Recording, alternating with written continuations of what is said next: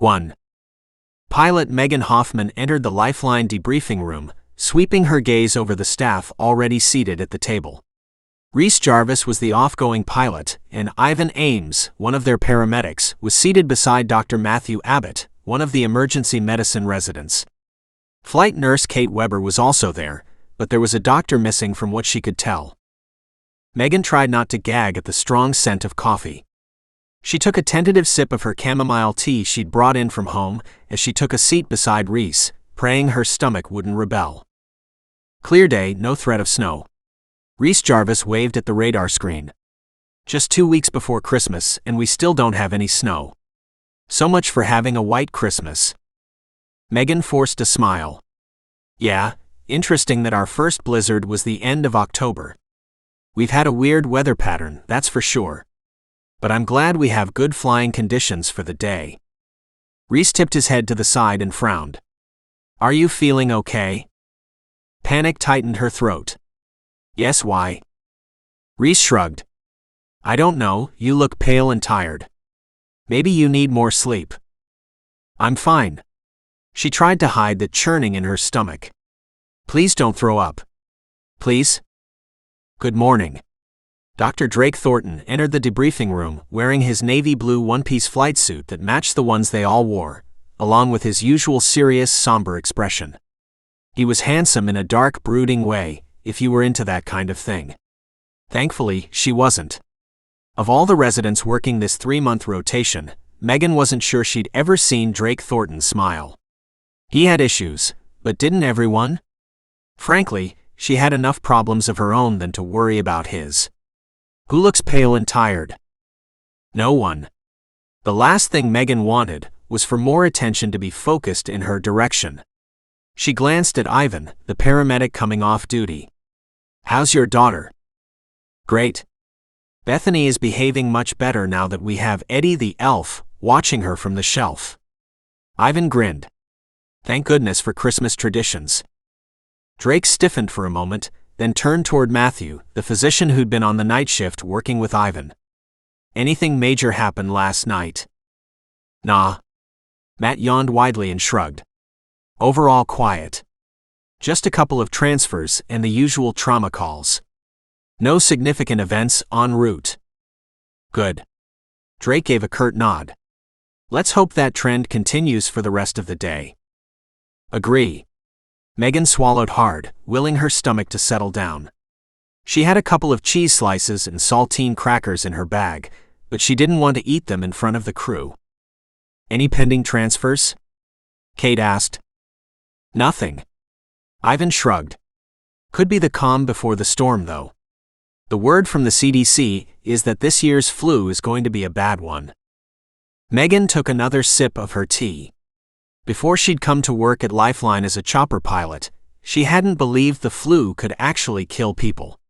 But now she'd seen the impact firsthand, mostly the very young or the elderly, but even recently a 24-year-old woman who hovered at death's door for days before the medical team was able to pull her through. The flu wasn't to be taken lightly, that's for sure. A few minutes later, Ivan and Matt headed home. Kate disappeared into the staff lounge, but Dr. Drake Thornton didn't move. There was a long moment of silence. When she couldn't stand it, she asked, "Something wrong, Dr. Thornton?" Huh. He jerked his head up to meet her gaze, as if he'd been deeply lost in his thoughts. Nothing's wrong. Other than you should call me Drake, the way everyone else does. I'll try to remember. She'd been careful not to be too friendly with the residents, mostly because they rotated in and out of Lifeline every 3 to 4 months. What was the point of getting chummy when she wasn't going to see them again? Besides, she didn't have the time or the energy to foster new relationships. Her stomach rolled again, and she swallowed hard. Excuse me. She rose from her seat and took her backpack into the small pilot's room adjacent to the lounge. Dropping down onto the cot, she opened the baggie of cheese and crackers and took a few small bites to help settle her queasy stomach. She stared blindly at the wall for a moment, waiting for the cheese and crackers to do their magic. Unfortunately, her current condition wasn't the result of the flu. She closed her eyes and hung her head, struggling to remain calm. Air Force Captain Calvin George had broken off their engagement, dumping her for another woman. Yet here she was in Milwaukee, flying the Lifeline chopper and pregnant with his child, while he was serving their country overseas in Afghanistan with the new woman in his life, First Lieutenant Emily Forbes. She'd sent him an email telling him about the baby, but hadn't heard back. No doubt, he was either unable to get to a computer or he was planning to ignore the whole thing. Fine. Whatever. She was a big girl and should have known better. They'd been engaged for just a few months when Cal had returned home on leave. It was only after they'd spent the week together that he'd told her he'd found someone else. The jerk didn't even have the guts to tell her up front. The knowledge that she'd spent an intimate week with him still burned. Which is how she ended up like this. Pregnant. Single. Alone. Responsibility weighed heavily on her shoulders. She absolutely needed to provide for her baby, but how long would she be allowed to fly? Certainly not past 6 or 7 months along, that was for sure. Did they make pregnancy flight suits? Doubtful. Panic threatened to overwhelm her, but she shoved it aside, refusing to give in to the feeling of hopelessness. So what if she was in the journey of motherhood alone? She had some money saved from her own time in the Air Force. It would be tight, depending on how long she'd be allowed to work in her current condition, but she and the baby would survive. And thrive, she silently promised. No one would love this child more than she would. Certainly not Captain Calvin George. The main problem at the moment was that she still hadn't been in to see her OB. The appointment wasn't until after Christmas, and she'd been hoping to wait until she talked to her doctor about what her recommendation might be related to her ability to fly, before telling Jared O'Connor, the medical director of Lifeline, about her condition. As lousy as she was feeling, she feared her secret wouldn't be kept for long. Even Reese had picked up on how she looked pale and tired. Apparently, that's what happened when you spent more time throwing up than eating. And when steep exhaustion was your constant companion. The cheese and crackers helped settle her stomach, which was a good thing because her pager went off. Glancing at the screen, she noticed there was a call for an ICU to ICU transfer from a Racine hospital, just 20 minutes away by air. She brushed cracker crumbs from her flight suit and hurried out to where the chopper was located within the hangar. They kept it indoors during the winter months to minimize the threat of ice forming on the blades. Crouching down, she pulled the trolley holding the chopper in place until the bird was sitting out on the open landing pad. Despite the sense of urgency radiating from Dr. Thornton and Kate, Megan took the time to go through the entire pre-flight checklist. Reese was a great pilot, one of her favorites here at Lifeline, but it had been drilled in her to always go through it again on your own. Better than depending on others when your safety and that of the entire crew was on the line. Guilt stabbed deep. This was something she probably should have done before eating cheese and crackers. She pulled on her helmet. "We're ready to go," she said, glancing at Dr. Thornton and Kate. "Sounds good." Drake opened the chopper door for Kate while she jumped into the pilot's seat. After settling in behind the stick, she connected with the paramedic base. "Base, this is Lifeline. Appears the FAA has cleared our route. We are ready to take off, over." 10-4 Lifeline. Megan revved the chopper's engine and did another quick check of her instrument panel before lifting the bird off the landing pad. She banked to the left, heading toward the Racine Hospital, where a critical care doctor was patiently waiting for them to arrive. The motion of the chopper caused her stomach to dip and roll. She swallowed hard and did her best to ignore the urge to throw up. No way was she going to let down the Lifeline crew, or the patient depending on them, to transport them to Trinity Medical Center. Her stomach would just have to get over it. Drake couldn't help being drawn to Megan's sweet, husky voice through the intercom in his helmet. He'd been intrigued by the melodic tone the first time he'd flown with her, and was irritated that he'd noticed. His wife Serena and their unborn baby boy Lance were dead. Gone forever. Barely a year ago, a couple of days before Christmas. He wasn't interested in Megan, or anyone for that matter. He preferred being alone. So this weird awareness of the pretty blonde pilot with the clear gray eyes needed to stop right now. Are you going to ask for an update on our patient's condition? Kate's question pulled him from his thoughts. Yes? He cued the mic and asked the paramedic base to put him in touch with the provider at Racine. It took a moment for the doctor to come on the line. This is Drake Thornton from Lifeline. I'm interested to hear how Betsy Jones, our 39-year-old septic patient, is doing. Hanging in there, but the flu has done a number on her kidneys. She has Addison's disease and was severely dehydrated when she arrived and is now in full-blown kidney failure. We've been giving fluids necessary for combating her sepsis, but her urinary output isn't good. She may need continuous veno-venous filtration. He knew that CVVH was used in cases where a patient wasn't stable enough to tolerate regular dialysis. It was a treatment that was only performed in an ICU setting because of the need to monitor the patient very closely. Okay, thanks. If anything changes, please let me know. Drake disconnected from the call. I'm sure she'll be fine. Kate was the most cheerful woman he'd ever known, and he privately found her exhausting. Not that he begrudged her upbeat nature, but as he approached the anniversary of his wife and son's death, he could hardly stand her never-ending holiday spirit. Yeah, just call him the Grinch. That's exactly how he felt about Christmas. It was one of the reasons he'd offered to work 12-hour shifts on both Christmas Eve and Christmas Day. Anything to help keep him busy. Hopefully, Kate would be spending time with her husband rather than working. As far as he was concerned, all the happily married and recently engaged staff could be off the holiday. He'd rather not hear about wedding plans, upcoming pregnancy news, etc. He'd had all that once. But not anymore. He stared out the window, watching the skies for the possibility of bird strikes.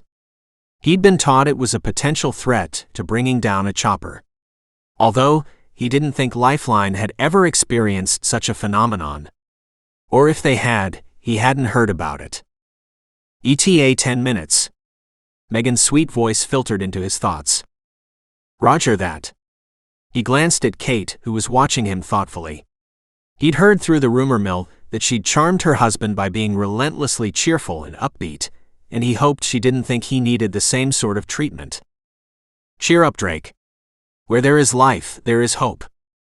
He wanted to groan but lifted a brow instead. Thanks for the advice, although I don't know why you think I need to cheer up. I'm fine. Kate's smile held a note of sadness. You can't fool a pro like me. He decided to let it go. Megan, do you have an update on the time frame of our arrival? ETA less than 5 minutes. Even as Megan spoke, the chopper banked to the right, no doubt heading for the hospital's rooftop landing pad. Most hospitals had them placed on the roof, although he'd been to several smaller hospitals who had them on the ground level. He was anxious to get to work. Anything to avoid additional conversation with Kate Weber. They landed with a barely felt thud. He pushed open the door and jumped down. He moved around back to pull out the gurney. Kate quickly joined him, and together they headed inside. Away from the chopper, they stripped off their helmets and stashed them beneath the gurney. Kate knew the way to the ICU, which was good, as he'd only been here once before and couldn't remember. The Lifeline crew is here, someone called out as they entered the critical care unit.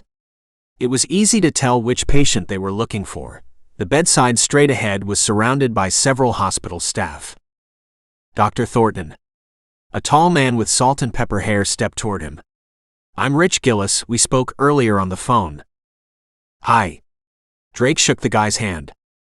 Any change in Betsy's condition? Rich grimaced. We just started her on a vasopressor to keep her mean arterial blood pressure above 60. But it's at a low dose. Hopefully it won't be a problem during transport. Drake nodded, although the news was a bit concerning. Once they accepted the transfer, the patient was their responsibility. But he also knew if they didn't get her to Trinity Medical Center, she might die. How are her labs? Kate worked on getting their equipment connected, as he familiarized himself with the latest lab values and vital signs. When he was satisfied they had what they needed, he helped with the equipment. Ready? He glanced at Kate, who nodded. They wheeled the patient out of the ICU and onto the elevator that would take them up to the helipad where Megan had the chopper waiting. He donned his helmet before pushing the gurney out into the cold December air. In these conditions, the helmet provided warmth as well as protection. At 6 feet 2 inches tall, he always wanted to crouch down to make sure he wasn't hit by the whirling chopper blades. He and Kate lifted Becky and the gurney into the back hatch. He held the gurney firm as Kate jumped inside to pull her the rest of the way inside. By the time he joined Kate, she was already documenting the first set of vital signs. Becky's blood pressure started to dip.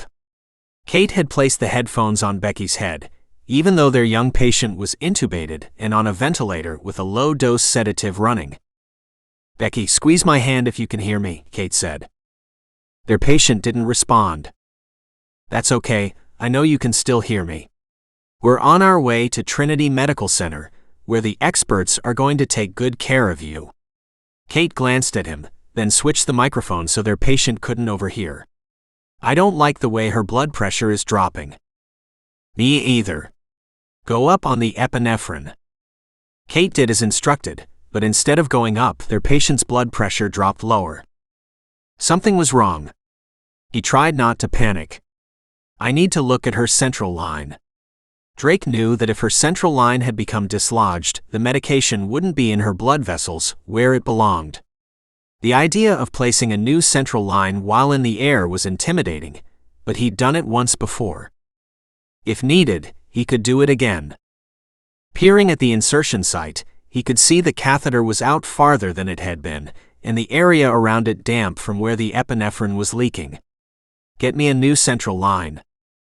Kate opened the equipment as he prepared the opposite side of Becky's chest with antimicrobial solution and donned sterile gloves.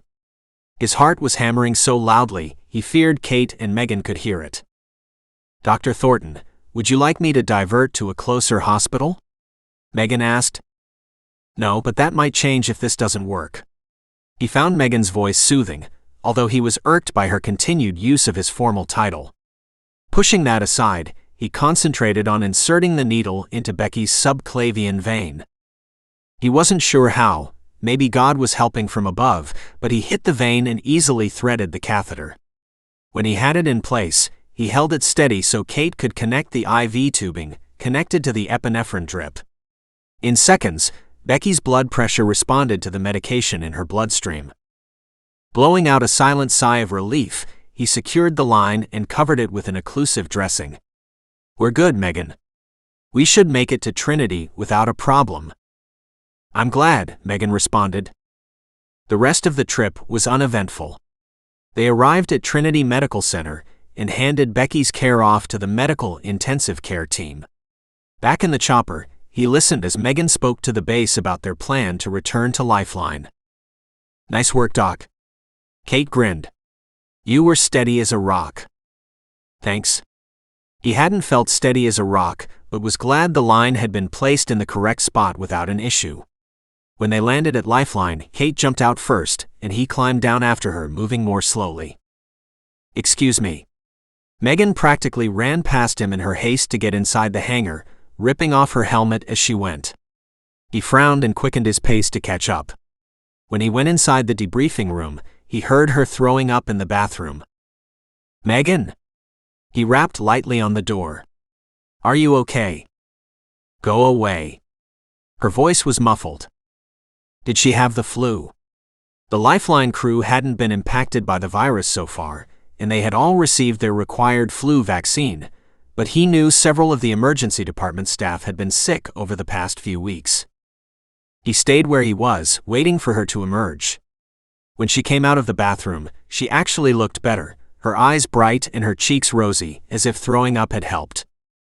For a moment he was puzzled, then it hit him. Serena had been the exact same way. "You're pregnant." She sucked in a harsh breath, staring at him in horror. Then she brushed past him and disappeared into the pilot's room. 2. "You're pregnant." The accusatory words echoed over and over in Megan's mind as she sought the sanctuary of the pilot's room. It was the only place in the entire hangar that provided the Lifeline pilots a bit of privacy. Until now. Drake slapped his hand on the door, preventing her from closing it behind her. She turned to face him, lifting her chin. Leave me alone, Drake. For a moment his gaze flickered, and she realized she'd called him by his first name. Idiot. You are, aren't you? His dark brown eyes stared relentlessly into hers. Megan knew this could go one of two ways. She could try to convince him she wasn't pregnant, despite the way she'd just tossed her breakfast, or she could tell him the truth and find a way to convince him to keep the news a secret for a while. If he didn't believe her, he might tell Jared anyway, so best try to convince him to keep quiet. Please come in and sit down. She stepped back so he could join her in the small room. He dropped into the only chair while she set her helmet aside and perched on the edge of the bed. For a long moment, neither of them said anything. Where to start? Are you supposed to be flying in your condition? She stifled a sigh. I'm a little over 3 months along, so yes, I'm able to fly.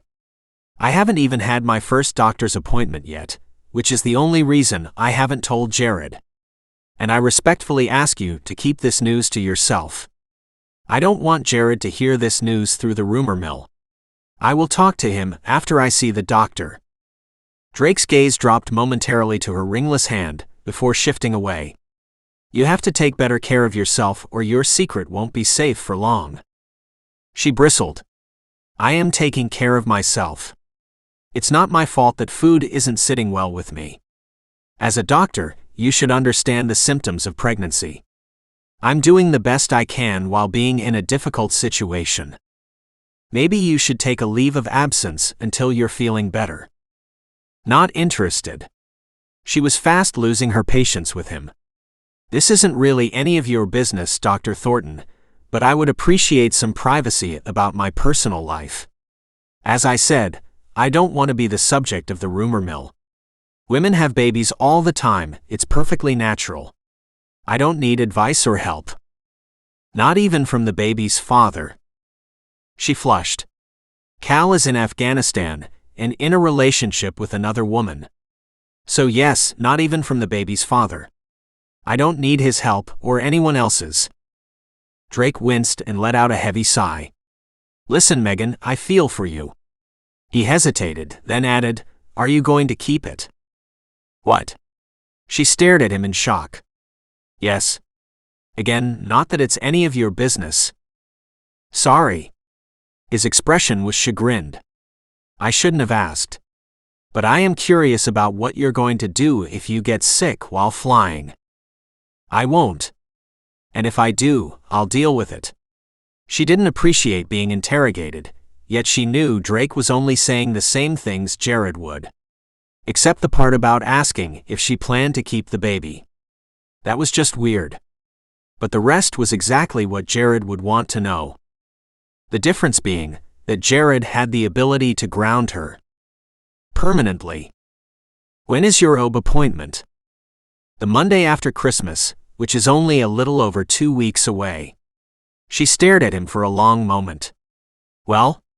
Are you going to tell him? Or give me the chance to talk to my doctor first?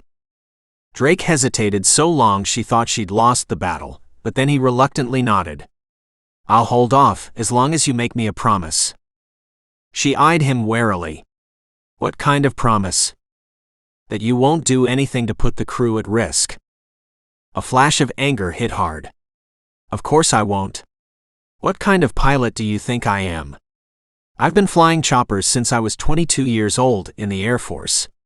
I would never put anyone flying with me in danger. He looked surprised at the news and nodded. Glad to hear it. I didn't realize you were in the Air Force. She hadn't meant to talk about herself, so how was it that she'd not only blabbed about how Cal was in Afghanistan and seeing someone else, but she'd blurted out the details of her military background? She must be losing it. Yes, well, I was. Now if you'll excuse me, I'm going to try to eat breakfast again. Drake stared at her for a long moment before rising to his feet. All right, I'll give you some privacy. Relief made her feel lightheaded. Or maybe it was the lack of food. Either way, she stayed seated just in case. The last thing she wanted to do was to fall flat on her face in front of him. "Thank you." Drake made his way to the door. He paused, glancing back at her over his shoulder. "I'm sorry I pried into your personal life. It's just, I was adopted. So I was curious." "Really? Very interesting. That's okay. I didn't realize you were adopted." He shrugged, but chose not to say anything more on that subject. "You know, he's a fool." She blinked. "Who?" "Cal." Without saying anything more, Drake left the pilot's room. Nibbling again on cheese and crackers, she found herself smiling. Because Drake was right. Cal was a fool. She glanced down at her still flat abdomen and placed her hand over her stomach. "Don't worry. I promise we're going to be just fine without him." From now on, providing for her baby was her only priority. Drake joined Kate in the lounge where she was FaceTiming with her husband and daughter. "I know, I miss you too, Carly. But I'm off the weekend and so is Daddy, so we'll do something fun then, okay?" Averting his gaze from the mushy domestic scene, he thought about what Megan had revealed. He couldn't believe he'd asked her if she intended to keep the baby. What was wrong with him? Megan's decisions weren't any of his business.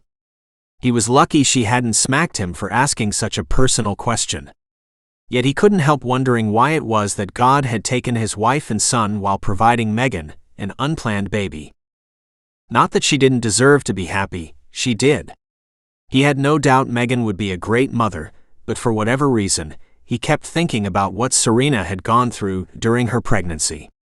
Not just the morning sickness and frankly all-day sickness, but the fatigue and mood swings. The way Serena had leaned on him for support.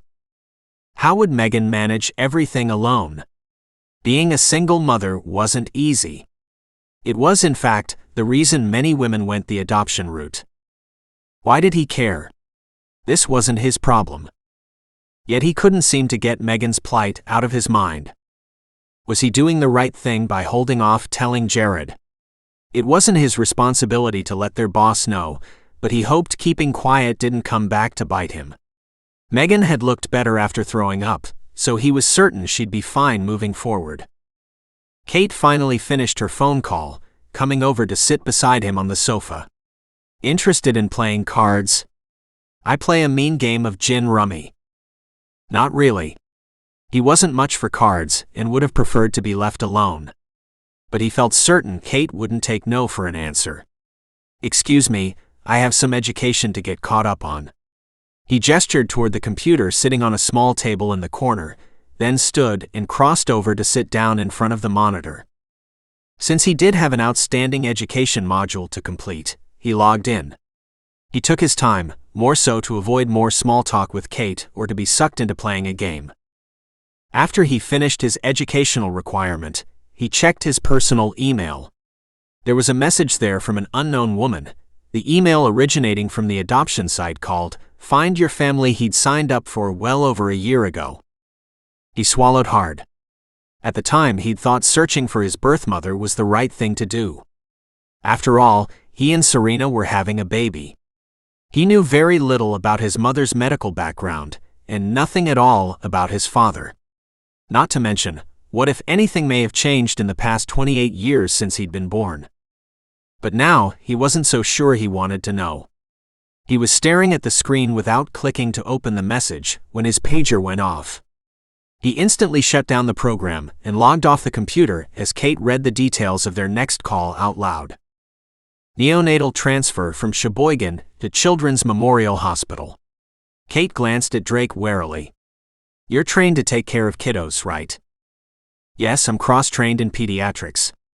He didn't add that he hadn't done much peds since losing his wife and son. "What about you?" Of course. That was one of the first things Jared did when he took over, make sure everyone was cross-trained in peds. Kate crossed over to grab the duffel bag of supplies. "We'll need to take our portable isolette in place of the gurney." The portable isolette was stored off to the side, covered in plastic, ready to go. It was just like the isolette they used in the hospital, mounted on a cart with wheels. He went over, pulled off the plastic covering, and pushed it through the debriefing room on their way out to the hangar. The chopper was sitting where they'd left it, and Megan was already climbing into the cockpit. Drake pulled his gaze from her, focusing instead on the job he needed to do. He and Kate removed the gurney and lifted the portable isolette into the hatch in its place. When they were seated in the chopper, he listened to Megan's smooth, husky voice and couldn't help picturing how pretty she looked with her blonde hair pulled back and pink color in her cheeks. "Base, this is Lifeline requesting permission to take off." Megan's voice was calm and steady. "Roger, Lifeline, you've been cleared to go." 10-4. Within moments they were airborne, banking to the right as Megan flew them north toward Sheboygan. Pushing his curiosity over the email message aside, Drake focused on the transfer at hand. He waited until they'd steadied their pace before making the call to the labor and delivery unit at Sheboygan. "This is Dr. Thornton. I'm calling from Lifeline requesting an update on infant male Browning." "I'm Dr. Roche," a female voice said. "The baby is 32 weeks old. He's been intubated and placed on a ventilator, but we are way in over our heads here. What is your estimated time of arrival?" "Just a moment." Drake switched to the internal channel. "Megan? What's our ETA?" 13 minutes, maybe less." "Thanks." Drake switched back to the all-communication channel. "We're roughly 13 minutes out. How are the infant's vital signs?" "He's extremely tacky and I'm not sure why." The female doctor's voice held a note of panic. "He's also very hypothermic. I'm afraid he's going to die." "Focus on the basics," Drake said calmly. "Have you done a head scan? He doesn't have a brain injury, does he?" "No brain injury." "Good. Is it possible he's septic?" "Maybe. Let me see if he's gotten his antibiotic." "Darcy? Have you infused his antibiotic yet?" "Well, get on it." Dr. Roche sighed, then added, "The antibiotic is being given right now. Keep him warm, calm, and hydrated.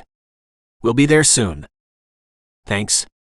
Dr. Roche disconnected from the call. "Sounds serious," Megan said, her husky voice sending a shiver of awareness through him. "Get a grip," he reminded himself. He locked eyes for a moment with Kate, before responding in what he hoped was a casual tone. "Yes, but you'd be surprised. Babies are stronger than they look." Kate lifted a brow as if amazed that he was trying to put their pilot at ease. He looked away, trying not to think of how innocent and still his son had looked after the car accident his wife had been in. His wife had died of a massive head injury, and his son Lance had been stillborn as a result of the crash. None of the neonatal team's resuscitative efforts had worked to bring him back. He'd lost them both that day, not quite a year ago. He found himself hoping and praying he wouldn't lose infant male Browning either. The time seemed to drag by, but soon Megan said, "ETA 3 minutes." He took a deep breath and tried to settle his racing heart. Being cross-trained in PEDS was one thing, taking care of a critically ill preemie was something completely different. Megan banked the chopper to the left as they approached the rooftop landing pad. She set the chopper down so gently, he didn't even feel the bump. "Let's go." He pushed open the door and jumped down. Kate followed, helping him pull the isolette out of the hatch. Kate hurried ahead, again more familiar with the hospital layout than he was. She led the way into the labor and delivery area, where they were then directed to the correct room. Drake pushed the isolette into the room and turned his attention to the baby. The infant was tiny, barely 4 pounds, and the endotracheal tube coming out of his mouth looked too large compared to the rest of his body. He had an IV threaded into a vein in his arm, with the antibiotic medication infusing at a slow rate. "Thank goodness you're here." A female physician wearing a name tag that read Allison Roche stepped away from the isolette. His heart rate has come down a bit, hanging at 175 beats per minute rather than 190, but there hasn't been any other change for the better. "Are you warming him?" He checked the mattress beneath the baby, glad to feel it was warm. "Yes, but his temperature is still subnormal." Dr. Roche looked as if she might cry. "I can't believe this." I tried to stop the mother's contractions long enough to transfer her to Trinity Medical Center, but he wasn't interested in staying put. I had no choice but to deliver. It's okay. We'll take it from here. He waited until Kate had the heart monitor switched over before lifting the preemie with 2 hands and placing him on their isolette. The infant's arms and legs flailed a bit at the sudden movement, then he settled back down. They had the mattress pad already heated up to help keep him warm. Drake took a minute to double-check the ventilator settings before setting up their portable vent. Then he quickly disconnected the hospital vent and reconnected the little guy to their portable machine. It's okay, little man. We're going to take care of you. He hadn't realized he'd spoken out loud until Kate added, "Yes, we will." He pulled himself together and cleared his throat. Ready? Of course. Between them, they pushed the isolette out of the labor and delivery unit and to the elevator leading up to the helipad. Despite the keen sense of urgency, they didn't rush. Again, it seemed to take forever to get infant male Browning up to the landing pad and into the chopper. Once they were seated with their helmets in place, he cued his mic. "We're all set," he told Megan. "Base, this is Lifeline requesting clearance to head to Children's Memorial Hospital." "Roger, Lifeline, you're clear to go." Megan lifted the chopper up into the air. He kept his gaze on the baby's monitor, noting his heart rate was slowly coming down. It was now 170, and heading in the right direction. "He's so little," Kate said. "It's amazing what modern medicine can do these days, isn't it?" Drake bit back a sarcastic reply. All the modern medicine in the world hadn't saved his wife and son. But that wasn't the issue here. Keeping infant male Browning alive was. "Looks like his antibiotic is only 1/4 of the way infused," Kate said, peering at the barrette chamber used for neonatal infusions. "I'm going to double-check the rate." Drake frowned, doing the math calculation in his head. The antibiotic should be further along by his estimation, based on the conversation he had with Dr. Roche as to when it was started. He pushed his gloved hands through the opening of the isolette and gently palpated the little guy's IV site. His gut clenched when he realized the vein had been blown. "Stop the drip." He glanced at Kate. "We need a new IV." He thought he heard Megan draw a quick breath, but concentrated on searching for another potential vein. All he could see was a scalp vein on the left side, the one closest to him. "I need a 26-gauge butterfly IV." Kate poked through their duffel of supplies until she found what he needed. Drake gently washed the area on the little guy's scalp with antimicrobial solution, then took a deep breath and threaded the slender needle into the tiny vein. There was a flash of blood, indicating he was in the right spot, but he didn't relax. Don't blow," he mentally urged as he secured the IV in place and then connected the tubing. At his nod, Kate opened the IV fluids, making sure the rate was the same as it had been before. "His heart rate is back up to 180, Kate said. "Is everything okay?" Megan's voice held an underlying note of anxiety. "Do you need me to divert the chopper to another hospital?" "No, stay on course. The sooner we get to Children's Memorial, the better." "All right. I'm going to fly at a higher elevation so we can increase our speed." "Sounds good." He strove to sound confident when he was anything but. This little baby was depending on him to keep him safe. The way he hadn't kept his son Lance safe. Granted, he wasn't in the car when the accident had happened, but he should have been. If he had, maybe he would have died too. There were days he wished he had. Living without his wife and son had been the most difficult thing for him to do. But right now, he understood that this was a chance to save someone else, like this little boy. If he was able. "Heart rate at 176, Kate said, interrupting his thoughts. "His temperature is closer to normal." It wasn't much better. Had he been wrong about the IV? No, feeling the infant's arm, he could tell the dressing was damp from where the fluid had escaped. Infant IVs were known not to last very long, 24 hours at the most, sometimes less. Logically, he knew it would take time for the antibiotic to circulate through his system. Drake swallowed hard, battling a wave of helplessness. At this point, miles in the air, there wasn't anything more they could do. Except watch, wait, and pray. 3. The underlying note of fear and worry in Drake's voice had Megan wishing there was more she could do to help. Thankfully, her earlier nausea had eased to a tolerable level, so she could concentrate on flying. With a sure hand on the stick, she increased their altitude to take advantage of the tailwind. By her calculation, the move would shave 5 minutes off their flight time. It sounded as if Drake and Kate needed every one of those minutes. "Base, this is Lifeline." Drake's voice was steady, but she could tell he was still concerned. "I'd like to speak with the accepting physician at Children's Memorial. The NICU team needs to meet us on the helipad when we land." 10-4 Lifeline. "We'll get back to you." Megan swept her gaze over the sunny skies, glad there was no threat of snow or freezing rain to slow them down. This time of year, the risk of bird strikes was less than in the spring, when all the various breeds of geese returned from wintering in the south. Still, it was always better to be on alert, as it was not unheard of to have a duck or a goose break through the windshield of a helicopter.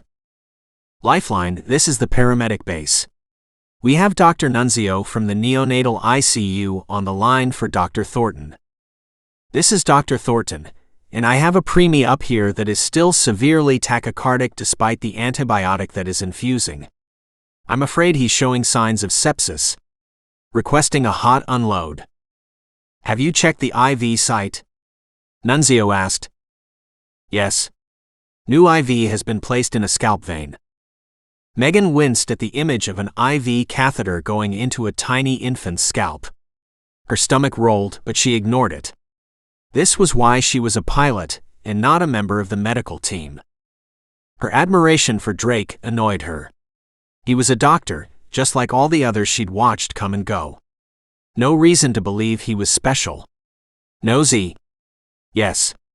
Special? No. "Okay, we'll meet you on the helipad. What's your ETA?" Nunzio asked. "Megan?" She cleared her throat and cued her mic. "Roughly 8 minutes. We'll see you soon then." Nunzio disconnected from the line. "You're making good time, Megan." "Thanks." Drake's warm gratitude made her flush. Good thing he was in the back of the chopper where he couldn't see her. Listening to his deep voice in her ear was hard enough.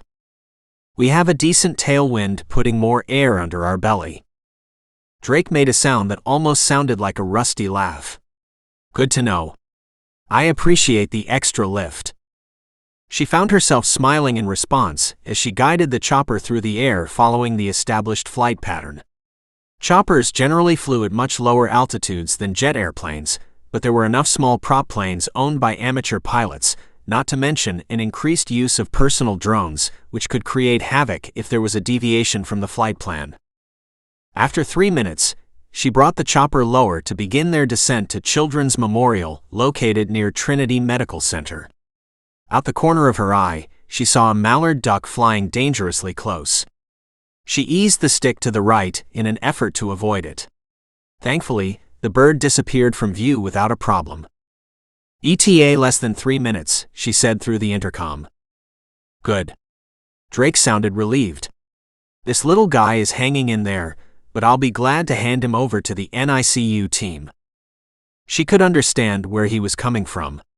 Focusing her attention on the landing before her, she brought the bird gently down onto the landing pad. She kept the blades whirling as Drake and Kate jumped down, transporting their tiny patient to the team of medical staff waiting for them near the doorway. She could see the entire team crowded around the small isolette for a long moment before they disappeared inside the hospital. Megan rotated her shoulders in an attempt to ease her stress. She loved flying and appreciated being able to do a job she enjoyed that also helped people. But listening as patients decompensated wasn't easy. She tended to take their patients' poor condition personally. Which was crazy since she was just the pilot, not the doctor, nurse, or paramedic in charge. Drake and Kate returned 5 minutes later, stashing the now empty isolette into the back hatch, then ducking beneath the rotating blades and climbing aboard. She cued her mic. Everything go okay? Yeah. The little guy is in good hands. Drake sounded almost cheerful. Thanks for getting us here so quickly. Of course. It was her job, but she understood that some pilots weren't as responsive to the needs of the care team. I'd like to refuel before we head back to Trinity Medical Center. Sure thing. Megan discussed the need to refuel with the paramedic base and made the necessary stop at the closest airfield. The Lifeline hangar had fuel, but they tried to use that only in an emergency or as needed for an extra-long flight. The stop didn't take long, and 15 minutes later, she landed the bird at the Lifeline hangar. Her stomach was beginning to sour again, and a glance at her watch indicated it was closer to lunchtime than she'd realized. Following Drake and Kate into the hangar, she ducked into the pilot's room to find her last cheese square and saltine cracker. She debated eating it or saving the snack for later. After all, it was nearly lunchtime. She decided to hold off. When she emerged, Drake was sitting in the debriefing room as if waiting for her. She hesitated, then crossed over toward him. Something wrong? No, just thought it might be nice to grab a bite to eat at the deli across the street. He shrugged. It won't take long, and we can always head back if a call comes in. Oh sure. I was just thinking of getting some lunch. Megan tried to sound casual, even though her heart jumped a bit. He slowly stood, towering over her 5'5" frame. Kate brought her lunch, so it's just you and me. Really? She hesitated, then realized she'd look like an idiot if she backed out. Besides, she was hungry, and hadn't brought anything but the cheese and crackers to eat. She forced a smile. Great, let's go. She drew on her navy blue Lifeline jacket as Drake did the same. He held the door open for her, the way her father always had for her mother. The way Cal never had. Whatever. She told herself that making these sorts of comparisons wasn't healthy. There were plenty of men who were better and worse than Cal. And it didn't matter anyway since she was over him. Well, mostly over him. The burn of resentment lingered. And the baby she carried was a constant reminder of the foolish mistake she'd made in trusting him. A cold gust caught her hair, blowing it over her face. She tucked it behind her ears, thinking it may have been smart to wear a hat. Brr. I hope the wind coming in from the north isn't going to pick up speed. I'll have to check the radar, make sure there isn't a storm brewing. I hope not. As Drake walked beside her, their fingers brushed lightly, sending a strange tingle of awareness shooting through her. Although I'd be happy if we didn't have to do any more pediatric transfers. That last one was rough. She eyed him curiously. You handled it well. And the baby is in a much better place, right? If we weren't there to transport him, what was his chance of surviving? Drake grimaced. Slim for sure. Okay, I'm glad we were there for the little guy. I hope he does well. He will. Megan decided it was best to think positively. You should put him on your list of patients to follow up on. A crooked smile tugged at the corner of Drake's mouth. Already did that. But I'm off tomorrow, so it will have to be on Saturday. She was off the following day too, but decided not to mention it. This weird awareness between them was distracting enough. The last thing she wanted was to sound as if she were hinting around to see him the following day. Not that he'd be interested in her that way regardless. He'd looked pretty intense when she'd admitted to being pregnant. Especially when he'd asked if she planned on keeping the baby. It made her curious about the circumstances around his adoption. The deli parking lot wasn't too crowded, maybe because they'd arrived at 11:30, before the noon rush. Drake leaned around her to open the door. The same time she stepped forward, a young couple came out, causing her to step back. She bumped into Drake, his arms coming around to steady her against him. A hint of his musky scent swirled around her, and the shimmering awareness intensified. Must be the hormones. She tried to shake it off, hoping Drake wouldn't pick up on the tension. Yeah, it had to be her hormones, they were all over the place because of her pregnancy. The couple barely acknowledged them, brushing past them as if in a hurry to get somewhere. Are you okay? Drake's deep voice rumbled near her ear. Yes, fine. Her voice sounded breathy, and she quickly stepped over the threshold. The deli was decorated for Christmas, with loops of garland hanging above the cashiers, and a tiny Christmas tree decorated with bright lights and festively wrapped gifts, likely fake ones, underneath. So pretty. I love the Christmas decorations. Drake didn't respond, his gaze centered on the menu on the side wall as if she hadn't spoken. This was the second time he avoided talking about the Christmas holiday, the first being when Ivan brought up the impact of his daughter behaving better under the watchful eye of Eddie the elf, and she didn't think it was a coincidence. Related to his adoption? Or something else? Regardless, Drake's problems weren't any of her business. He had a right to his privacy, the same way she did. Just because he'd pried into her personal life, she didn't have to do the same. No matter how much she wanted to. Perusing the menu, she was glad to see there were lots of options. In the end, she decided on a grilled cheese and tomato soup. Plain fare maybe, but it was the only thing that appealed to her finicky stomach. Ready to order? Drake glanced at her. Sure.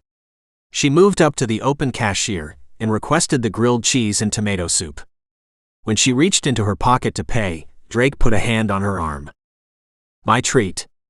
He gently nudged her aside. I'll have the French dip sandwich. Megan shot him an exasperated glance. I can afford to buy my own lunch. I know. Drake shrugged off her annoyance. My treat. You were a big help on that transport back from Sheboygan. I didn't do anything special. Flying is my job, Drake. Just like saving lives is yours. He nodded and took their number to an empty table. Yes, but you're always so in tune as to what's going on with our patients. His compliment made her blush, and she averted her gaze. Well, thanks. But buying me lunch isn't necessary. He didn't say anything more, and a few minutes later, a runner came out with their respective meals. As they ate, she found herself wondering if Drake would have offered to buy if Kate had been with them. Somehow, she didn't think so. And she wasn't sure what to make of that. Drake mentally called himself all kinds of an idiot to have bought Megan's lunch, as if this was some sort of date. It wasn't. He didn't date. Ever. What was he thinking? More than once he'd found himself mesmerized by Megan's light gray eyes, the way they'd lit up when she'd noticed the Christmas decorations. What would she think if she saw his bare-bones apartment? No personal photos, except the ones of his wife, pregnant with their son, hiding in the bottom drawer of his dresser. And definitely no Christmas decorations. The unread email from the Find Your Family website in his inbox haunted him. He wanted to read it almost as much as he wanted to delete it. This hits the spot. Megan beamed at him from across the table. The corner of his mouth quirked up in a smile. Glad your stomach has settled down. Me too. They ate in silence for several minutes. He pushed his personal issues aside. He could deal with the stupid email later. Business inside the deli picked up, to the point there were long lines almost out the door. Megan lifted her head. Did you hear that? He glanced around in confusion. What? The wind. It's getting worse. She pulled her cell phone from her pocket. I'm worried we're going to end up being grounded for the rest of our shift. I hope not. He really hoped not. Kate was nice enough, but spending hours with her begging him to play cards would be exhausting.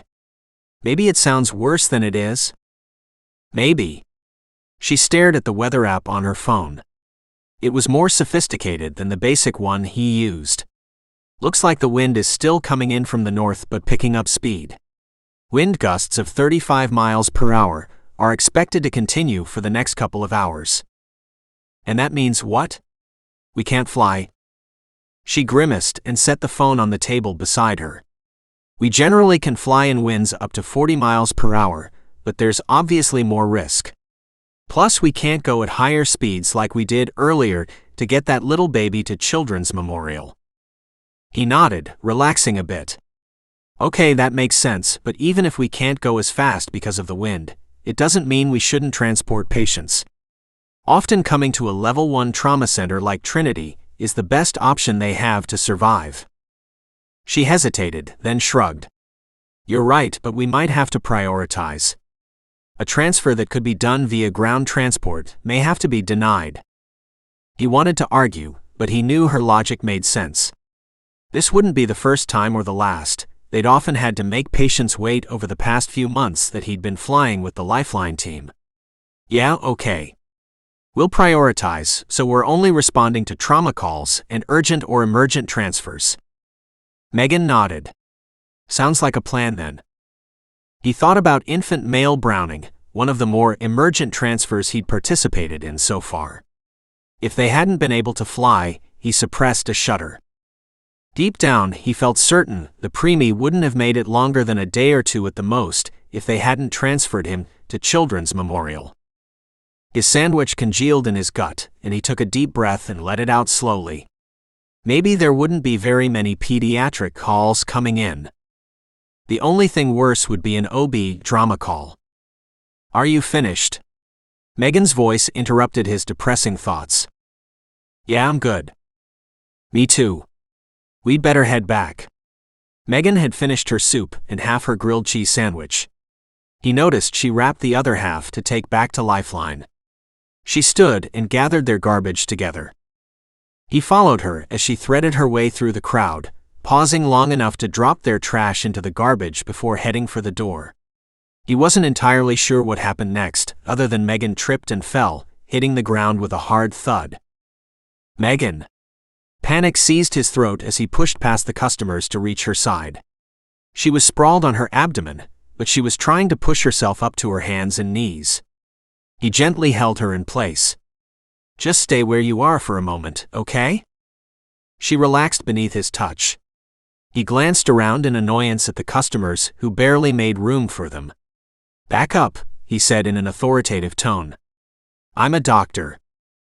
Surprisingly, the crowd did as he asked, moving out of the way to give them room. A woman picked up the to-go bag she'd dropped. He calmed his heart. Where do you hurt? She hesitated. Mostly my hands and knees. Okay, here, let me help you up. She didn't argue when he put his hands beneath her arms to help lever her upright. She let out a low moan, but managed to stand on her own 2 feet. Are you sure you're all right? Yes. Her cheeks were red with embarrassment as she brushed dirt from the knees of her flight suit. I'm fine. What happened? She shook her head, took her to-go bag, then moved toward the door. He wanted to protest but decided she wouldn't listen anyway, so he quickly caught up to her outside. Megan. He lightly grasped her arm. Seriously, stop for a minute. Are you sure you aren't hurt? You mean other than my pride? She glanced down at the dark spots on her knees. Bruised, that's all. What happened? She grimaced. I'm a klutz. I managed to trip over someone's feet. I can't believe no one tried to help you up. He raked his gaze over her, needing the reassurance that she was in fact okay. No abdominal cramps or anything? She blushed again and looked away. No. I told you I'm fine. Let's go. The tightness across his chest eased as he realized she'd be fine. He willed his heart rate to return to normal as they walked back over to the Lifeline hangar. It occurred to him that despite his efforts to remain aloof from the people he worked with on this temporary assignment, Megan Hoffman was getting to him in a way no other woman had in the year his wife had been gone. And he didn't like it one bit. 4. Ignoring the lingering pain in her hands and knees was much easier than ignoring the impact of Drake's strong hands helping her off the deli floor. She'd never been so flustered by a man in her life. And she wasn't thrilled about experiencing it now. First, he overhears her throwing up in the bathroom and confronts her with being pregnant. Then he has to pick her up off the floor of the deli. Why couldn't she come across as a confident, competent pilot around him, rather than a needy, klutzy pregnant woman? Shaking her head at her foolishness, she followed Drake and Kate into the Lifeline hangar. Instead of following them into the lounge, she ducked into the pilot's room to put her sandwich in the fridge, then came back to the debriefing room. She took a seat behind the radar screen so she could evaluate the weather. The winds were staying in the 35 miles per hour range, but she knew that could easily change without warning. Focusing on their current flying conditions assisted in steadying her tumultuous emotions. It also helped that Drake and Kate disappeared into the lounge. Twice within an hour, she caught herself resting her hand protectively on her lower abdomen. At this rate, she wondered how long her secret would be safe. The way things were going? Not very. Megan inwardly debated her next steps while watching the radar screen. After 30 minutes of hemming and hawing, she logged into her work email and sent a message to Jared, asking to meet with him at his earliest convenience for a non-urgent personal issue. After hitting the send button, she sat back in her seat, hoping Jared would be so busy with the upcoming holidays and his own growing family, seeing as Shelley had given birth to a baby girl a couple of months ago, that he wouldn't set up the meeting until after her doctor's appointment. Which only proved to be wishful thinking, as Jared replied that he'd be happy to talk to her on Tuesday, which was her next weekday to work since she was off on Friday and Monday, but on the schedule for the weekend. Tuesday. Only 4 days away. Swallowing a sigh, she wrote back and agreed to meet with him on Tuesday, saying again it was nothing urgent. At least he hadn't called her directly to ask what was up. Their next page came in about an hour later. Megan looked at the message on the screen, taking note that the call was for a semi-truck versus car crash on the interstate. Patient was a 52-year-old man with a traumatic chest injury. No way to put off flying to a trauma call, but at least the crash scene was close, only a 10-minute ride from the hangar. By the time she'd pulled the chopper out of the hangar, Drake and Kate were ready to go. Less than 5 minutes later, she had the helicopter in the air, heading for the interstate. She stayed low because of the wind gusts, even though there was an increased risk of hitting power lines, drones, and birds when flying at lower altitudes. The upside: it was easier to perform an emergency landing from a lower altitude. Not that she wanted to prove it anytime in the near future. When the crash scene came into view, she cued her mic. ETA less than 3 minutes. Roger, Drake replied. The interstate had been shut down by the state patrol, providing a nice open area to land the chopper. She kept the blades whirling as Drake and Kate jumped out. Within seconds, they were running with the gurney between them to the scene where several ambulances were parked with their red lights flashing like a beacon. The minutes dragged by slowly. This was the hardest part, waiting while the providers took care of stabilizing the patient that needed to be transferred. Her stomach rolled a bit. Not bad enough that she thought she'd lose her lunch, but definitely annoying. She kept her gaze focused on the scene before her, peering through the midst of emergency personnel. There. She saw Drake's tall frame and dark hair as he and Kate rolled the gurney toward the helicopter. She couldn't tell much about their 52-year-old patient, as he was covered with warm blankets up to his chin. As they drew closer, she could tell the patient had a breathing tube in place, as Drake was giving breaths with an ambu bag. There was a keen sense of urgency as Drake slid the patient in through the back hatch, then ran around to jump in. Even Kate, who normally talked non-stop, regardless of how awake or alert their patient happened to be, was unusually quiet as she and Drake focused on patient care. All set? Megan asked once they were all tucked inside the bird. Yes? Drake's voice was curt. Kate, keep an eye on that chest tube output. If it increases, let me know and we'll hang another unit of O-blood. Will do, Kate responded. Megan cued the paramedic base. This is Lifeline, requesting permission to take off with patient needing to get to Trinity Medical Center. Lifeline, this is the paramedic base. You are clear to go. 10-4. Megan swept her gaze over the area, making note of the power lines before lifting the chopper up off the ground and banking to the right toward Trinity Medical Center. Drake? The chest tube drainage container is almost full. Kate's voice held a note of anxiety. Let's hang the unit of blood and run the lactated ringers wide open. Drake's voice oozed confidence. I'll swap over the chest tube drainage system. Megan saw another mallard duck flying near the left side of the chopper. What was with the ducks flying around lately? This wasn't normally something she saw in December. Then again, the weather was warmer than normal too. Maybe the ducks were confused and thought spring was coming. The ride to Trinity didn't take long, and she soon had the chopper settled on the rooftop landing pad. A gust of wind hit just as she was bringing the chopper down, causing the bird to land with a jarring thud. Sorry, wind caught the blades on that one. She felt the need to explain that it wasn't her technique. Understood. Drake's smooth voice washed over her. Kate, bag him for me while I go around back. She listened as they worked together to get the trauma patient out of the bird and into the hospital, where the trauma team and cardiac surgeon was waiting to take over. She'd understood from the conversation that the patient's bleeding hadn't slowed despite their efforts. Figuring they'd be a while, Megan shut down the chopper and drew in a deep breath to ward off another wave of nausea. Flying was in her blood from the time she was a teenager, and her dad had allowed her to take private flying lessons through her 4-year stint in the Air Force. But now her stomach didn't seem to care for it.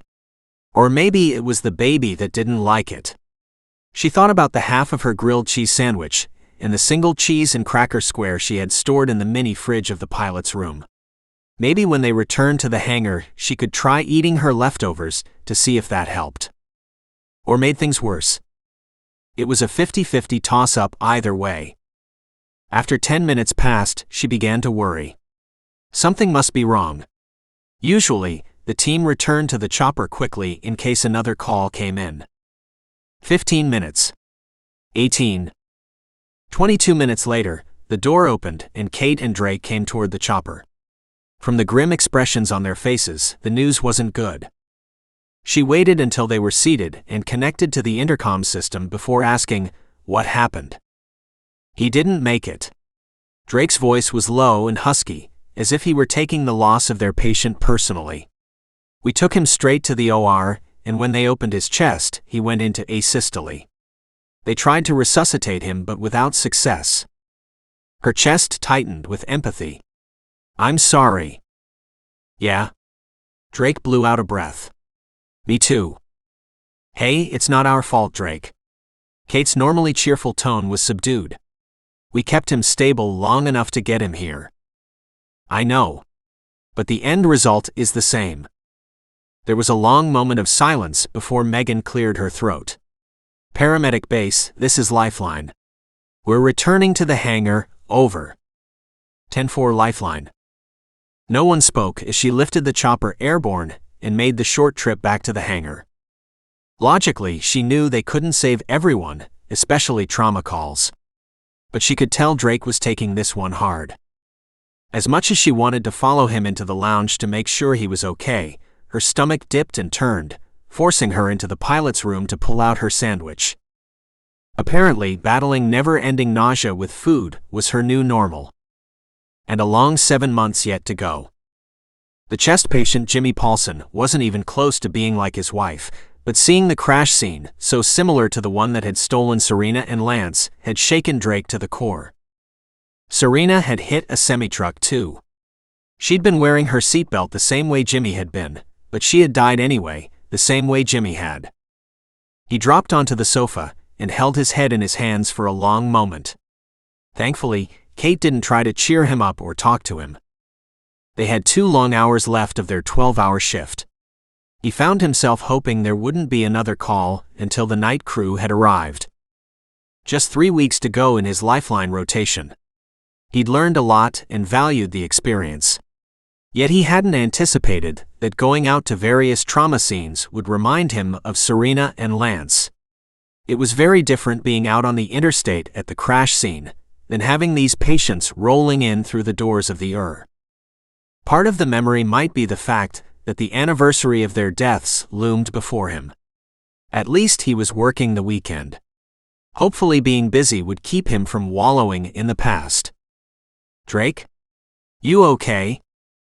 He sighed and lifted his head. He should have known Kate wouldn't hold off for long. "Yes, fine. It's just been a long day." "Are you sure you don't want to play gin rummy?" She smiled and held up the deck of cards. "It will take your mind off things." "I'm sure." He thought again about the email from the Find Your Family site. I have some other work I need to take care of. Okay. She sat down at the table and began playing a game of solitaire. With actual playing cards rather than on a computer. He couldn't remember the last time he'd watched anyone do that. Most people preferred to use their phone or tablet to play games. Whatever. He rose to his feet and walked back over to the computer on the desk. Without enthusiasm, he typed in his username and password, bringing up his work email first to see if there was anything needing his attention, then switching over to his personal email. The unread message was still there, the boldness akin to a neon light screaming "Read me." He moved the mouse and hovered over the email. He clicked it, and the message opened. "Dear Drake, I know this may come as a shock, but I'm your birth mother." The words slammed into him, stealing his breath. No way. This couldn't be happening. Could it? Before he could read the rest, their pagers went off. Relief warred with stark disappointment as he once again hastily shut down the computer. The call was a request for an ICU to ICU transfer, but he inwardly groaned when he realized the destination was Green Bay. "Ready?" Kate asked, looping the handle of their supply bag over her shoulder. "Yep." He stood and followed Kate into the debriefing room.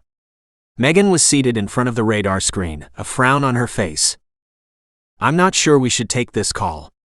She turned to look at him, then at Kate. The winds are now 40 miles per hour. Green Bay is a long trip with uncertain weather conditions. It's already dark outside, I'd like to hold off for now. He could tell Megan was worried about making the call to go to red flying conditions. "I'll contact the doc in Green Bay, see what's going on with the patient." Megan's light gray eyes filled with relief. "Please let me know how that goes. Meanwhile, I'll contact the paramedic base, let them know we may be grounded for a while." Drake nodded and went back into the lounge to make his call. It took him a full 5 minutes before he was on the phone with the provider requesting the transfer. "This is Dr. Drake Thornton from Lifeline Air Rescue. We are concerned about flying north to Green Bay with 40-mile-per-hour winds. Fill me in on what's going on with your patient." There was a slight hesitation. "I'm Dr. Lambert, and the request to go to Trinity Medical Center is per the family. The patient has suffered a stroke, and the son is a physician and is insisting he be flown to Trinity Medical Center immediately." "Has the patient gotten TPA per protocol?" "Yes. But it's bad. Honestly, I don't think a transfer is going to make much of a difference. The poor guy is 79 and has significant deficits. The TPA didn't reverse the brain damage. If it were my dad, I'd go the palliative care route, but per the son, that's not an option. Frankly, he's being pretty unrealistic about his expectations that his father will survive this and be fine." "I see." Drake knew this was a political issue more than anything. "Who is the son?" "Jason Hammer, he's an orthopedic surgeon at Trinity Medical Center." "Great, just great." If they denied the transfer, then Jared would likely hear from the son. Yet flying in red conditions for a patient that likely wouldn't benefit from the transfer put the crew at risk. "Thornton. You still there?" "I'm here." Drake raked his hand through his hair. "Listen, flying for over an hour in 40-mile-per-hour winds is not something to take lightly. I need to discuss this further with our medical director before I accept the transfer. And there's always ground transport if they insist." "Understandable." There was another pause before Lambert added, "The patient's son is willing to pay for the transfer even if the guy's insurance doesn't cover it." "It's not a money issue," Drake said, even though he knew that receiving payments for services was important for the long-term viability of the ability to operate the Lifeline air rescue business. Budgets were always tight, and if the weather conditions weren't an issue, he'd be the first one to jump onto the helicopter to go to Green Bay. "I just wanted you to know the son's position," Lambert said dryly. "Trust me, he's been pretty vocal about it." Drake could only imagine. "I'll call you back." He disconnected from the line, then found Jared's cell phone. "Jared? Sorry to bother you, but we have a situation."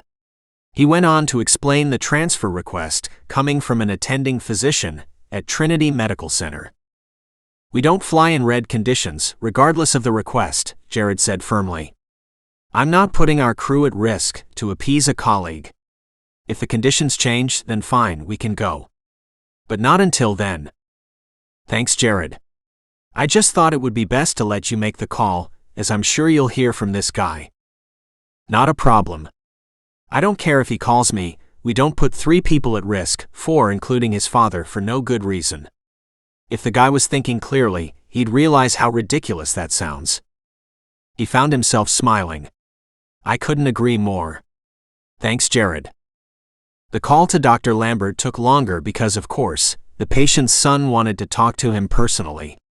Drake drew in a deep breath and tried to be as diplomatic as possible. "Yes, Dr. Hammer, I understand the grave condition your father is in. But transporting your father in 40-mile-per-hour winds for well over an hour puts him at risk too. I demand you pick up my father immediately." He rolled his eyes and tried again. "Dr. Hammer, you have 3 options here. One is to stay in Green Bay, where Dr. Lambert can continue to provide excellent care." "Unacceptable," Hammer snapped. "Second option is ground transport. It will take longer, but without putting your father and an entire crew at risk. And third," he quickly added, before the idiot could say anything more, "is to wait a few hours to see if the weather conditions change. Once it's safe to fly, we're happy to do the transport. Your choice, Dr. Hammer. I'll find someone else to fly him if you won't." "That's fine, we can certainly cancel the transfer on our end." Drake didn't hesitate to call his bluff. There was a long silence, and he felt bad for Lambert having to deal with this guy. "We'll use ground transport then. Thanks for nothing." The phone went dead in his ear. "Gee, that went well." Drake replaced the receiver in its cradle. "You'd better warn Jared," Megan said from the doorway. She had clearly been listening to his side of the conversation. "Already did." He shrugged. "Jared is fine with not going to Green Bay in red conditions." Megan nodded, her expression grave. "Do you think I'm overreacting? Because of?" She gestured to her belly. "No." He crossed over to her. "You're a good pilot, Megan. Don't question your instincts. We're no good to anyone if we crash along the way." She nodded, yet didn't look entirely convinced. He longed to put his arm around her shoulders to comfort her, but Kate chose that moment to come in to join them. He stepped back, thinking it was a good thing he was off the next day. This attraction to Megan was messing with his head. As if the email from a woman claiming to be his birth mother hadn't knocked him off balance enough. 5. By the time the night shift arrived to relieve Megan and the rest of the crew, a low-hanging fog had settled over the city, prohibiting all transfers and trauma calls. It made her feel better about putting off the Green Bay transfer. It wouldn't have been good to have gone all the way there, only to experience the fog rolling in on their return trip. "Ready to go?" Drake came up to stand beside her. She stared at him in confusion. "Go where?" He gestured to the door. "I'll walk you to your car." "Are you afraid I'm going to fall flat on my face again?" She pulled on her Lifeline jacket and picked up her purse. "Not at all, it's just a safety measure." Ironic that Drake didn't see the need to walk Kate out to her car. But refusing an escort seemed childish, so she fell into step beside him. Approaching the parking lot, she was surprised to realize how low the fog ceiling hung. Visibility was less than a quarter mile, by her estimation. Driving in the pea soup was only slightly safer than flying in it. And when she saw Kate get into a waiting vehicle, leaning over to kiss the driver, she understood that the flight nurse didn't need an escort. Her physician husband had picked her up. More proof that she shouldn't read more into Drake's actions than sheer polite kindness. He'd have done the same for anyone. Something she needed to remember despite her hormone issues. "This is it," she said, gesturing to her nondescript sedan. It wasn't old or particularly new, but it was paid for, and that was all that mattered. "Thanks again." "You're welcome." Drake stood there for a long moment, his hands tucked into the pockets of his Lifeline jacket as he waited for her to get in behind the wheel. "Bye." She lifted her hand in a wave. "Have a nice day off." "You too. See you Saturday." They were scheduled to fly together again? Oh boy. She started her car and rolled out of the parking lot at a slow pace. Thankfully, the apartment building she lived in wasn't very far away. She'd learned many of the residents and nurses lived there because of the close proximity to both Trinity Medical Center and Children's Memorial Hospital.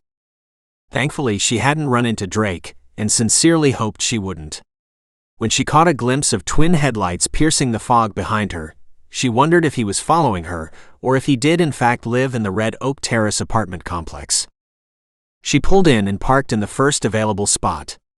Drake's vehicle sat waiting for her to go inside, before swinging around the parking lot and leaving. A guy who takes his duties seriously. She shouldn't be touched by the action, but she was. It seemed now that Cal was out of her life, she was being shown how wrong he'd been for her anyway. A lesson better learned now than after they were married. She put her hand over her abdomen as she walked up the stairs to her second-floor apartment. Thinking of Cal made her realize she should try to reach him one more time. If nothing else, to be sure he knew he had a child. If he didn't want anything to do with having a baby, then fine. So be it. It wasn't as if she needed his money. But she wasn't going to be accused of keeping her pregnancy a secret. She wondered how First Lieutenant Emily Forbes would feel about the news. Would she be upset at Cal? Or stick by him? Not her problem, but she was curious. After unlocking her door and shucking off her jacket, she shot the deadbolt home and went into the kitchen to find something to eat. A bowl of chicken noodle soup and a half-dozen crackers made her feel better. She opened her laptop and signed into her email. Still nothing from Cal. She sent another message, telling him again that she wanted him to know she was pregnant with their child. If this didn't work, maybe she'd give up and accept the fact that Cal had no desire to be a part of his son's or daughter's life. Yes, it made her sad. Easier for her in the long run? Probably. But sad just the same. The following morning, an intense bout of nausea had her rushing into the bathroom first thing. She tried her best to keep from throwing up, but lost the battle. Feely, shaky, and weak, she managed to drag herself into the kitchen long enough to make herself a cup of herbal tea and eat another cracker. But her stomach didn't settle. Was Drake right about needing to take a leave of absence from work? What if she was this sick Saturday morning when she needed to be able to fly? How long would the morning sickness last anyway? She thought most women felt better by their second trimester. The churning in her stomach intensified. She bolted to the bathroom again, and within minutes, the cracker made a return trip. Megan took a sip of cool water, rested her forehead against the cool porcelain, and tried not to panic. She'd read up on pregnancy, knew being sick was part of the deal, but this was so much worse than the previous day. Every time she tried to leave the bathroom, another bout of vomiting forced her back. After an hour, the panic she'd managed to keep at bay threatened to overwhelm her. Her mind whirled. What if this was something more than pregnancy? What if she'd actually come down with the flu?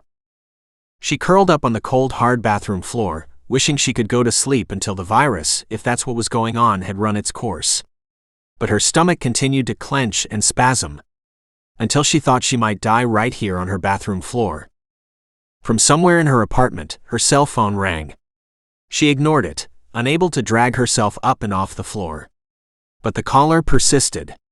Holding a towel to her face, heaven knew there wasn't much left in her stomach to come back out anyway, she crawled to her bedroom. The phone was on her nightstand, still connected to the charger. She didn't recognize the number, but answered it anyway. Hello?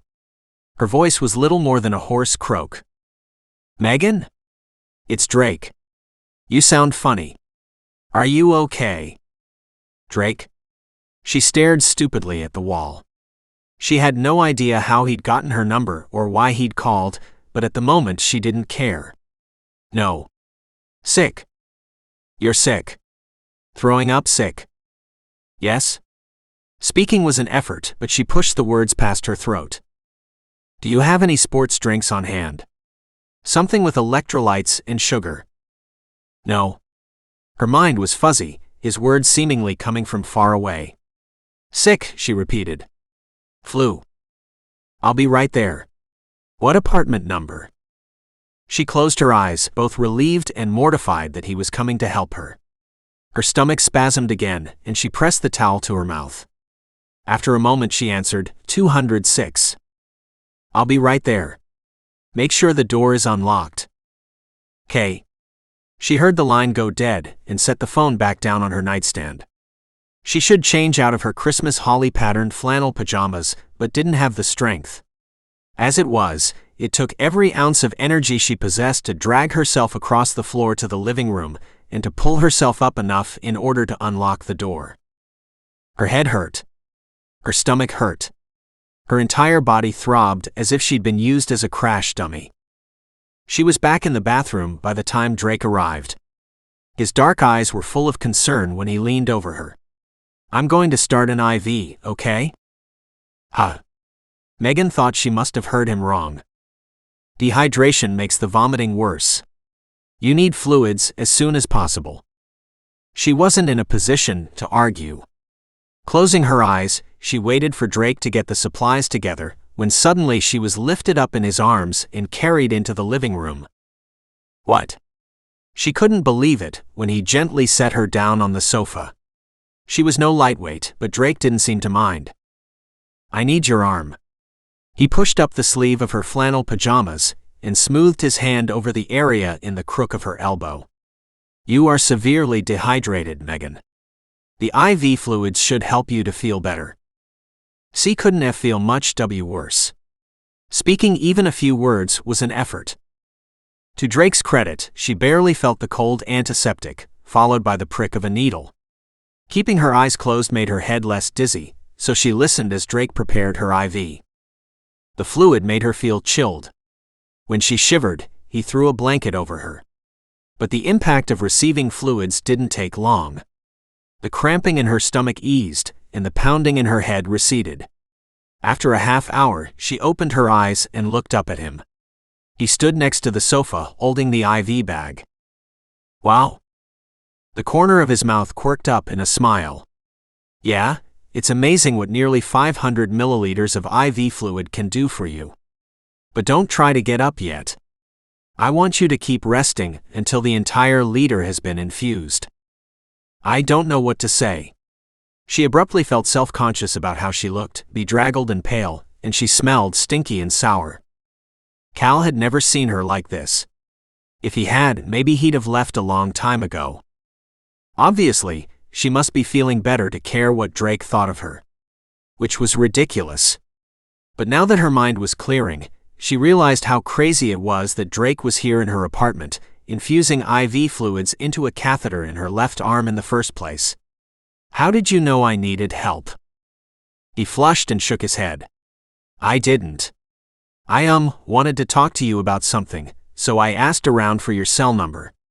But when I heard your voice, I knew something was wrong." She frowned. "How?" He shifted from one foot to the other, peering up at the IV bag he was holding up. She wondered if his arm was getting tired. He finally met her gaze. "I don't know, your voice was different from the way you normally sound at work." "I see." She didn't really, but decided it didn't matter. He was here, and she was feeling better. For the second time in 2 days, Drake had come to her rescue. And as nice as that was, she knew she couldn't allow herself to become accustomed to this. Once Drake was no longer at Lifeline, she'd be alone again. Megan looked better. He still wanted the entire liter of fluid to be given, but was reassured at how quickly she'd bounced back. Far better than just 2 hours earlier. The way she'd looked curled into a ball on the bathroom floor had scared him to death. He'd hauled her into his arms, as much to reassure himself she was still alive as to move her into a more comfortable position on the sofa.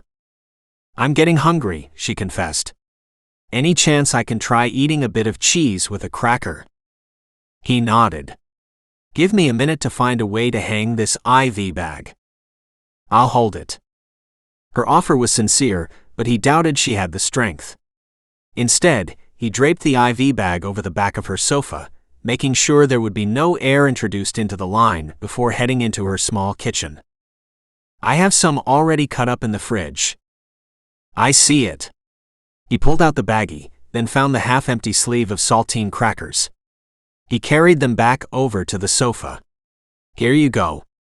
Easy does it, okay? Okay. She gingerly nibbled a cheese square sitting atop a cracker. He prayed the nourishment would stay down. He'd promised himself he'd try 1 liter of fluid, and if that didn't work, he would take her to the at Trinity Medical Center. Thanks, Drake. Her voice was soft. I'm not sure what I would have done if you hadn't called. And what if he hadn't made the call? He wanted to point out that she should have gotten to her phone and used 911 to get to the hospital, but he held his tongue. No doubt she'd figured that out already. I'm glad I was able to help. She ate only 1 cracker before setting the rest aside. Stomach still isn't quite right. Must be the flu, although we can't rule out hyperemesis gravidarum. Like Princess Kate. If this is a fraction of how she felt, she deserves a medal for having 3 kids. A ghost of a smile flitted across her features. I hope it's just the flu, though.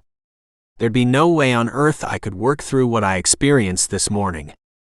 He was glad she was able to admit it, even though it bothered him on some level to think about not flying with her anymore. Which was stupid, because his rotation would be over as of January 3rd regardless. The flu has been going around and should only last a day or 2. I guess. She grimaced. I was hoping to be back to work tomorrow. You'd better take the weekend off. Again, the pang of disappointment was annoying. It wasn't the first weekend he'd work without having Megan as the pilot. Your body needs to rest and recuperate, especially in your condition. There was a long moment before she nodded. Okay, I'll take off Saturday for sure. I need to let Jared know though, so he can find a replacement. Sunday too. He narrowed his gaze in a stern look. Doctor's orders. She looked as if she wanted to argue but pressed her lips together and slowly nodded. Fine. But if I'm better by Sunday and they can't find anyone to take my shift, I plan to go in. Reese or Nate will cover for you. It's not a big deal. At least he was fairly sure the 2 senior pilots would help out. They all seemed dedicated to the Lifeline mission of saving lives. There are FAA rules about how many hours a pilot can fly. Megan glanced up at the IV bag, then back at him. There was only about 100 milliliters left to go. And we have night shifts to cover as well. I know. There were rules about how many hours a resident could work too, for the same reason. Patient safety had to be the #1 priority. Maybe we can work out a split shift on Sunday. That would be great. Megan sighed and rested her hand on her stomach. I need to go to the bathroom. Okay. He clamped off her IV, then helped her stand. She was unsteady at first, but then was able to walk the short distance to the bathroom. He draped the IV bag over the edge of the sink before backing out. Call if you need something. Her cheeks went pink, but she nodded. He hovered outside the closed door, listening intently for any indication that she needed help. As a physician, the sounds of her emptying her bladder, flushing the toilet, then washing her hands were very familiar. But when she emerged from the restroom, he could tell she was acutely embarrassed. Hey, what's wrong? He injected a note of levity in his voice. You don't appreciate my nursing skills? That made her laugh. You're doing okay from what I can tell. He picked up the IV bag and rested his free hand in the small of her back as she returned to the living room sofa. You're almost finished, he said as he reopened the clamp on the IV tubing. Good. Is there anything else you'd like me to do for you before I leave? He glanced around at the apartment. Would you like me to make you something to eat? Eggs, maybe? You. No eggs. She put her hand over her stomach again. Mind you, I used to love them. But right now the very scent of them makes me want to throw up. Okay, no eggs, he agreed. I can make you another grilled cheese sandwich. As crazy as it sounds, I'd like that. For some reason, cheese appeals to me more than anything else. Hey, whatever works, right? Drake eyed the IV bag. Once this is empty, I'll make your sandwich. Thanks. She offered a weary smile. I feel terrible imposing on your day off. It's nothing. He waved away her concern. To be honest, he would rather be here with her than home alone. And wasn't that a kick in the pants? Normally he preferred being alone. What was it that you wanted to talk to me about? He tore his gaze from the IV bag to meet hers. What do you mean? Earlier, you said you called because you wanted to ask me something. What was it? Oh, that. He'd hoped she wouldn't remember what he'd said. The email from the woman named Jolene Nevin, who thought she might be his mother, had occupied his thoughts until the moment he understood Megan was sick. It's nothing really. Sure, you can see me looking like a train wreck, but you can't confide in me. There was a hint of hurt in her tone. He let out his breath in a sigh. Okay, here's the thing. I mentioned I was adopted, right? Right. Megan's gaze oozed compassion.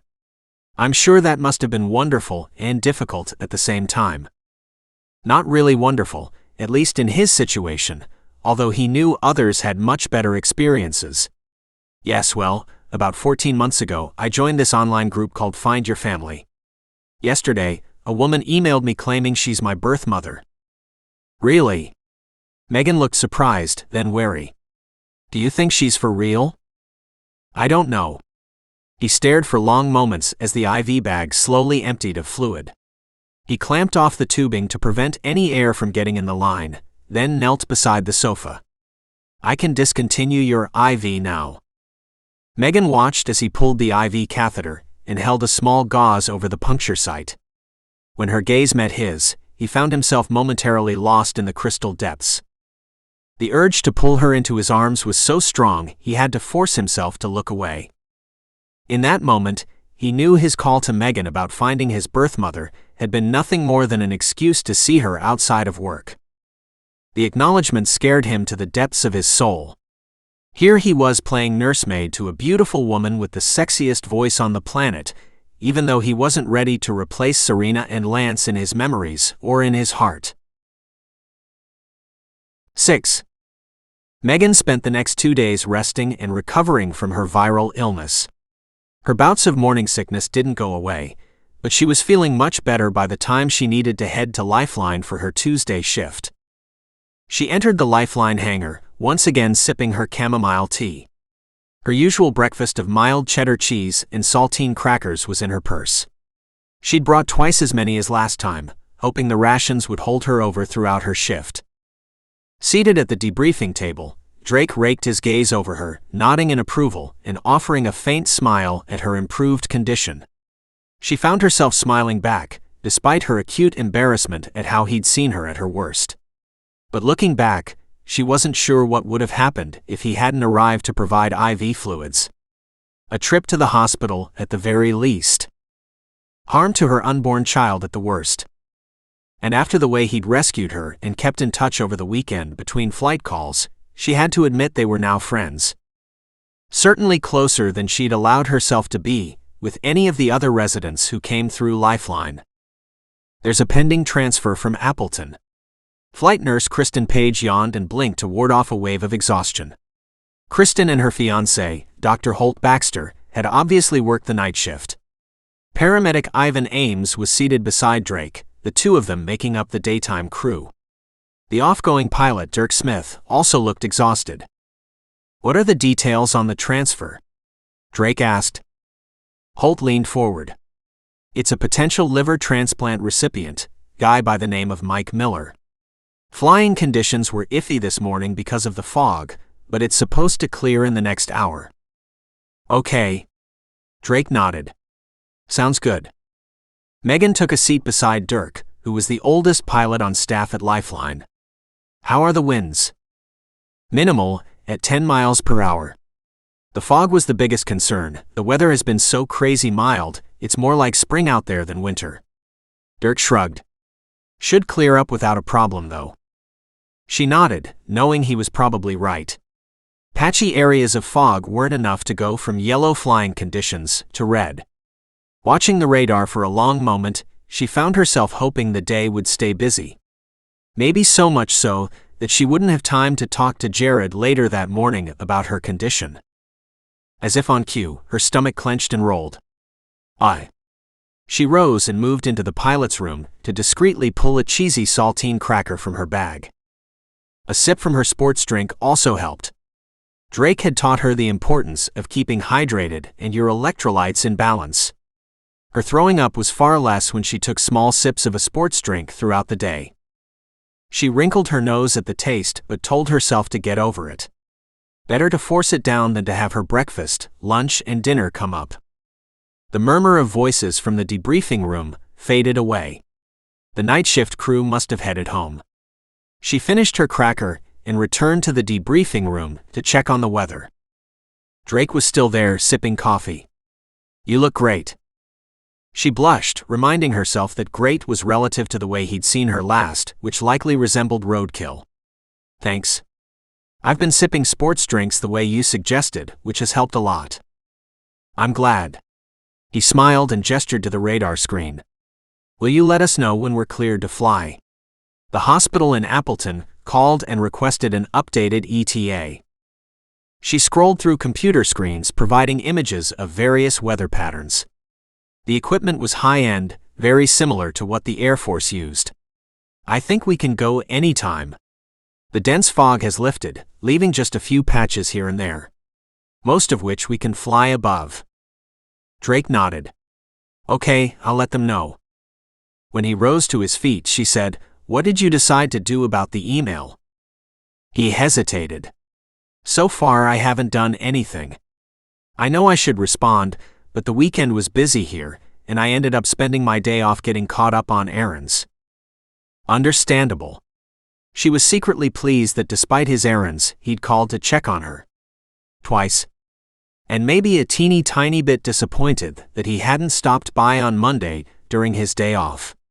"Let me know if you want to talk it through before you respond."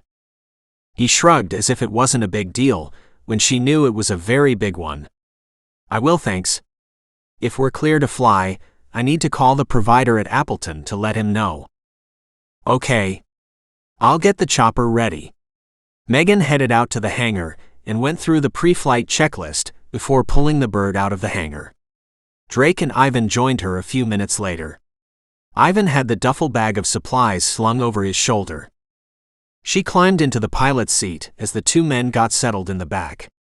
After receiving permission from the paramedic base to take off, she lifted the chopper off the ground and into the air. Keeping an eye on the foggy areas, she took the bird high enough to avoid the worst of it.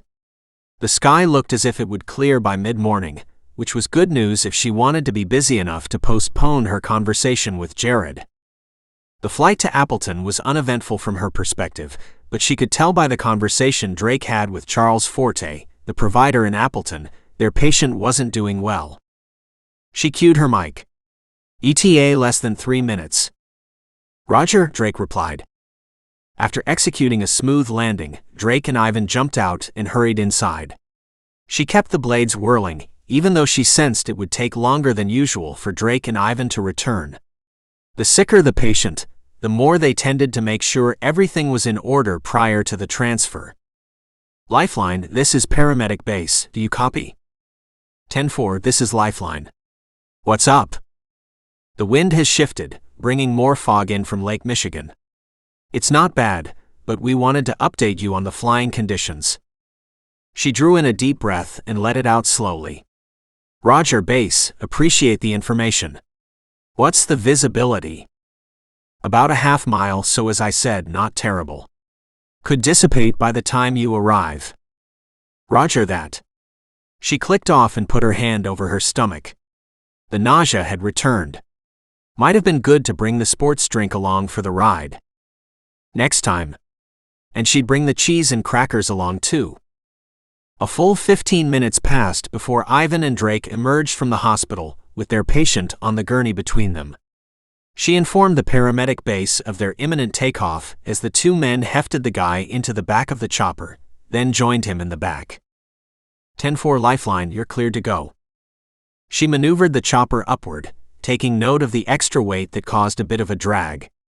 She cued the mic. How much does our patient weigh? 160 kilos, according to the provider, Drake responded. I know it's close to the max capacity we can take, but he's in rough shape and really needs to get to Trinity Medical Center. Okay. No question they'd use more fuel on this trip, but she trusted Drake's judgment. If this guy needed to get to Trinity, then she was determined to make that happen. For the next 10 minutes, it was smooth sailing. Drake? Check out his stomach. I think it's more bloated than it was when we took off. Megan tensed, keeping her eyes peeled for birds and drones as she listened to the two men in back discuss their patient's change in condition. Get me a nasogastric tube. Drake's voice was urgent. I hope he's not bleeding into his gut. Her own stomach clenched at the idea, and she swallowed hard, praying she wouldn't throw up if their patient did. There, get the suction. Drake must have placed the tube. I'm getting blood from his stomach. Ivan's tone was grim. This isn't good. Megan cued her mic. Do you want me to divert back to Appleton? We're not quite at the halfway point. There was a moment of hesitation before Drake responded. No, I say we push forward. We're infusing blood and starting him on a medication to clamp down the bleeding vessels. Okay, but you need to know there's more fog in Milwaukee now. Apparently the wind has shifted, bringing more moisture in from the lake. What do you think, Megan? Drake asked. This is your call. She hesitated only a moment. I think we'll be fine. All this discussion has pushed us past the halfway point anyway, so it would take longer to turn around and go back than to get to Trinity. I just won't be able to increase our speed as much as I'd like, given the weight we're carrying. Understood. Ivan. Get another container, that one is nearly full. A full container wasn't good news, but Megan stayed focused on her job, which was flying. As she closed the gap between Appleton and Milwaukee, she noticed a large patch of fog looming up ahead. She cut through it without difficulty, but then she saw additional clouds of fog all around her. Base, this is Lifeline. I'm changing my approach to come in from the west, over. 10-4 Lifeline. You're cleared to approach from the west. It was the only thing she could think of to avoid the worst of the fog. But the tactic didn't change the fact that the hospital's landing pad was located a mere 10 miles from the lakeshore. Another area of fog obscured her vision. Using her control panel as a guide, she stayed on course, breathing a sigh of relief when the fog cleared enough that she could pinpoint the lights of the landing pad. ETA less than 3 minutes. She wanted to let the flight crew know they were close, especially since she knew their patient was in a precarious situation. As she lowered the chopper, another cloud of fog came straight toward them. She held her breath, her mind rapidly going through her options. Land blind or go back up for another circle around the landing pad. Up. She pulled the stick, bringing the bird back upward, and banked to the left. We're losing his pressure, Ivan said. I know. Megan. I thought we were about to land. Drake's urgent tone made her feel guilty. We are. She gritted her teeth and made the loop around the landing pad, coming in again from the west. The fog was still hovering over the area, but had faded enough to provide a bit of visualization down below. Not much, but enough to glimpse the landing pad. Sending up a silent prayer for God to watch over them, she guided the chopper down to the landing pad, hitting it with more force than normal. Maybe because of the added weight, but more likely because of her obscured vision. All clear, she said through the microphone. The crew didn't waste any time. They'd already called for a hot unload, so the medical team was waiting to meet them. The chopper bounced a bit when they removed their large patient and wheeled him across to the doorway. Megan loosened her death-like grip on the stick, shut down the engines, and bowed her head. Difficult landings weren't uncommon in the Air Force, But here in the civilian world, these sorts of events were taken seriously. In combat, you had little choice but to fly into danger. Here, they always had a choice, and making the wrong one put not only their patient, but their entire crew at risk.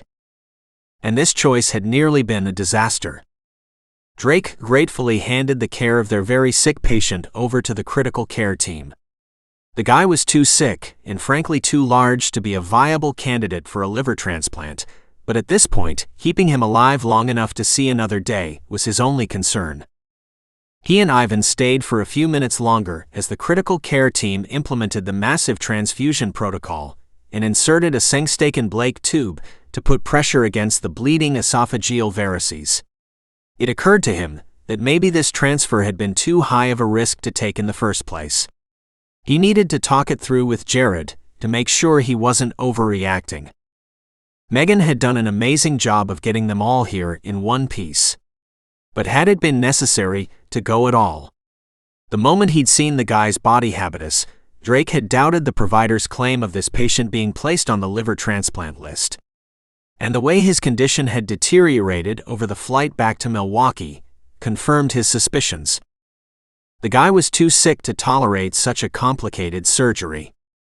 Come on, Ivan. Megan's waiting. Yeah, okay. Ivan dragged himself away from the procedure going on at the bedside.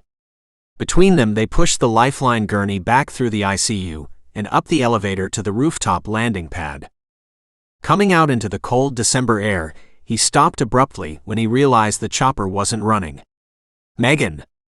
His heart thudded painfully as he abandoned the gurney and sprinted over to the helicopter. He wrenched open the door. What's wrong? Are you hurt? Sick? She lifted her head from her hands. She'd removed her helmet, which was tucked beside her. I'm fine.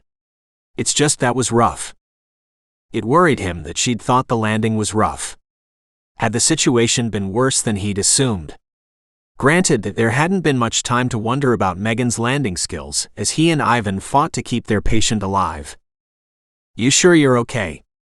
He wanted to pull her out of the seat and into his arms, but of course that would be inappropriate. Fine.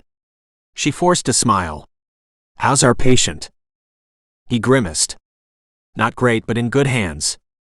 What's going on? Ivan came over to join them. Drake took a step back, hoping his feelings toward Megan weren't telegraphed on his features. Everything is fine. I shut down the chopper because I didn't want to waste fuel. We used more than normal by carrying the extra weight. Okay. Ivan's curious gaze bounced between Drake and Megan, but he didn't push. I'll get the gurney in the back. Drake moved away, giving Megan room to close the door. She waited until they were settled in their respective seats before donning her helmet and firing up the chopper. Base, this is Lifeline requesting a stop to refuel and then to return to the hangar. 10-4 Lifeline, you're clear. The fog has been dissipating, so shouldn't be a problem. Roger. Megan's voice was calm as she lifted the bird into the sky. The trip to refuel didn't take long, and from there they returned to the hangar. Peering out the window, Drake noted the fog was definitely lighter. At the Lifeline hangar, Ivan took their duffel of supplies inside to restock, leaving Drake to clean up the interior of the chopper with bleach. He was keenly aware of how Megan walked around the chopper, intently checking it over to make sure their hard landing hadn't caused a problem. After finishing the interior, he jumped down to join her. How does it look? Okay, although I'd like Mitch to take a peek as well, just to be sure. Drake knew Mitch was the Lifeline mechanic. Probably a good idea. Do we need to go on red flying status until he does? She slowly nodded. Yeah. It's for the best. He rested his hand on her shoulder. How are you, really? Her gray eyes clashed with his. Fine. This is what I get paid to do. But it's different when you have another life to be concerned about, isn't it? She looked away, staring out at the cloudy sky. I'm not the first pregnant pilot or crew member on the planet. It's all part of the job. Again, he wanted to draw her close, to find a way to reassure her he understood what she was going through. But Jared took that moment to come outside. I heard about the landing. Their boss's gaze raked over them. Everyone okay? Yes, but I'd like to talk to you about this latest transfer when you have a minute. I'm not sure the requesting facility was completely honest with us. Jared's gaze widened in surprise. Why is that? Drake hesitated, not sure he should have this conversation out here. The guy was close to our maximum weight capacity for one thing, and the provider in Appleton claimed the patient was to be listed for a liver transplant. Jared's gaze narrowed. Not if he's at the high level of our weight limit. Exactly. And he started bleeding from his esophagus 10 minutes into the flight. No way was he stable enough to be considered for a liver. Jared nodded thoughtfully. I appreciate your insight on this. I'll make a couple of calls to see if I can verify the story. At the very least, these outside hospitals need to understand we have a weight limit for a helicopter for a reason.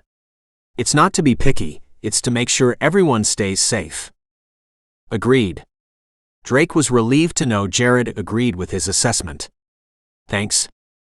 Jared nodded. Not a problem. He turned toward Megan. Do you have time to talk? Megan abruptly shook her head and ran into the hangar as if a rabid dog was after her. What in the world? Jared stared after her, flabbergasted. What was that about? Drake hesitated. Megan's secret wasn't his to tell, but it was only a matter of time before the entire crew caught on to her frequent and hurried trips to the bathroom. He shrugged. You need to ask Megan. Jared crossed his arms over his chest. I'm asking you, Thornton. I know she had the flu, but I thought she was better. Drake let out a sigh. She doesn't have the flu. Then what? He really didn't want to be the one to tell him.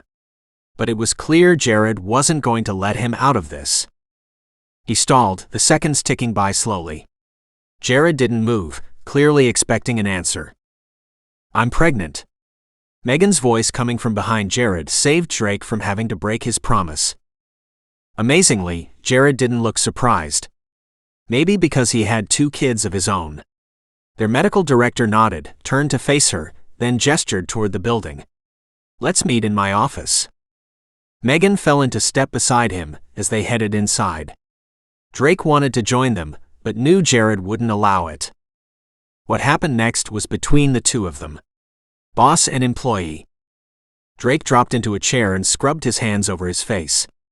For someone who was finishing their last few weeks at Lifeline, he cared more about what was going on behind closed doors than he had a right to.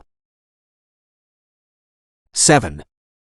Megan sat across from Jared with her stomach tied in knots that had nothing to do with her pregnancy. Her cheeks were flushed with embarrassment, although she knew Jared wouldn't pass judgment on her. She was doing enough of that on her own. How far along are you? I'm not exactly sure, roughly 12 weeks. I haven't been to the OB yet. My appointment is a week from today, the first Monday after Christmas. Jared nodded, his gaze sympathetic. Morning sickness? Yes, but over the weekend I had the flu as well. She decided there was no point in putting off the inevitable. I take full accountability for the hard landing. I don't think the chopper has been impacted, but I'd like Mitch to look her over just to be sure. What role did the fog play in the landing? Jared's tone was calm and rational. She frowned. It played a role, but it was my decision not to turn back to Appleton when I noticed a change in the weather conditions. She drew in a deep breath. I take full responsibility for my actions. If that means losing my job, then fine. What are you talking about? Jared's brows levered upward. You're not going to lose your job. I'm well aware of the risk we take flying on a daily basis. I value you as a member of our team, Megan. Tears pricked her eyes, which was crazy because she wasn't the crying sort. She'd survived basic training and keeping up with the other flyboys in the Air Force. Not once did she let them see her upset, no matter how derogatory the comments. But now Jared's kindness and understanding caused the waterworks to flow. Stupid hormones. I'm glad to hear that, but I feel terrible about putting the crew and the patient at risk. And yourself along with your baby, Jared pointed out. He waved an impatient hand. Stop beating yourself up over this. We can't control the weather, no matter how much we try to be prepared. However, I would like to know from your doctor how long you'll be able to fly so I can make arrangements for a temporary replacement. Replacement. The word hung in the air between them. It was only right that Jared would bring someone in to cover her shifts, but the idea of being replaced to the point she wasn't needed any longer terrified her. I'd like to fly as long as possible, she said, breaking the silence. I was hoping to talk to my doctor before bringing this to you. Unfortunately, the bouts of morning sickness are difficult to hide. Drake figured it out, and it was only a matter of time before the others did as well. Jared's lips twitched in a smile. I suspected you were pregnant. You bolted past us like a woman with her hair on fire. Shelley was the same way with our baby. His gaze softened when he spoke of his wife and family. They had a son, Ty, who was really Jared's nephew, but had welcomed a baby girl not long ago. And don't worry about the flight suit. I think we have a couple of two-piece pregnancy flight suits Shelley created that you can wear when you start to show. We do. She'd never heard of such a thing. Okay. Thanks. Jared leaned forward, resting his elbows on his desk. Do you need additional help? Is the baby's father supporting you? Drake was the only one who'd been supporting her on an emotional level, but she didn't dare say that out loud. No, sir. The baby's father is currently stationed overseas and hasn't acknowledged my emails to him. Jared scowled. I'll reach out to him. No, really, it's okay. The idea of her boss taking on the role of aggrieved father was too much to bear. He could be off on a mission without computer access. I'm bound to hear from him sooner or later. But I'm doing okay financially. At least, she would be if she could work until her 7th month. Maybe even a little longer. It wasn't as if she was flying to a place that didn't have medical help. Aside from trauma calls, which were mostly local, every transport was from a medical facility. Of course, not all of them were equipped to deal with emergency pregnancy issues, but still, it wasn't as if she were in the middle of the forest with no physicians nearby. Jared drummed his fingers on the desk as he considered her statement. If you need assistance in getting his attention, let me know. No way, she thought. But she smiled and said, thanks. I'm sure it will all work out. Jared leaned back in his chair. Get Mitch to check out the chopper. We'll hold off taking any calls until he's had a chance to look her over. I will. She stood and made her way back to the debriefing room. Drake was sitting there waiting for her, but she reached for the phone to call the mechanic. Mitch promised to be there within 10 minutes, so her next call was to the paramedic base to let them know about their red flying status. We won't respond to any calls until the chopper has been checked over. 10-4 Lifeline. Keep us posted. You okay? Drake asked the moment she hung up the phone. Yes. Jared is a great boss. Very true, Drake agreed. No flying restrictions? Not unless they come from my doctor. She sat across from him, suddenly feeling exhausted. This constant desire for a nap had to be a side effect of being pregnant, because normally she had trouble sleeping at night. The minute she crawled into bed was the time her brain decided to think and plan rather than relax. You did a good job with landing the helicopter, Megan. It was pea soup out there, but you brought us down safely. She shook her head. It would have been smarter to turn around and go back to Appleton until the weather cleared when I had the chance. Easy to say in hindsight. But at the time, you made the right decision. Both Ivan and I were in agreement on pushing forward. She offered a lopsided smile. Thanks for trying to make me feel better. I'm not. A flash of anger crossed his features. I'm telling you the truth. I would tell you if I disagreed. He would, she knew. Drake was not only honest but had integrity. Something that Cal seriously lacked. You're right, I just don't like the idea of putting you, Ivan, and the patient at risk. We were safe in your hands." His confidence in her abilities was humbling. For a moment she simply looked at him, wondering how this had happened. How she'd grown close to one of the rotating residents, as she secretly called them, in such a short time. She couldn't read his dark eyes, but there was no denying the tingling awareness shimmering between them. But the moment ended quickly, when the door to the hangar banged open, revealing Mitch. "Arrived faster than anticipated," he announced. "I checked the bird, she's safe to fly. No stress on the struts that I can see. No reason to remain grounded from my perspective." "Great." She reached for the phone. "I'll let the paramedic base know." Mitch grabbed a cup of coffee, obviously intending to stick around for a bit. As she reset their flying to green status, Megan tried to ignore the way Drake's gaze followed her every move. She didn't understand how he managed to make her feel like the most important person on the planet. And worse was how much she liked it. Drake batted down a flash of annoyance at Mitch's interruption. It wasn't as if there was the expectation of privacy within the Lifeline hangar. In fact, there were always people coming and going, even while off duty. He tore his gaze from Megan and told himself to get a grip. Hadn't he lost his wife and son? Hadn't he promised himself to dedicate himself to his career, instead of getting emotionally involved? Yes, he had. So why was he sitting here, thinking of pulling Megan into his arms for a kiss? He must be losing his mind. Their pagers chirped in a simultaneous rhythm. His, Megan's, and Ivan's from the lounge. He glanced down at the message, his gut clenching when he read the call. Pregnant female, estimated gestation of 36 weeks, with bleeding and suspected placenta previa, requires urgent transport from Cedar Bluff Hospital to Trinity Medical Center. An OB call. Great, just what he'd hoped to avoid near the anniversary of losing his wife and son. At least it wasn't a trauma OB call. Still, he knew he'd have to work hard to stay focused. Last thing he needed was to suffer flashbacks to the horrible way he'd lost the two people he'd loved the most. "Drake? Are you ready to go?" Ivan appeared in the debriefing room, the duffel bag of supplies he'd replenished from the previous call slung over his shoulder. "Yes?" He belatedly realized Megan had already gone out to the chopper. See? He was letting the past mess with his mind. He needed to let it go. Drake followed Ivan to the chopper, climbing into the back behind the paramedic. Ivan had a lot of experience, but it was disconcerting to be the only physician miles in the air.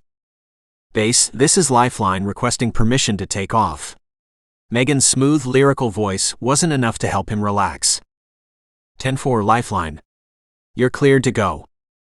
The chopper went vertical, banking to the right in a movement that now seemed natural to him. He thought about their patient. Placenta previa was a condition where the placenta covered the opening of the cervix so that the baby couldn't be born vaginally.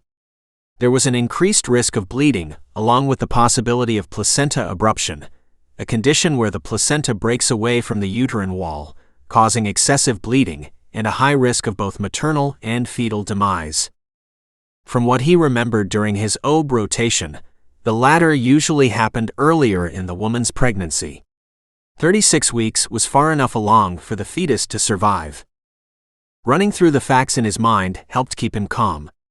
He thumbed the intercom switch. "Base, this is Drake Thornton. I'd like to speak to the OB provider at Cedar Bluff." 10-4 Dr. Thornton. Please hold. He waited for the paramedic base to patch him through to the small hospital located on the shores of the lakefront. "Dr. Thornton. I have Dr. Berkeley on the line." "Dr. Berkeley, this is Drake Thornton requesting an update on Tiffany Lucinda, the patient with suspected placenta previa." "Yes, Dr. Thornton. So far Tiffany is stable, the bleeding isn't too bad. Unfortunately, Tiffany hasn't had any prenatal care, so we're in the process of obtaining an ultrasound to see exactly how bad this placenta previa is." "Is she having any contractions?" "No, so far she's been fine other than the bleeding." Drake glanced at Ivan, who was listening to the conversation. "Okay, thanks." I would appreciate receiving any ultrasound information you're able to obtain once we arrive. Of course, that's not a problem. We'll see you soon. Dr. Berkeley disconnected from the call. Doesn't sound too bad, Ivan said with a wide smile. We'll get her to Trinity without a problem. Drake didn't answer but hoped and prayed Ivan was right. He watched for birds out the window, amazed at how the sky had cleared of the earlier fog, turning into a nice day. ETA 7 minutes, Megan said. 10:04. Drake was impressed with how well Megan was handling flying again after their hard landing. Her Air Force training had served her well. Except for that idiot boyfriend of hers who'd run off and left her pregnant and alone. He wanted to smack some sense into the guy, yet he also didn't want Megan to take him back. Sure, the jerk had a right to see his kid if that's what he wanted, but Megan deserved so much better. Megan brought them down onto the Cedar Bluff helipad in a landing that was smooth as silk. Drake followed Ivan out of the chopper and down to the back where they pulled the gurney out and then ran inside. They had to follow the signs to the OB unit, as Ivan had never been there before. The walls were decorated with adorable baby photos that made his heart ache. Dr. Thornton. He turned at the sound of his name. I'm Dr. Berkeley. Tiffany is this way. Drake and Ivan pushed the gurney, following in Berkeley's wake. Tiffany was young, early 20s by his estimation, and looked pale and scared. He forced a reassuring smile. Hi, I'm Dr. Thornton, and this is Paramedic Ames. We're going to be transporting you to Trinity Medical Center, okay? Tiffany paled. I'm afraid of flying. Oh boy. He glanced at Ivan, wondering what to say. Being in a commercial aircraft wasn't nearly as scary as being in a helicopter. Not that he planned to tell Tiffany that. We can give you something to help you relax, Dr. Berkeley said. And you won't be in the air for long. Trust me, this is the safest way for you to get the help you need. I'll hold your hand the whole time, Ivan offered. My wife is afraid to fly too, but she's brave enough to go up in the air when needed. Drake wasn't sure if that part was true or not, but Tiffany reluctantly nodded in agreement. Ivan connected the equipment while Drake reviewed the recent lab results and the ultrasound images. The placenta isn't too bad, it's just the front edge here that overlaps the cervix. Berkeley outlined the area with his fingertip. I think she'll be fine until you get her to Trinity for a C-section. Drake certainly hoped so. Sounds good. Ivan. Do you need help with anything? Nope, we're all set. They had similar monitoring equipment on the helicopter that most hospitals had, but without the added sounds. There was no way to check fetal heart tones by listening while they were in the back of a noisy chopper. Visually monitoring the fetal heart tones would have to be good enough. Once Tiffany was transferred onto the Lifeline gurney, they wheeled her to the elevator and up to the helipad. Too loud. He could barely hear Tiffany scream over the whirling blades. He and Ivan stored her in the back, then quickly ran around to join her. Ivan put the headphones on and took her hand in his. It's okay, see? We're fine in here. Dr. Thornton is going to watch you very closely as we get you to Trinity Medical Center. I'm scared. Tiffany clutched Ivan's hand in a white-knuckled grip. Drake documented a set of initial vital signs, including taking note of the baby's heart rate of 164 beats per minute. He listened through his helmet as Megan took them airborne. The trip between Cedar Bluff and Trinity Medical Center wasn't long, but as he was checking Tiffany, he noticed she was having more vaginal bleeding. A cold sweat formed on the back of his neck, beads rolling down the inside collar of his flight suit. He cued his microphone to speak to their patient. Tiffany, are you having any pain? Some cramps. Her eyes were wide as she looked between him and Ivan. I can tell we're up in the air. I feel sick. You're fine. We're going to be landing in less than 15 minutes. He kept his voice soothing, but inside panic stabbed deep. What could he do to stop the bleeding? Absolutely nothing. He kept his gaze focused on the baby's heart rate. It was trending up a bit, and he wondered if mom's stress was being felt by the infant. Ivan, increase the IV rate from 100 to 150. Got it. Ivan didn't release his grip on Tiffany's hand as he increased the IV rate. The baby's heart rate continued to climb. First to 170, then to 175. Megan? What's our ETA? About 8 minutes, Megan replied. 8 minutes. He could keep Tiffany and her baby alive for the next 8 minutes, right? Right. Was it possible Tiffany had broken her water without Dr. Berkeley realizing it? An infection could also cause the baby's heart rate to increase, just like it did for kids and adults. Or what if she was further along than what Berkeley thought? He picked up the ultrasound again, peering closely at the infant's landmarks. The baby looked to be about 6 pounds. A good size for 36 weeks. Oh, my cramping is getting worse. Tiffany's large eyes filled with tears. Please. I don't want to have my baby in a helicopter. Drake didn't want that either. He looked at the monitor and noticed she was indeed having contractions. Megan? We need to get to Trinity ASAP. Roger. ETA less than 5 minutes. 5 minutes. He swallowed hard and gave Tiffany a reassuring smile. You won't have this baby until we get to the hospital, okay?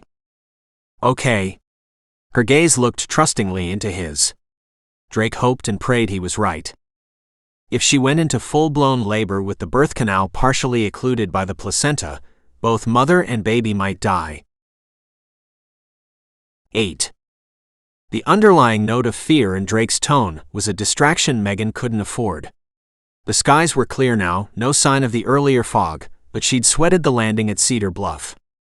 It was getting back up to ride after falling off a horse, right? Except she'd never gone horseback riding in her life. She cued her mic to let the base know she was approaching the landing pad at Trinity Medical Center. She wiped her damp palms on her flight suit and concentrated on executing a smooth landing.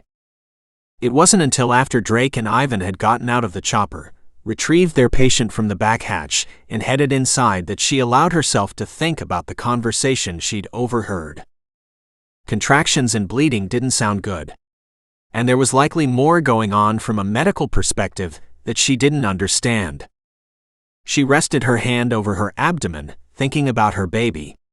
Having been focused on her morning sickness and her future ability to fly, she hadn't really taken the time to embrace the fact that she was blessed to be creating a new life.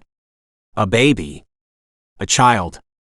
The upcoming Christmas holiday was the perfect time to reflect on the miracle of Jesus' birth. And her future with a new baby. Once her baby was born roughly mid-June of next year, her life would change forever. It was exciting and scary at the same time. She was so lost in her thoughts that she didn't realize how much time had passed. A good 15 minutes since landing, but no sign of Drake or Ivan. Had something happened to their patient or her baby? She sincerely hoped not. The seconds dragged by with agonizing slowness. When Drake and Ivan finally emerged from the doorway, she tried to read the expression on their faces. Once they'd stored the gurney in the back and jumped in, she cued her mic. Is Tiffany okay? Yeah, Tiffany and her son are doing fine. Drake's voice held a note of exhaustion. She delivered already? Once again, she found herself putting her hand over her abdomen as if to protect the baby growing within. They ended up doing a crash C-section the minute we rolled her in, Ivan explained. It was touch and go for a minute there. They didn't even wait to take her off our gurney. Just did the surgery, and then stabilized her bleeding. The little guy is doing okay, about 6 weeks early, but has a healthy pair of lungs on him. A crash C-section. She swallowed hard, thinking about how close they'd come to potentially losing them both. I'm glad to hear they're both doing all right. Trust me, I'm glad too, Drake said dryly. I'd be happy if I could spend the rest of my time here at Lifeline without another OB emergency. She thought that was an odd statement for him to make, but didn't say anything more. Instead, she told the paramedic base they were returning to Lifeline and was given permission to take off. It wasn't until they were back at the Lifeline hangar that Megan realized she wasn't feeling sick to her stomach. She frowned, wondering if that was a good sign or something to be concerned about. The nausea had been her constant companion for so long it felt odd to feel normal. Hungry, but without the sense of fearing if she didn't eat soon she'd throw up. "Anyone hungry for pizza?" Jared asked as he entered the debriefing room. "I'm buying." "I'm in," Drake said with a weary smile. "I could use a carb load about now." "I could eat," Megan agreed, hoping the spicy pizza wouldn't give her heartburn. "Me too," Ivan added. "That last transfer was a tough one." Jared frowned. "Everything go okay?" "Yeah." Drake nodded. Placenta previa case, who began having contractions and bleeding during the transfer. When we arrived at Trinity Medical Center's labor and delivery department, they took one look at her and prepped her for an emergency C-section. "Mom and baby boy are doing fine." "Good work," Jared praised. "All the more reason to celebrate with pizza." The conversation turned to the upcoming Christmas holiday. Ivan regaled them with stories about his young daughter's excitement on finding Eddie the elf on the shelf every morning in a new place. The most ingenious being when Ivan had hung Eddie at the end of a ceiling fan pull cord. "Do you know how hard it is to make Eddie the elf look like he's flying rather than being strangled by a noose?" Ivan demanded. "It took me over an hour to get him situated up there." Megan chuckled. "I hope you took a picture." "Too funny." Drake didn't say much but sipped coffee as they waited for the pizza to arrive. She wanted to ask Drake why he was so reticent about Christmas, but this wasn't really the time or place. Jared joined them in the debriefing room, chatting as they dug into the 2 large pepperoni pizzas loaded with the works that Jared had paid for. She noticed all 3 of the guys waited until she said she was finished before polishing off the last of the meal. "That was awesome, thanks boss." Ivan grinned as he sat back in his chair. "You're welcome." Jared rose to his feet. "I have more paperwork to get finished, then plan to head home. Let me know if you need anything." "We'll be fine," Megan assured him. Drake nodded in agreement, still unusually quiet. Granted, he'd been this way since beginning his Lifeline rotation in October, but lately he'd opened up a bit, at least with her. Jared returned to his office, and Ivan went into the lounge claiming he had education modules to complete. Megan glanced at Drake, who stared broodingly off into the distance. She reached over to rest her hand on his arm. "What is it?" "Huh. Nothing." He seemed to shake off his melancholy mood. "Just hoping the next call is anything but OB." "Why?" He'd mentioned that before, but she didn't understand. "You must have OB emergencies show up in the all the time." He grimaced and nodded. "Yeah, but there's always other docs around, and an OB provider who is always in-house and willing to come down at a moment's notice to take over. Being up in the air like that." He shrugged and shook his head. "Terrifying." She sensed there was more to the story. "Does your aversion to OB emergencies have anything to do with why you avoid discussing Christmas?" He shot her a surprised look. Maybe. More secrets." He'd told her about the email from the woman claiming to be his birth mother, but clearly he wasn't willing to tell her anything more. "Listen, I know you're a private kind of guy, but I'm happy to listen if you need to confide in someone. I hope you know I won't blab about your personal life, Drake." "I never thought you would." He hesitated, then added, "It's a long story." "I'm willing to listen," she repeated. "It doesn't have to be here, where we can be interrupted at the drop of a hat, but whenever. You were there to help me get through the flu, I'd like to return the favor." The corner of his mouth tipped up in a half smile. "Okay, maybe after work then. You might be right about talking about it." "I'd like that." She was humbled at his decision to place his trust in her. "Tonight works, or another day. You let me know." "Tonight," he said in a rueful tone. "Otherwise, I might talk myself out of it." That made her laugh. "Tonight works great."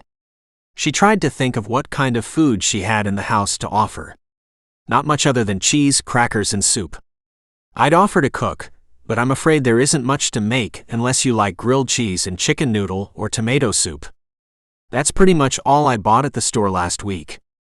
How about I bring dinner? Chinese takeout. Or roasted chicken. Roasted chicken would be great. She put her hand on the upper portion of her stomach. The pizza is already giving me heartburn. Roasted chicken it is. He glanced down at her abdomen, then quickly looked away. Sorry about the heartburn. Hey, I'll take heartburn over throwing up any day. She waved her hand. Not sure why, but I'm feeling better in that department. Maybe you're farther along than you originally thought. It felt odd to be discussing her pregnancy with Drake, especially since she still hadn't heard a word from Cal, the baby's father. No, I'm fairly certain I have the dates correct. I'm sure my OB will validate that. Ultrasounds are very commonly used to estimate gestational age, Drake agreed. I'm sure your doctor will schedule one soon. I can't wait, although I'm torn between keeping the baby's gender a secret or finding out ahead of time. He stopped abruptly. Before she could ask what, their pagers went off. This time she had no qualms about flying or landing. Maybe because she was glad their shift was going by quickly. She was looking forward to seeing Drake after work. Drake couldn't believe he'd almost blurted the truth about how he and Serena had decided to wait to find out the baby's gender. Because they'd wanted it to be a surprise. He hadn't known he had a son until the infant had been stillborn. Drake's heart still ached from the loss. But there was no denying his interest in the pretty blonde pilot. They had a date. Tonight. To share dinner. What was he thinking? That he was tired of being alone. The stark truth was as simple and complicated as that. He was tired of being alone, but getting involved with another woman? One that was pregnant?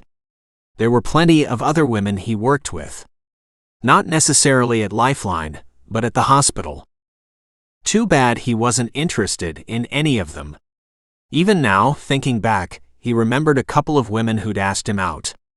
He'd turned them down, nowhere near ready to hit the social scene, but at the moment he couldn't even remember who they were, much less what they'd looked like. The only explanation was that he'd lost his mind. He focused on the transfer, a young man who'd been in a bad snowmobile accident up in Rhinelander and needed to be transported down to Trinity Medical Center. Not an OB call, thankfully. He shouldn't have been surprised. Megan was astute enough to pick up on his aversion to OB calls and to celebrating Christmas. He wished now that he hadn't promised to talk about his past. He'd rather look forward to spending time with Megan without slogging through his personal baggage. After he and Ivan boarded the chopper, he listened as Megan spoke with the paramedic base about their call. He hadn't realized the flight between Milwaukee and Rhinelander would take a little over an hour one way. A glance at his watch confirmed they should be back a few minutes before the end of their shift. If they didn't run into any problems. Not his usual mode of operation while responding to calls, however. Hopefully, this one would prove uneventful. They were in the air almost 20 minutes when the call came in from the paramedic base. Lifeline, your call to Rhinelander has been cancelled. Repeat, your call has been cancelled. 10-4, Megan responded, turning around to return to Lifeline. The chopper made a wide 180-degree turn in the air before resuming its course. Drake cued his mic. Base, this is Dr. Thornton. Can you tell me why the transfer has been cancelled? We were informed the patient passed away. He didn't move for a long moment. Ivan sighed heavily and shook his head. That's not good. No, it's not. Thanks for the update. He clicked off from the call. It was a long, silent trip back to the hangar. He wondered how Jared would feel about the waste of fuel in responding to a call that was ultimately cancelled. The last hour of their shift was uneventful. No additional calls came in. The night shift arrived, bringing Holt Baxter and Kristen Page as the physician and nurse on duty, and Reese was the pilot. The handoff didn't take long. Kristen and Holt discussed doing follow-up visits since there were no calls waiting in the wings. If you do, would you check in on infant male Browning? I transferred him to the NICU at Children's Memorial Hospital a few days ago. I'd like to know how he's doing." "We can do that," Kristen agreed. "Thanks." He wouldn't mind hearing about all the patients he'd cared for, but the little preemie held a special place in his heart. He prayed the little guy was doing better, that he'd find a way to survive and thrive when his own son hadn't. When it was time to leave, he walked Megan to her car. "Give me about 20 minutes to get home, change, and then pick up the food." "Okay." She glanced up at him from beneath her lashes. "Do you live far from here?" "I have a condo in the hill." She raised a brow. "Very nice." He shrugged. "It's okay, nothing fancy." He kept his hands tucked into his pockets while she opened her car door and slid in behind the wheel. 20 minutes, he repeated. "See you then." She shut the door and started the engine. He hurried through a quick shower, changed into jeans and a sweater, then stopped at the grocery store for a rotisserie chicken. He added mashed potatoes and gravy, along with steamed broccoli. He should have asked what kinds of veggies she liked, but figured if she wasn't a fan, he'd finish the broccoli himself. He made it to her apartment with 2 minutes to spare. This time, there was no one coming out to provide him a way to get inside, so he had to buzz the intercom. "Come in," Megan said. His pulse kicked up a notch as he entered the building and took the stairs to her second-floor apartment. His first visit had been to help out a sick friend. This was something more. He rapped on the door. She opened it, looking amazingly lovely with her blonde hair loose around her face. She was dressed much like he was, in comfy blue jeans and a pale blue sweater that made her eyes stand out. His mouth went desert dry, and it took a minute for him to jump-start his brain cells. "Hey, you look great. I hope you're hungry." "Surprisingly, I am." She opened the door wider to give him room to come in. "I'm not sure if this not feeling sick thing is good. I'm liable to pack on the pounds by eating everything in sight." "I don't think you have anything to worry about." In truth, he liked her curves. What was the point of being stick-thin? As he carried the bag of food to the table, he'd noticed she had it set for two, with a lit candle in the center. It was a romantic gesture, and a wordless acknowledgement that their relationship had turned a corner from friendship to a date. A flutter of panic hit hard. He tried to ignore it. "Broccoli. My favorite." He smiled. "Mine too." Within minutes, they were sitting across from each other eating the delicious chicken, potatoes, and broccoli. "Having that last call canceled was disappointing," Megan said. "Yeah. How does Jared deal with that kind of thing?" "It's a waste of fuel at the very least." Megan nodded. "It is, but it's part of the business. I think deaths that occur during our transfers are viewed as far worse." "I get that." There was a moment of silence, but he didn't find it uncomfortable, the way it sometimes was with people you didn't know very well. Odd how close he felt to Megan. She didn't ask anything personal until they'd finished their meal. She waved away his offer to help with the dishes and asked him to sit in the living room for a few minutes. When she had the table cleared and the leftover food put away, she joined him. "You lost someone close to you," she said softly. "Yes?" He forced himself to meet her gaze. "My wife and infant son." She sucked in a harsh breath and took his hand in hers. "Oh, Drake. How terrible for you. To lose your wife and son at Christmas must have been incredibly difficult." He nodded because he couldn't speak. His throat had closed up to the point he could barely breathe. "My heart goes out to you." Megan lifted his hand and gently kissed it. It was the sweetest embrace he'd been given over the past year. He found himself wrapping his arm around her shoulders and bringing her close. For several minutes, she didn't speak, but simply rested her head in the crook of his shoulder. Then she pulled away, just enough to look into his eyes. "I know it isn't easy to understand God's plan, but I hope you know He has something special in store for you." Again his throat tightened, making it impossible for him to respond. Words wouldn't come, so he put his feelings into words by simply lifting her chin and gently kissing her. The way he'd longed to do for the past week. 9. Megan melted into Drake's embrace, savoring his kiss. Warning signals were flashing in the back of her brain, but she ignored them. Drake's kiss made her feel beautiful and desired in a way she hadn't felt in what seemed like forever. It made a mockery of what she'd experienced with Cal, but this wasn't the time for self-recrimination. From this moment, she wanted nothing more than to look forward toward the future. Their kiss ended when they both needed to breathe. Drake rested his forehead against hers. "Wow," he whispered. She smiled. "Yeah, wow." He lifted his head and looked down at her. Slowly, the joy in his eyes faded. "Listen, Megan, I care about you." She grimaced and pushed away, rising to her feet. "Don't." "It was just a kiss, Drake. No reason to make such a big deal out of it." He reached up to snag her hand, preventing her from walking away. "It was more than just a kiss to me. Which is why I feel the need to warn you. The anniversary of my wife and son's death is 2 days from now. I am not sure I'm emotionally ready to jump into another relationship." Her flash of anger faded. "I don't remember saying anything about a relationship. It's not like this is a good time for me either. I'm pregnant and should be focused on my baby, not kissing a handsome doc." "Handsome?" He flashed a crooked smile. "Thanks." She rolled her eyes. "Seriously? I can't be the first woman to point that out.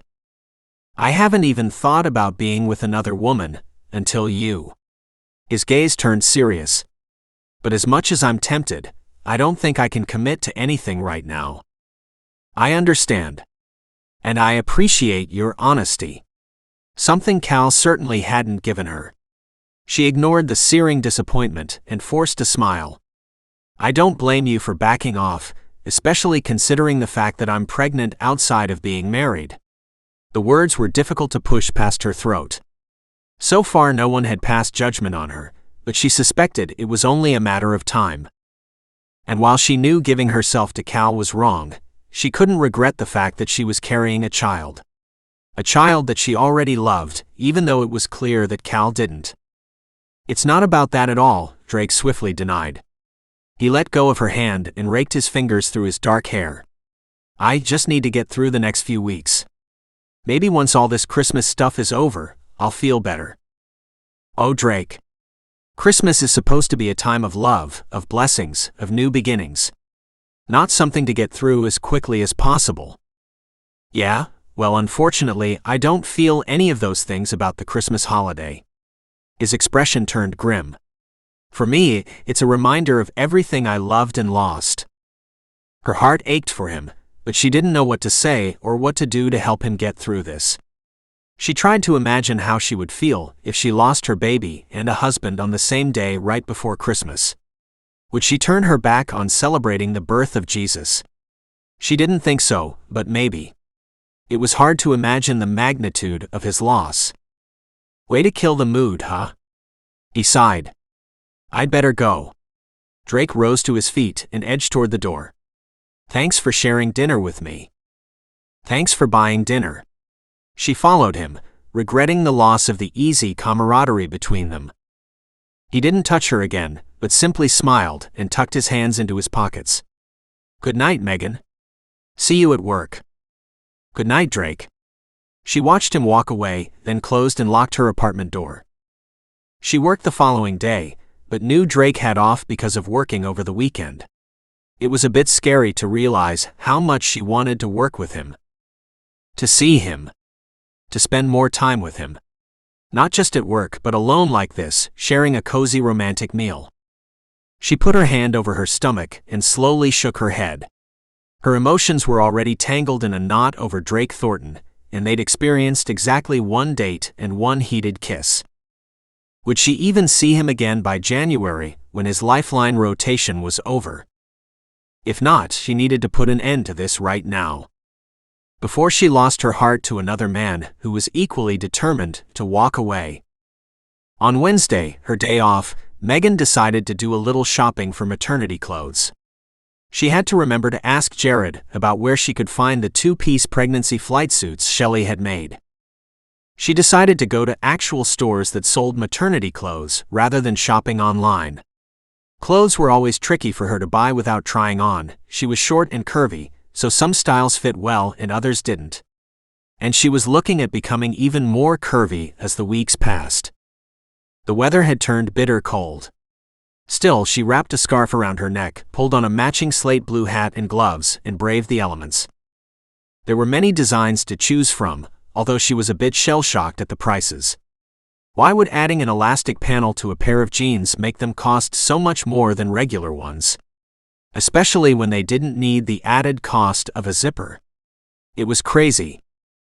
Being mindful of her budget, considering she had no idea how long she'd be allowed to fly in her condition, she only purchased a couple of maternity tops and one pair of jeans.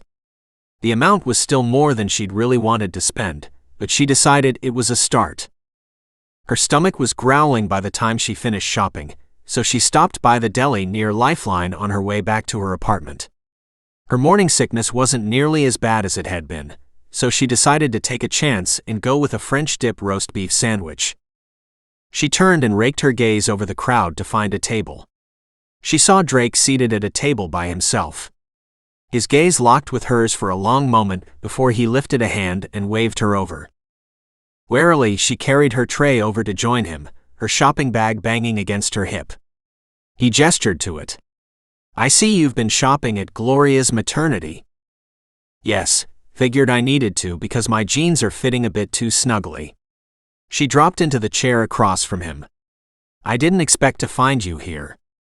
"I'm grabbing a quick bite to eat before going in to work the other half of Matt's shift to cover for him as he's got the flu."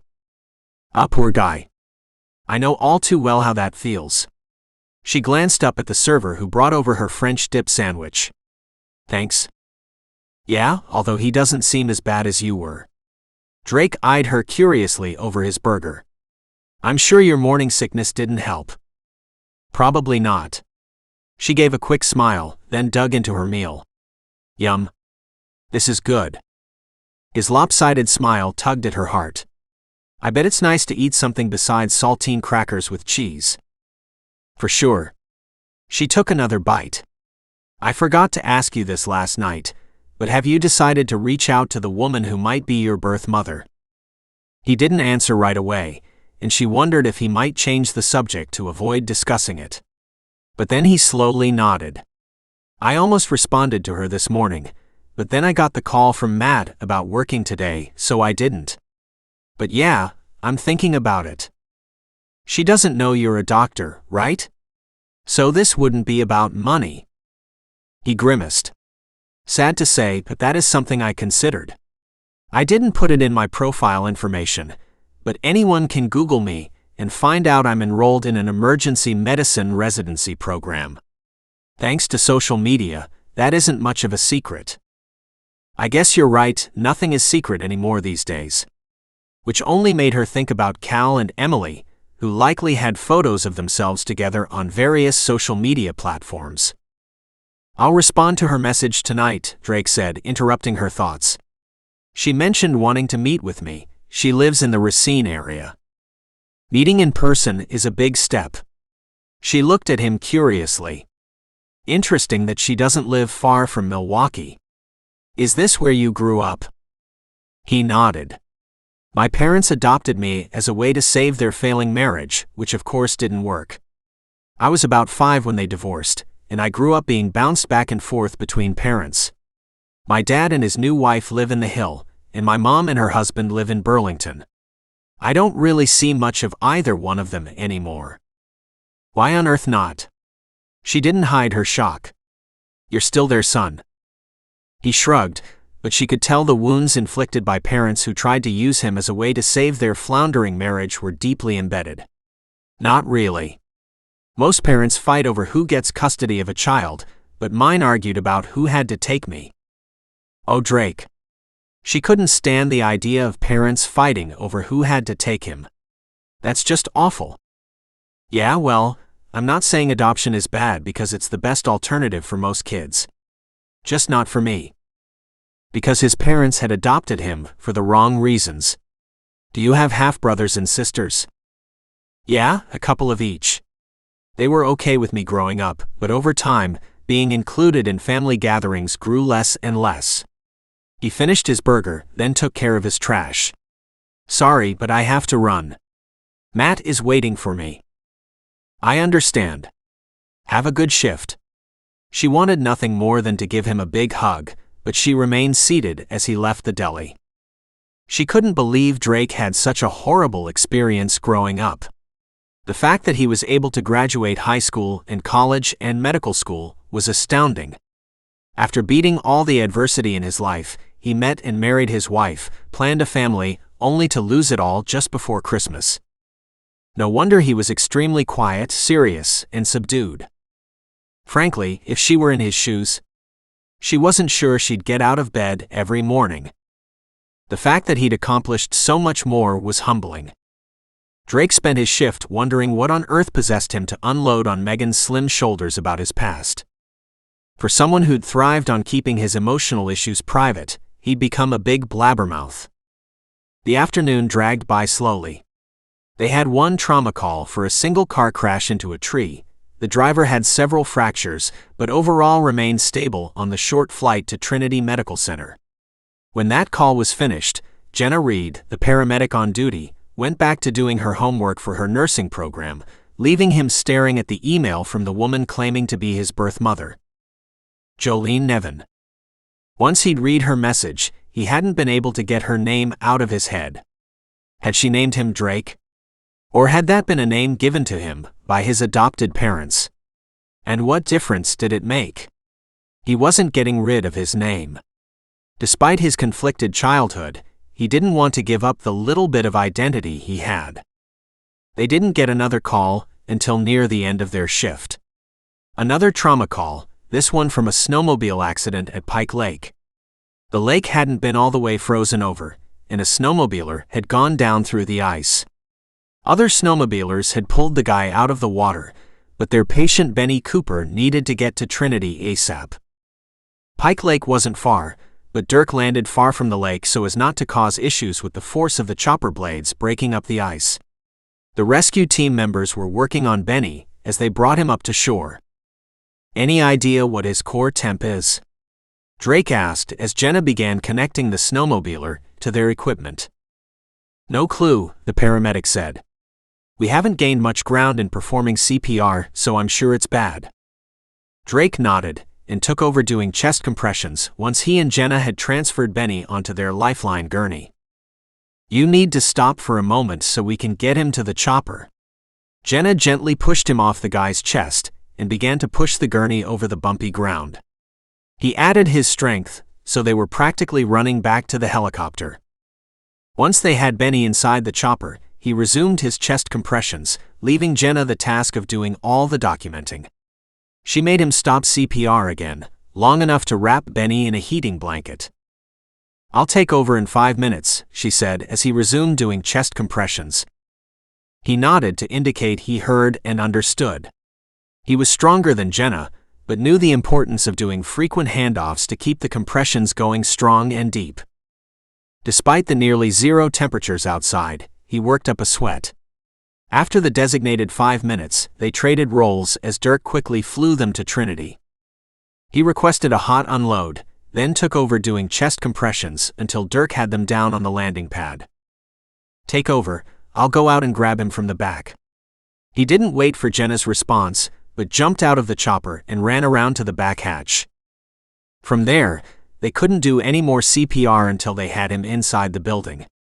Jenna, being the smallest of them, jumped on the edge of the gurney to continue doing compressions as he and the docs wheeled Benny into the elevators and down to the trauma bay.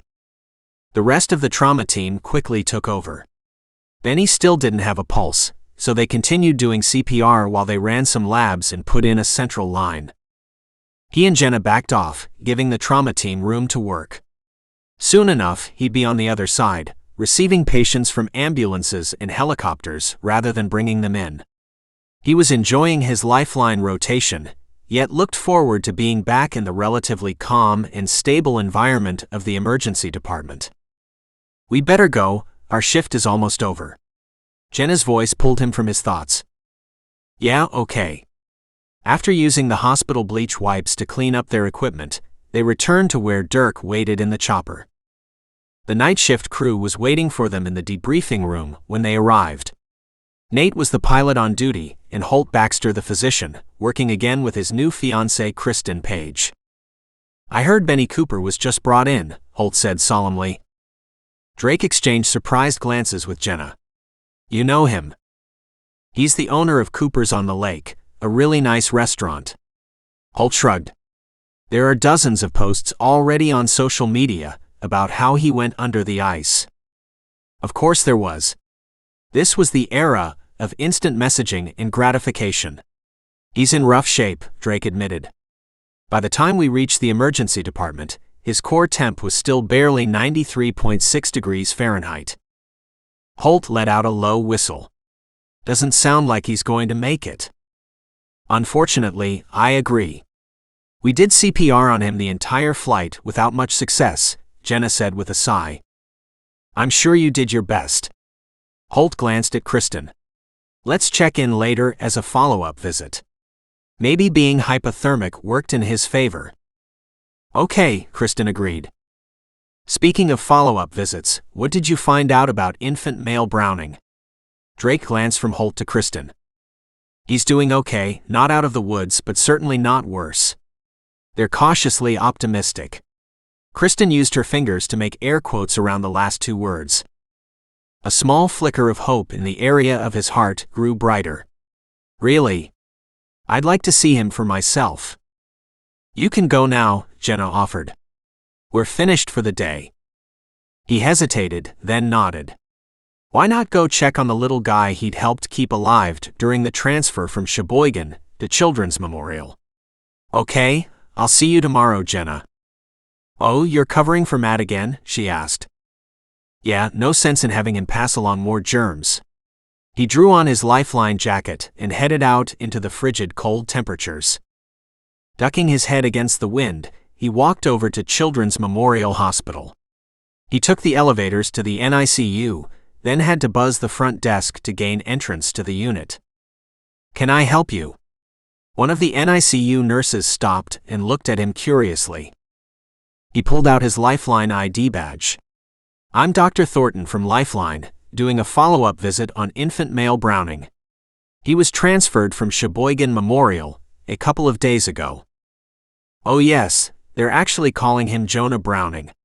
He's right over here." She led the way over to an isolette at the end of the row. He recognized the little guy right away. For a long moment he stood staring down at him, amazed that his heart rate was doing much better at 140 beats per minute. Jonah suddenly began to cry, making him smile.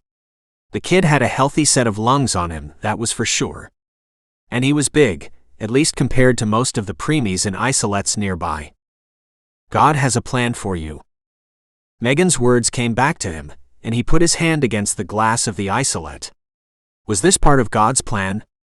To send him in a helicopter to save this little boy? Maybe. As much as the loss of Serena and Lance had left a hole in his heart, he suddenly understood he hadn't died with them. Megan and Kate were right. Where there was life, there was hope. 10. When Megan entered the debriefing room the following morning, she was surprised to find it empty. Usually the pilot sat by the radar screen to keep up on the weather. Following the sounds of laughter, she headed into the lounge. Kristen Page, Holt Baxter and Nate were decorating a lopsided Christmas tree set up in the corner of the room. But instead of using traditional holiday ornaments, they were using Lifeline supplies. Seeing the way they'd hung IV catheters, urinary catheters, and dressings on the various branches made her smile. "That's the saddest Christmas tree I've ever seen," she said with a shake of her head. "Ingenious but sad. You couldn't find any real Christmas items to use? And what are you going to use for the star on top?" Kristen flashed a grin. "We were thinking of using an emesis basin, but can't get it to sit right. I think this bedpan might work." Holt held it up, then lightly balanced it on the top of the tree. "See?" She wrinkled her nose. "Gross?" "The supplies are clean and mostly outdated, so we're not wasting them," Holt offered. The bedpan slid down and landed on the floor with a thud. Holt picked it up and placed it back on top of the tree, jamming the top of the tree into the opening. "Pretty sure bedpans don't expire," Kristen pointed out dryly. "When's the last time we used one in a flight?" Holt spread his hands wide. "Some of this stuff has been gathering dust since the 80s. Megan lifted a brow. "Lifeline has been around for that long?" "Yes, since 1984. When they all stared at Holt, he shook his head in disgust. "What?" "I can't help the way my brain files useless facts away for future reference." "Oh yeah, your brain is a file cabinet, all right." Kristen lightly tapped her fingertip on his temple, then went up on her tiptoes to peer into his ear. "Yep. I can see those drawers opening and closing as we speak." "You mock me, but you know it's true." Holt swung her in for a quick hug and kiss. The easy camaraderie between the newly engaged couple, Kristen and Holt, was something she secretly envied. And more proof that what she and Cal shared wasn't even close to real love and caring. Cal hadn't displayed a great sense of humor, and tended to become cranky and irritable when things didn't go his way. Enough. Thinking about Cal was counterproductive. Especially since he still hadn't acknowledged her messages about her pregnancy. "What is that?" Drake's voice had her turning to face him. She hadn't realized he'd be working today. But then she remembered Drake was covering for Matt Abbott, who had the flu. "You don't recognize a Christmas tree when you see one?" Kristen teased. "Where's your sense of humor?" Megan moved closer to Drake in a silent show of support. She knew the reason he avoided the holiday, but the others didn't. She kept her tone light and teasing. The bedpan on top was Holt's idea. After a long second, the corner of Drake's mouth curved up in a smile. "Pretty pathetic, don't you think?" "We work with what we have," Kristen said, waving an impatient hand. "And what we have isn't much." "I hope Jared doesn't mind the way you wasted our supplies," Drake said. "Most of them are outdated or rarely used." Holt took a step back and nodded his approval. "Besides, it's a good way to get into the holiday spirit." "Bah humbug," Drake deadpanned. "If the tree is finished, we should get down to business," Nate said, moving toward the debriefing room. "Who are we waiting for?" "I'm here," Ivan said, coming through the doorway bringing in a cold gust of winter air. "Overslept this morning." "Is Bethany all right?" Megan asked. "She has the flu." Ivan plopped into a chair. "She woke up about 2 in the morning and didn't fall back asleep until almost 4. I managed to get a total of 5 hours of sleep. But at least my wife has the day off, otherwise we'd be scrambling for childcare." Megan nodded, her chest tight. She wouldn't have the option of a partner taking the day off to stay home with a sick kid. Her parents were gone, both having passed away from cancer, and she didn't have brothers or sisters. The responsibility of being a single parent was suddenly overwhelming. There was no point in worrying about that now. She hadn't even had her first doctor's appointment. Hadn't felt the baby move, which according to the books she'd read would start at about 16 weeks. "Any pending transfers?" Drake asked when everyone took a seat in the debriefing room. "Nope. It was a quiet night," Holt said. "We only did 2 calls, both without incident." "Okay, then what about the weather conditions?" Drake's gaze shifted to Nate and Megan. "Anything to worry about there?" "Cloudy skies but not a lot of wind," Nate said with a shrug. "Nothing to worry about from my perspective." Megan glanced at the radar, taking in the wind pattern and cloud cover. "I agree, we're good to fly." Drake nodded, but didn't say anything more. Holt and Kristen left, as did Nate. Ivan disappeared into the lounge and stretched out on the sofa. She couldn't blame him for trying to get a little sleep. "Have you heard how Matt is doing?" Drake shook his head. "No, but he told me he'd call later to let me know how it's going. If he's better, he may pick up one of my shifts." "Sounds reasonable." She wanted to sigh at the fact that they were talking about work or the weather. "Have you responded to your birth mother yet?" "Yeah, I sent her a message last night." Drake pulled his phone out of his pocket and thumbed open his email. "No response yet."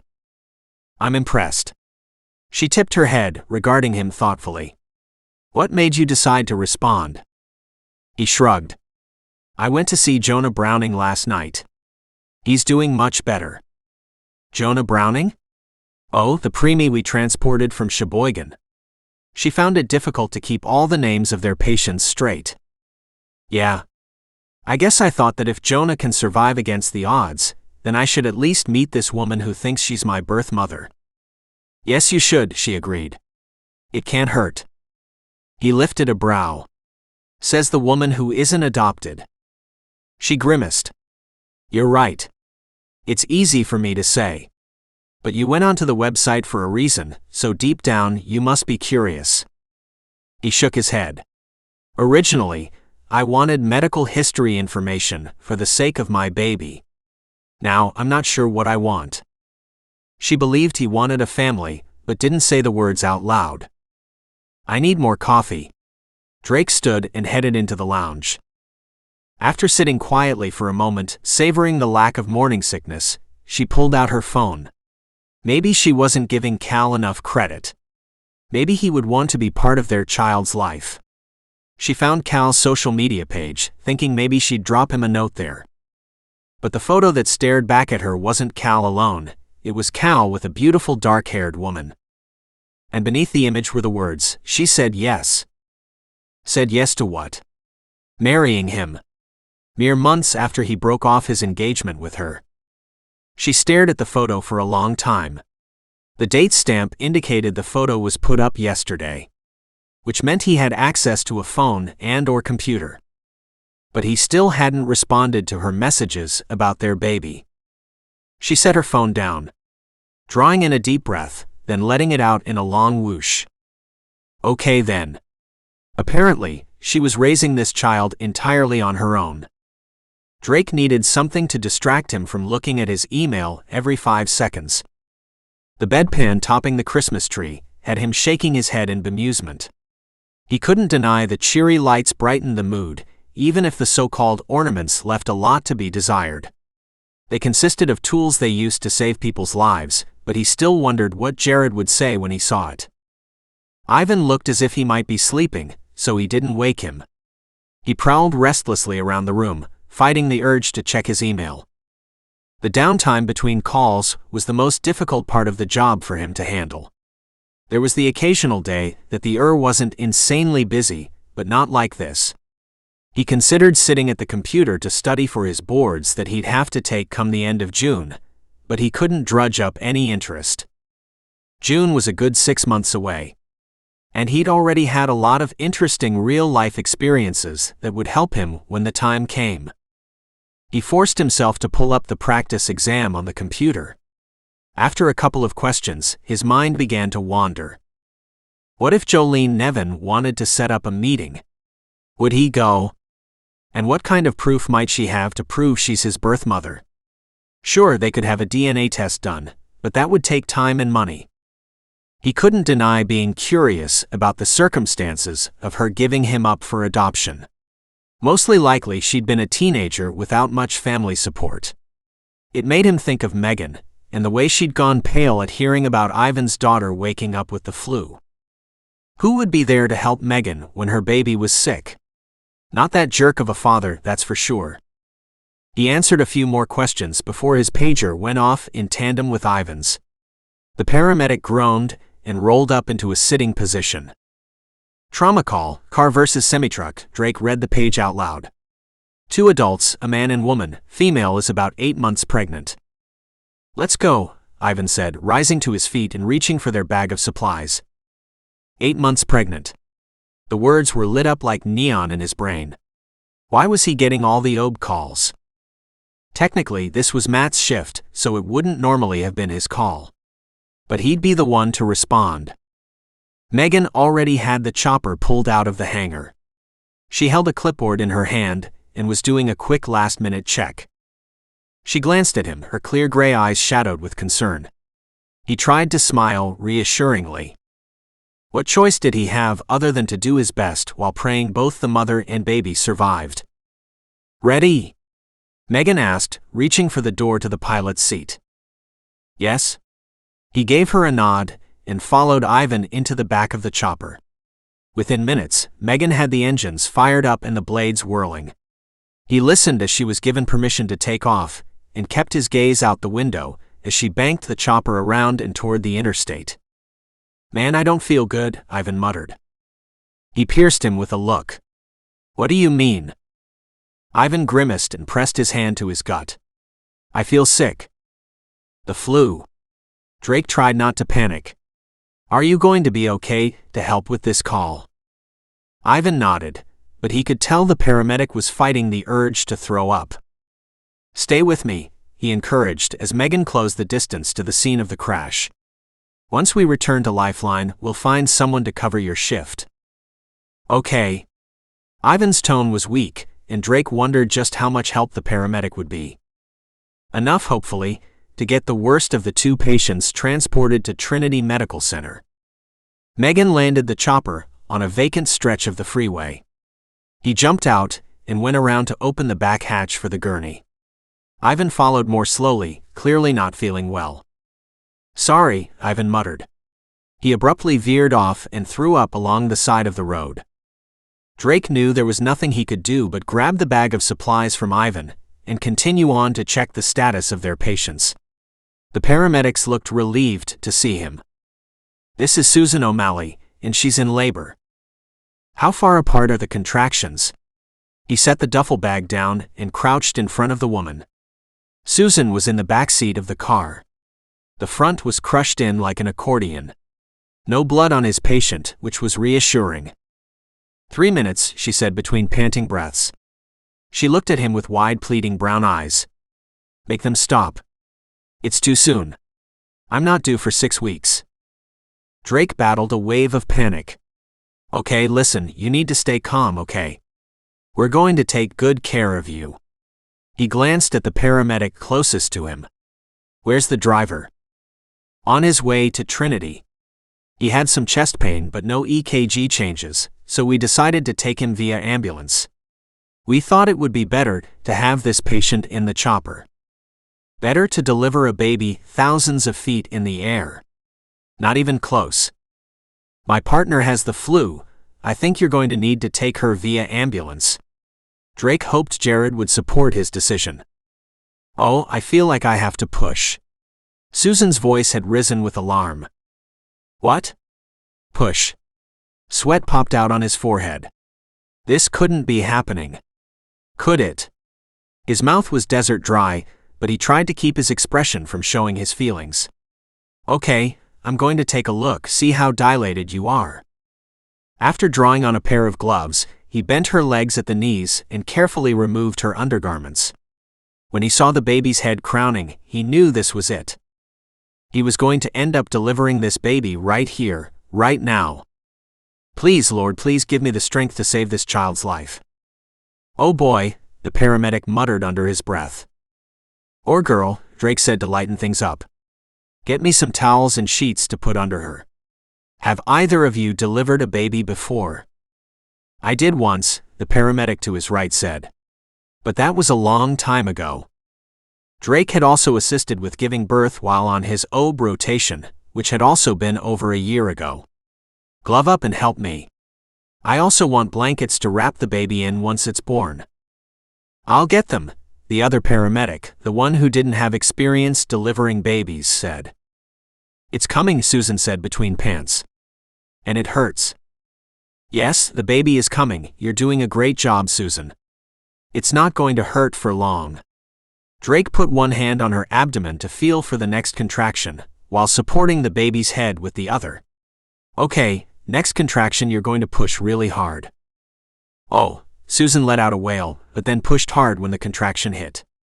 He felt the baby slide forward, and used both hands to gently turn the baby's head as it emerged from the birth canal. "Good, you're doing great, Susan.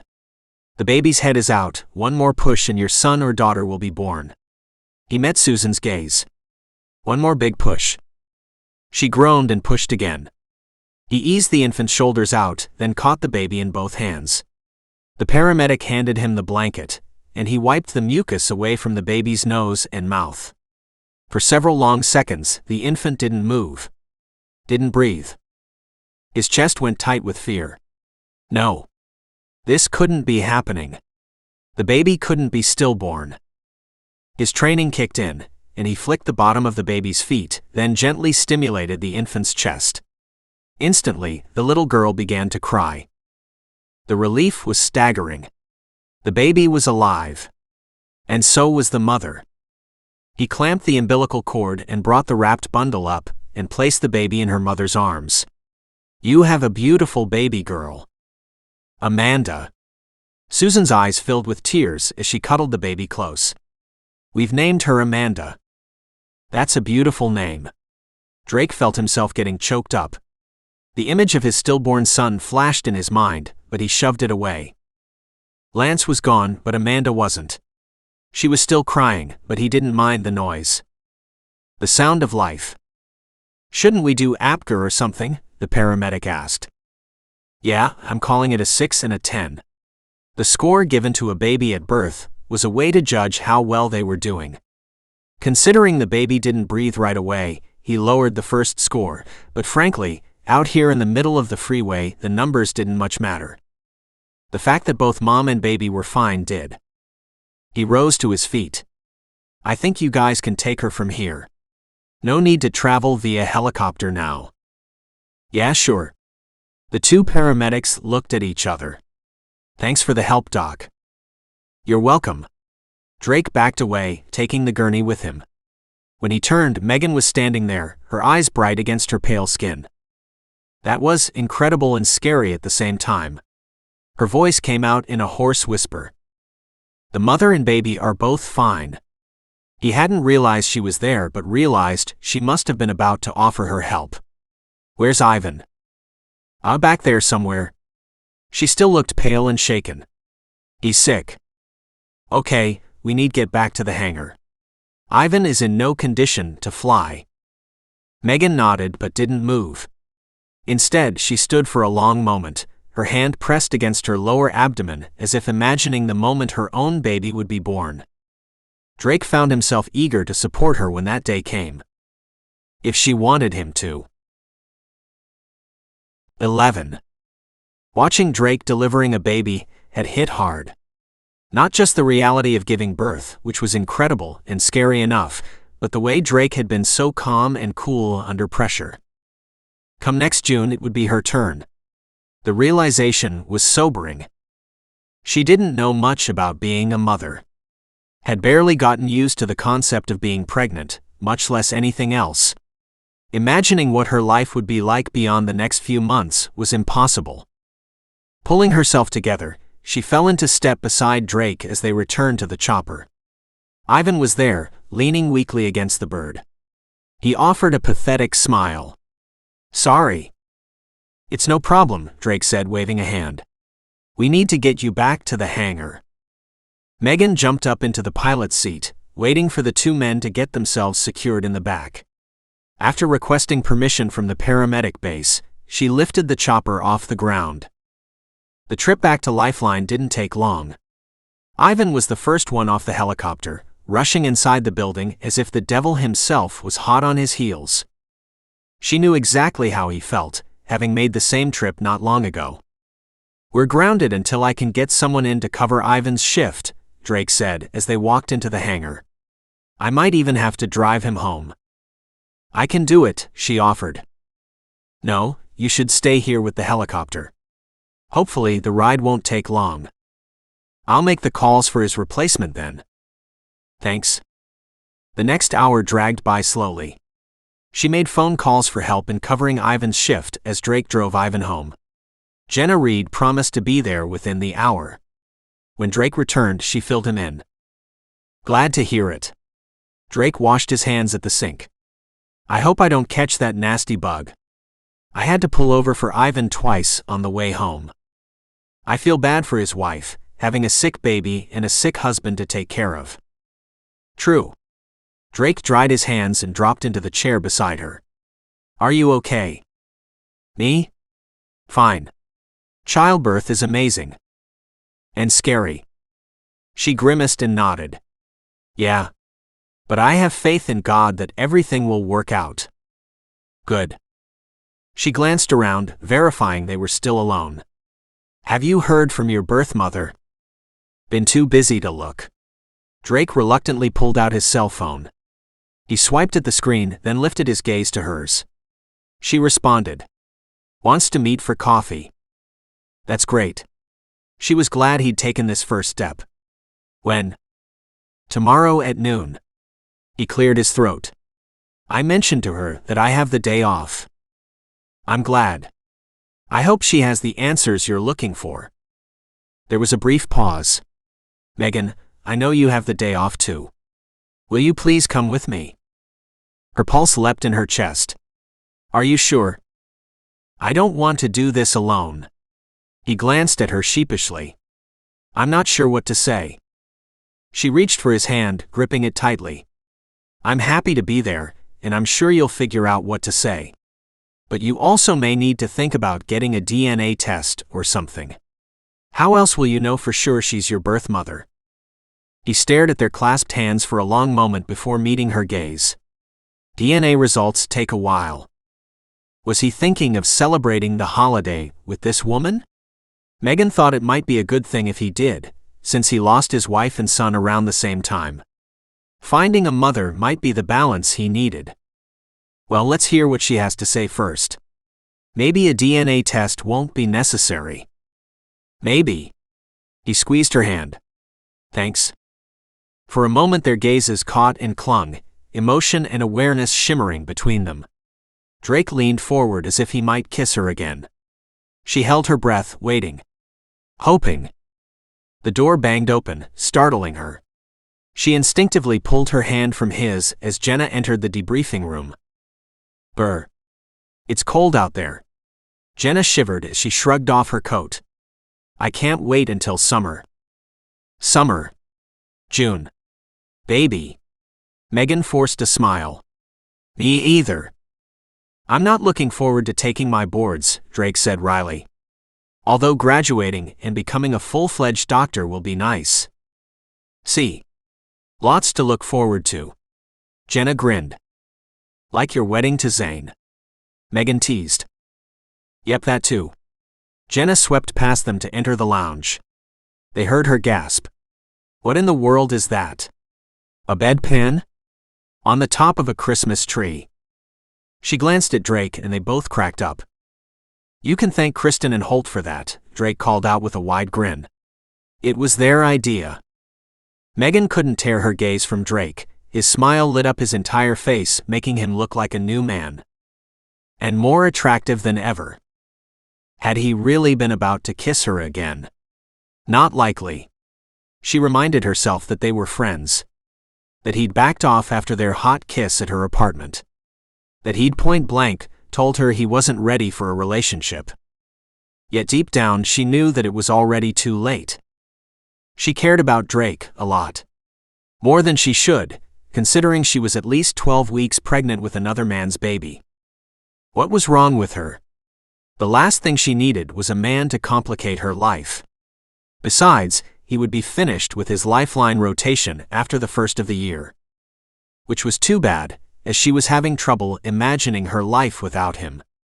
The following day, Drake sat in the living room of his barren condo, drinking coffee, as he contemplated the idea of digging out the Christmas tree from the spare bedroom. Christmas was only 5 days away, so it seemed a little silly to bother with decorations at this point. Today was the anniversary of his wife and son's passing. For weeks now he dreaded this day, but when he woke up, his first thought wasn't about Serena or Lance. Megan's smiling face had popped into his mind. Followed by the fact that he'd be seeing her soon as they drove down to Racine to meet the woman who might be his birth mother. There were still twin aches deep in his heart for Serena and Lance. For the beautiful family he'd lost. For the bright future they'd never have. But somehow, his memories of them had turned sweet rather than bitter. He'd loved them both more than anything. But life went on, and he had no choice but to move along with the rest of the world over these past 12 months. Saving lives the way God must want him to do. It struck him that he'd made this arrangement to meet with Jolene Nevin on the same day he'd lost his family without even realizing it. Was that some sort of sign from God? Some way of the Lord showing him the path he should take. Maybe. It was probably better to be out and busy rather than sitting home to wallow in the past, the way he'd originally planned to spend the day. He'd purposefully arranged his schedule to have today off so he could grieve alone. Driving to Racine with Megan hadn't been a part of the plan. Yet as crazy as it sounded, he was looking forward to the day. To talking with Megan and holding her hand as he met with Jolene. After draining his coffee, he set his mug aside and rose to his feet. No reason to pull the Christmas tree out of storage. He was working the holiday anyway. And he still remembered the painful process of taking off the decorations Serena had put up, removing the ornaments, and dismantling the tree. He'd almost thrown everything out, but at the time, even that was too much work. Instead, he'd tossed everything into the large closet in the nursery and closed the door. Maybe next year. For now, the creatively decorated Christmas tree at Lifeline was good enough for him. He smiled at the way Jenna had used white tape to create a star on the bottom of the bedpan, in an effort to make the tree more festive. He'd miss the Lifeline crew once he was finished with his rotation. Megan most of all. His chest tightened, and he told himself to shake it off. It wasn't as if he couldn't see her again, once he was back working in the ER at Trinity Medical Center. In fact, their schedules might end up being better aligned. The Ed only did 8-hour stints rather than 12. But they wouldn't be flying together any longer. Okay, now he was getting all morose again. There was just enough time to stop at the cemetery, to leave the flowers he'd purchased for Serena and Lance, then hit the gym before taking a shower. Exercise had worked to distract him in the past, surely it would work now. Standing at the gravesite of his wife and son was difficult. He'd been there before, on their birthdays and his and Serena's anniversary. Yet he didn't feel the same sense of despair he'd felt 3 months ago. A sign he was healing? Maybe. After turning away, he headed for the gym. Exercise didn't work to take his mind off everything.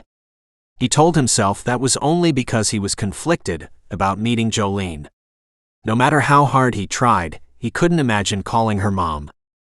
He arrived at Megan's apartment building 30 minutes earlier than planned. He pressed the buzzer, hoping she didn't mind. Yes? It's Drake. I know I'm early, sorry. That's not a problem. Come on up. She pushed the button to release the lock so he could enter the building. He took the stairs 2 at a time. Her apartment door was hanging ajar, but he knocked anyway, before poking his head in. Megan? I'll be there in a minute. Her voice was distant, as if she might be in the bathroom. He entered her cheery apartment, his gaze landing on the tree. He had to admit, it looked much better than the bedpan, catheter, IV tubing concoction they'd put together at Lifeline. Maybe he should put up the stupid tree at his place, after all. There was the loud whirring of a blow dryer. He went into the kitchen, searching for more coffee but only found tea. Feeling restless, he moved back into the living room. Edging closer to the tree, he noticed a tiny helicopter ornament. One that looked amazingly like their Lifeline chopper. Seeing it made him smile. I knew you weren't really a Grinch. Megan's voice came from behind him. He hadn't noticed the blow dryer had gone quiet.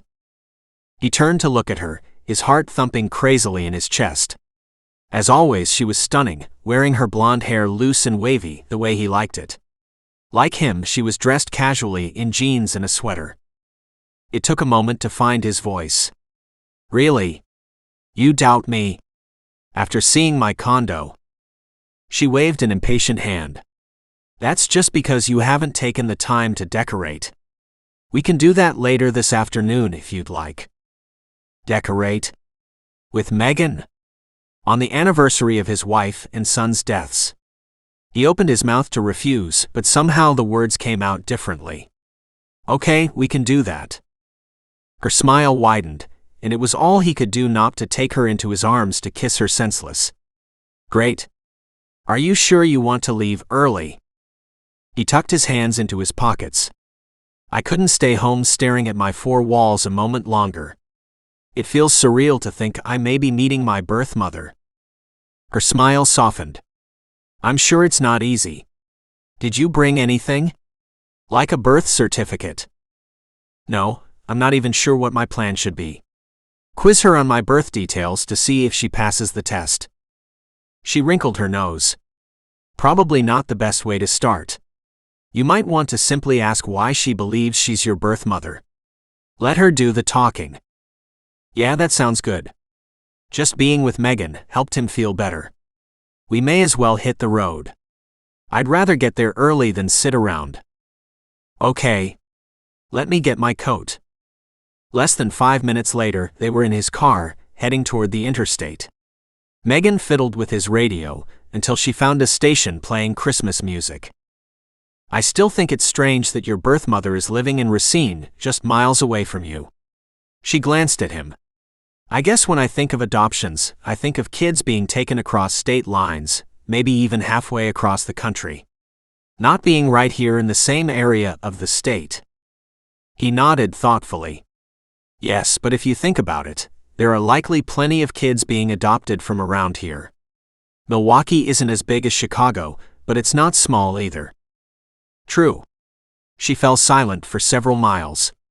Drake? He glanced at her. I'm glad you're not spending the day alone. She reached over to take his hand. You know what today is. He was surprised because he hadn't shared the exact date of Serena and Lance's deaths with her. Yes. Don't be mad, but I looked it up. He should have figured she would do something like that. Yet surprisingly, he wasn't upset. I'm not mad. Good. She settled back in her seat without letting go of his hand. The drive to Racine didn't take nearly as long as he'd anticipated. He found the Coffee Clutch Cafe without difficulty and pulled into the lot. They were a good 20 minutes early, but he figured they might as well head inside to get a seat. He went around to help Megan out, keeping a hand under her elbow as the parking lot had some slippery spots.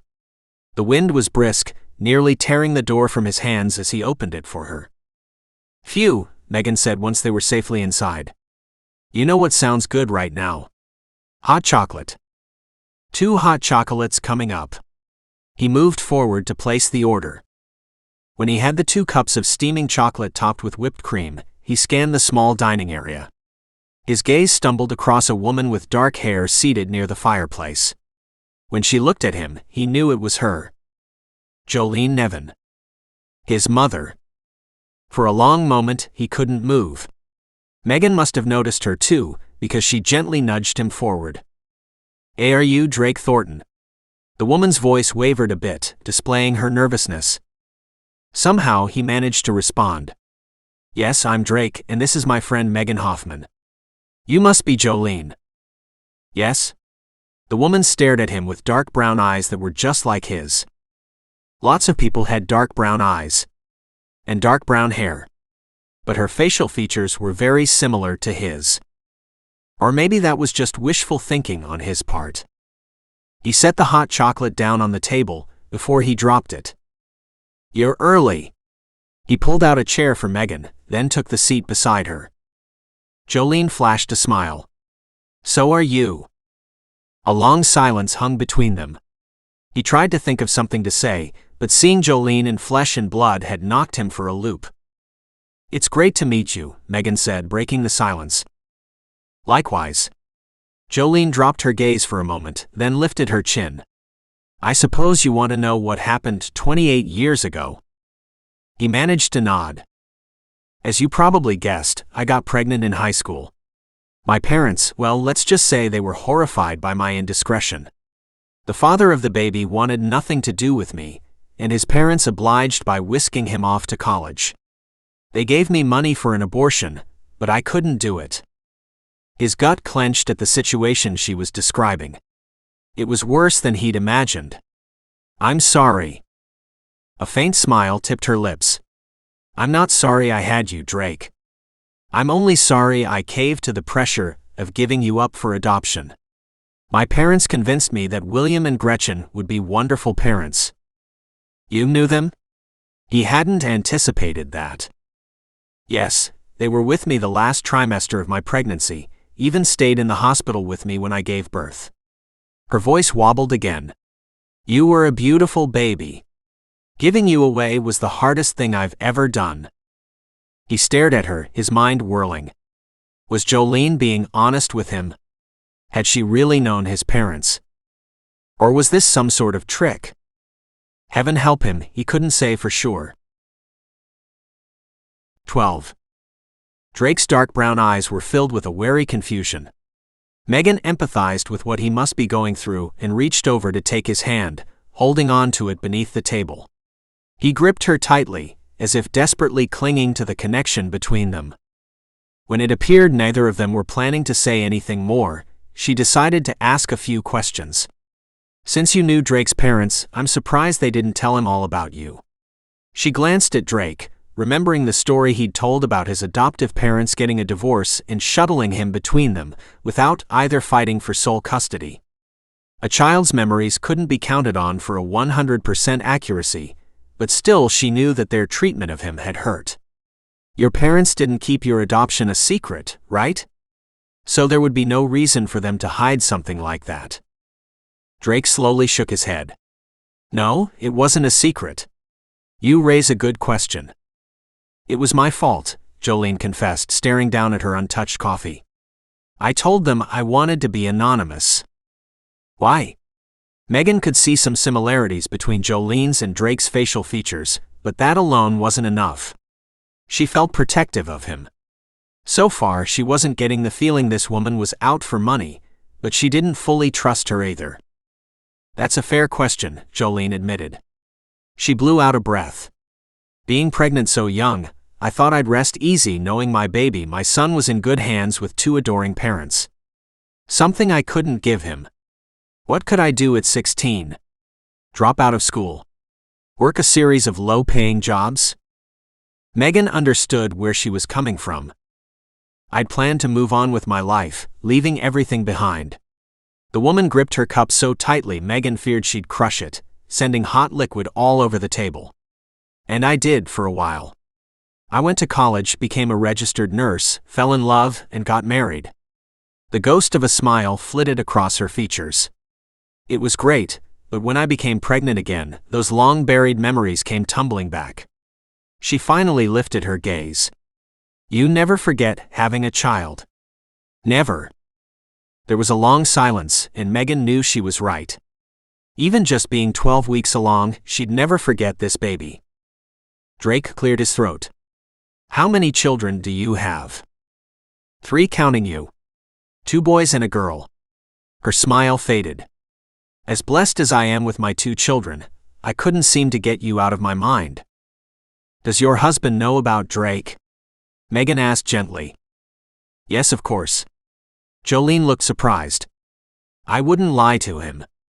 But when I mentioned finding you, Harper wasn't happy. He told me that disrupting your life wasn't my choice to make. But then I saw your post on Find Your Family and knew the time was right. If I ask my adoptive parents about you, what will they say?" Drake's question sounded a bit like a challenge, and she couldn't blame him. But hearing the truth from his parents would be easier and quicker than obtaining a DNA test. "I imagine they'll explain how they worked with an adoption agency, met me, and decided to adopt you when you were born." Jolene didn't hesitate. "I'm sure they have paperwork of some kind related to all of this." Drake glanced at Megan and she gave a brief nod. It seemed reasonable to talk to his adoptive parents as a next step, and she prayed they'd cooperate with him. "Where do your parents live now?" Jolene asked. "They used to live on the hill." That question appeared to jolt Drake. "My dad still does, but my mother lives in Burlington." Jolene frowned. "You mean they're divorced?" "Yeah, and happily married to other people," Drake explained. Megan watched Jolene closely. She looked upset at finding out the perfect life she'd imagined for her son hadn't come to fruition. When? "I was about 5 when they split up and bounced back and forth between households until I left for college." Drake's tone was matter-of-fact when Megan knew there was a deep emotional scarring underneath. "I had no idea." Jolene glanced away, brushing at her eyes. Megan felt certain, in that moment, that this woman was indeed Drake's birth mother. Who else would cry over a divorce? She felt certain adoptive parents had the same marriage stressors as those who had natural children. "It's okay," Drake said, awkwardly offering comfort. "I'm fine." It took a moment for Jolene to get a grip on her emotions. "Is that why you posted a message seeking your birth mother on the Find Your Family website?" she finally asked. "Because of the divorce?" Drake shifted uncomfortably in his seat. "Not exactly. I was thinking more along the lines of learning more about your medical history and that of your parents." "I see." Jolene nodded as if that made perfect sense. Megan continued to hold Drake's hand, offering support. "The good news is that my parents are still alive and very healthy. My dad had a cardiac cath and a stent placed for a blocked artery about a year ago, but no complications since." Megan thought it was interesting that Jolene was a nurse and Drake had ended up going to medical school. Maybe he'd gotten the science gene from his mother. Drake took a sip of his hot chocolate. "I don't suppose you know much about my biological father." Jolene grimaced. "No, I'm sorry. Last I heard he lives in California now." Drake nodded, but didn't look too disappointed. Megan felt certain he'd gotten what he'd been looking for, whether he realized it or not. Drake may have initiated contact through the site under the guise of searching for a medical history, but she felt certain there was more to it. Having a family of his own had likely spurred more curiosity about the woman who'd given him up for adoption. Losing his wife and son had been horrible, but Jolene represented a potential blessing.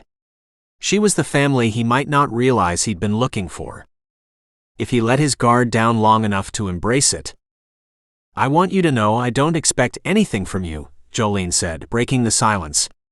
"I mean, I hope to keep talking to you if you're interested, but I can understand if that's not what you want. Right now, I'm glad we had this chance to see each other.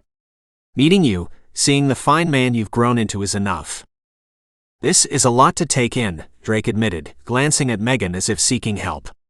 "I'm glad we met today too, but I'd like to talk to my parents before deciding anything else." "I think that's a great idea," Megan chimed in. "There's no rush, right?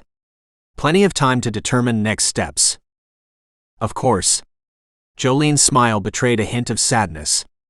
"I appreciate you taking the time to come here today." "Thanks for that, Drake." "It was great meeting you too." Drake stood and gently tugged Megan to her feet. "Drive safe." Jolene nodded, watching them go with a wistful expression etched on her features. Megan sensed her feelings were genuine, but understood Drake's need to be cautious. He didn't say anything as they got settled in the vehicle. Megan didn't push, knowing his mind was likely going in a million different directions. "What did you think of her?" he asked, breaking the silence. She glanced at him. "I think I should be asking you that question. She seemed honest and genuine to me, but your thoughts and feelings are all that matter." Drake sighed.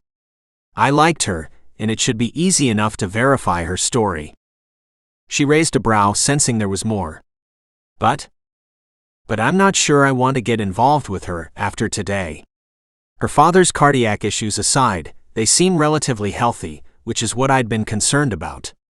No need to get all friendly. After all, she has a husband and kids, a life of her own. She frowned. "And you think she can't have a relationship with you because of that?" He grimaced and shook his head. "I don't know.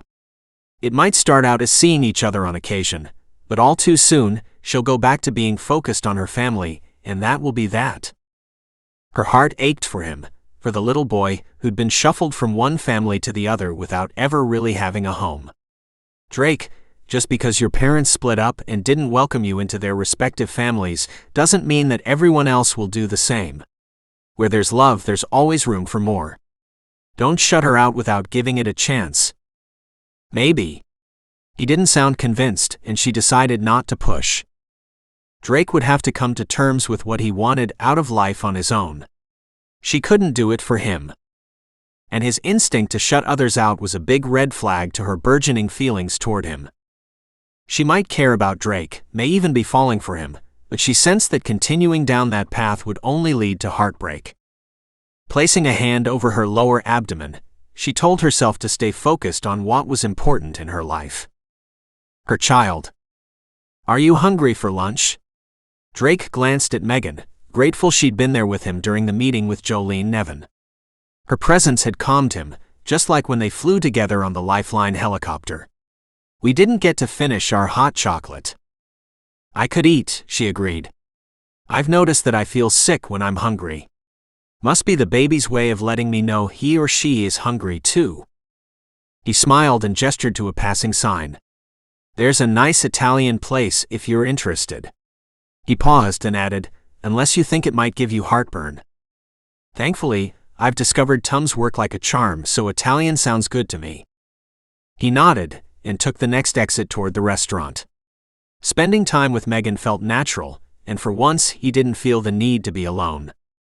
They arrived at the height of the lunch hour, but their hostess managed to snag a cozy table for two in the back. He barely glanced at the menu, having already decided on spaghetti and meatballs. "So many choices," Megan said as their server set glasses of water on the table. "And all spicy. You may need to buy stock in Tums," he teased. "Don't I know it?" Megan took a sip of her water, then closed her menu a minute later. "Okay, I'm set." "What are you having?" Drake eyed her curiously. "Spaghetti and meatballs." He laughed. "Me too."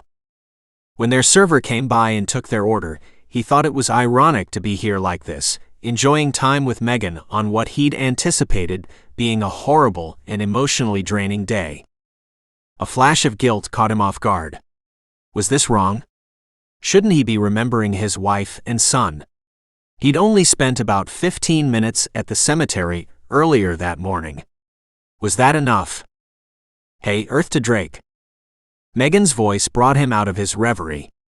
"I'm here." "Your mind wasn't." Her smile was gentle. "I'm sure it's not easy to be here like this. To be honest, it feels good. I stopped by their graves earlier today, but didn't feel like staying as long as I normally do." He shrugged, meeting her gaze. "I would have thought today would have been much harder to get through, but it's been better than I expected." Her face bloomed in a smile that warmed his heart. She was so beautiful, so fresh and honest. "Don't forget pregnant," a tiny voice in the back of his mind whispered. "That's great to hear, Drake. You certainly deserve to be happy." Did he? It wasn't something he'd thought about over the past year. He'd been focused on working hard, doing his best to learn everything about emergency medicine and saving lives. But the goal of being happy hadn't entered his mind. Yet here he was feeling content and maybe just a little bit at peace with his past. Was this God's plan for him? Maybe. "I can see a shadow of doubt in your eyes," she teased. "Trust me on this, you deserve to be happy. I know it's been a hard year, and I'm not trying to minimize your feelings. But I don't think God wants you to give up living your life. I feel certain He wants you to move forward." He nodded slowly. "I'm starting to think so too." Their meals didn't take long, even though the place was packed. The tangy tomato sauce had a bit of a kick, and he glanced at Megan. "We may need to stop on the way home for more Tums." "Trust me, I have a whole bottle tucked in my purse," she confided. That made him chuckle as he dug into his meal. The food was delicious, and he noticed Megan seemed to be enjoying it too, despite the need for antacids. They chatted about work and their upcoming holiday schedule. When his phone rang, he considered letting it go to voicemail. Glancing at the screen, he inwardly groaned when he recognized Jared's number. "This can't be good," he said, showing Megan the screen. "Jared, what's going on?" "We're being hit by the flu, and I need someone to cover night shift. I know it will cause you to go over your work hours, but I'm getting desperate. The staff are dropping like flies." "I'll work tonight, no problem." He didn't mind bending the work hour rule. "Thanks. I need a pilot too. Reese and Dirk are both out sick." "A pilot?" He glanced at Megan, unsure if she wanted Jared to know they were together. She held out her hand, indicating he should hand over the phone.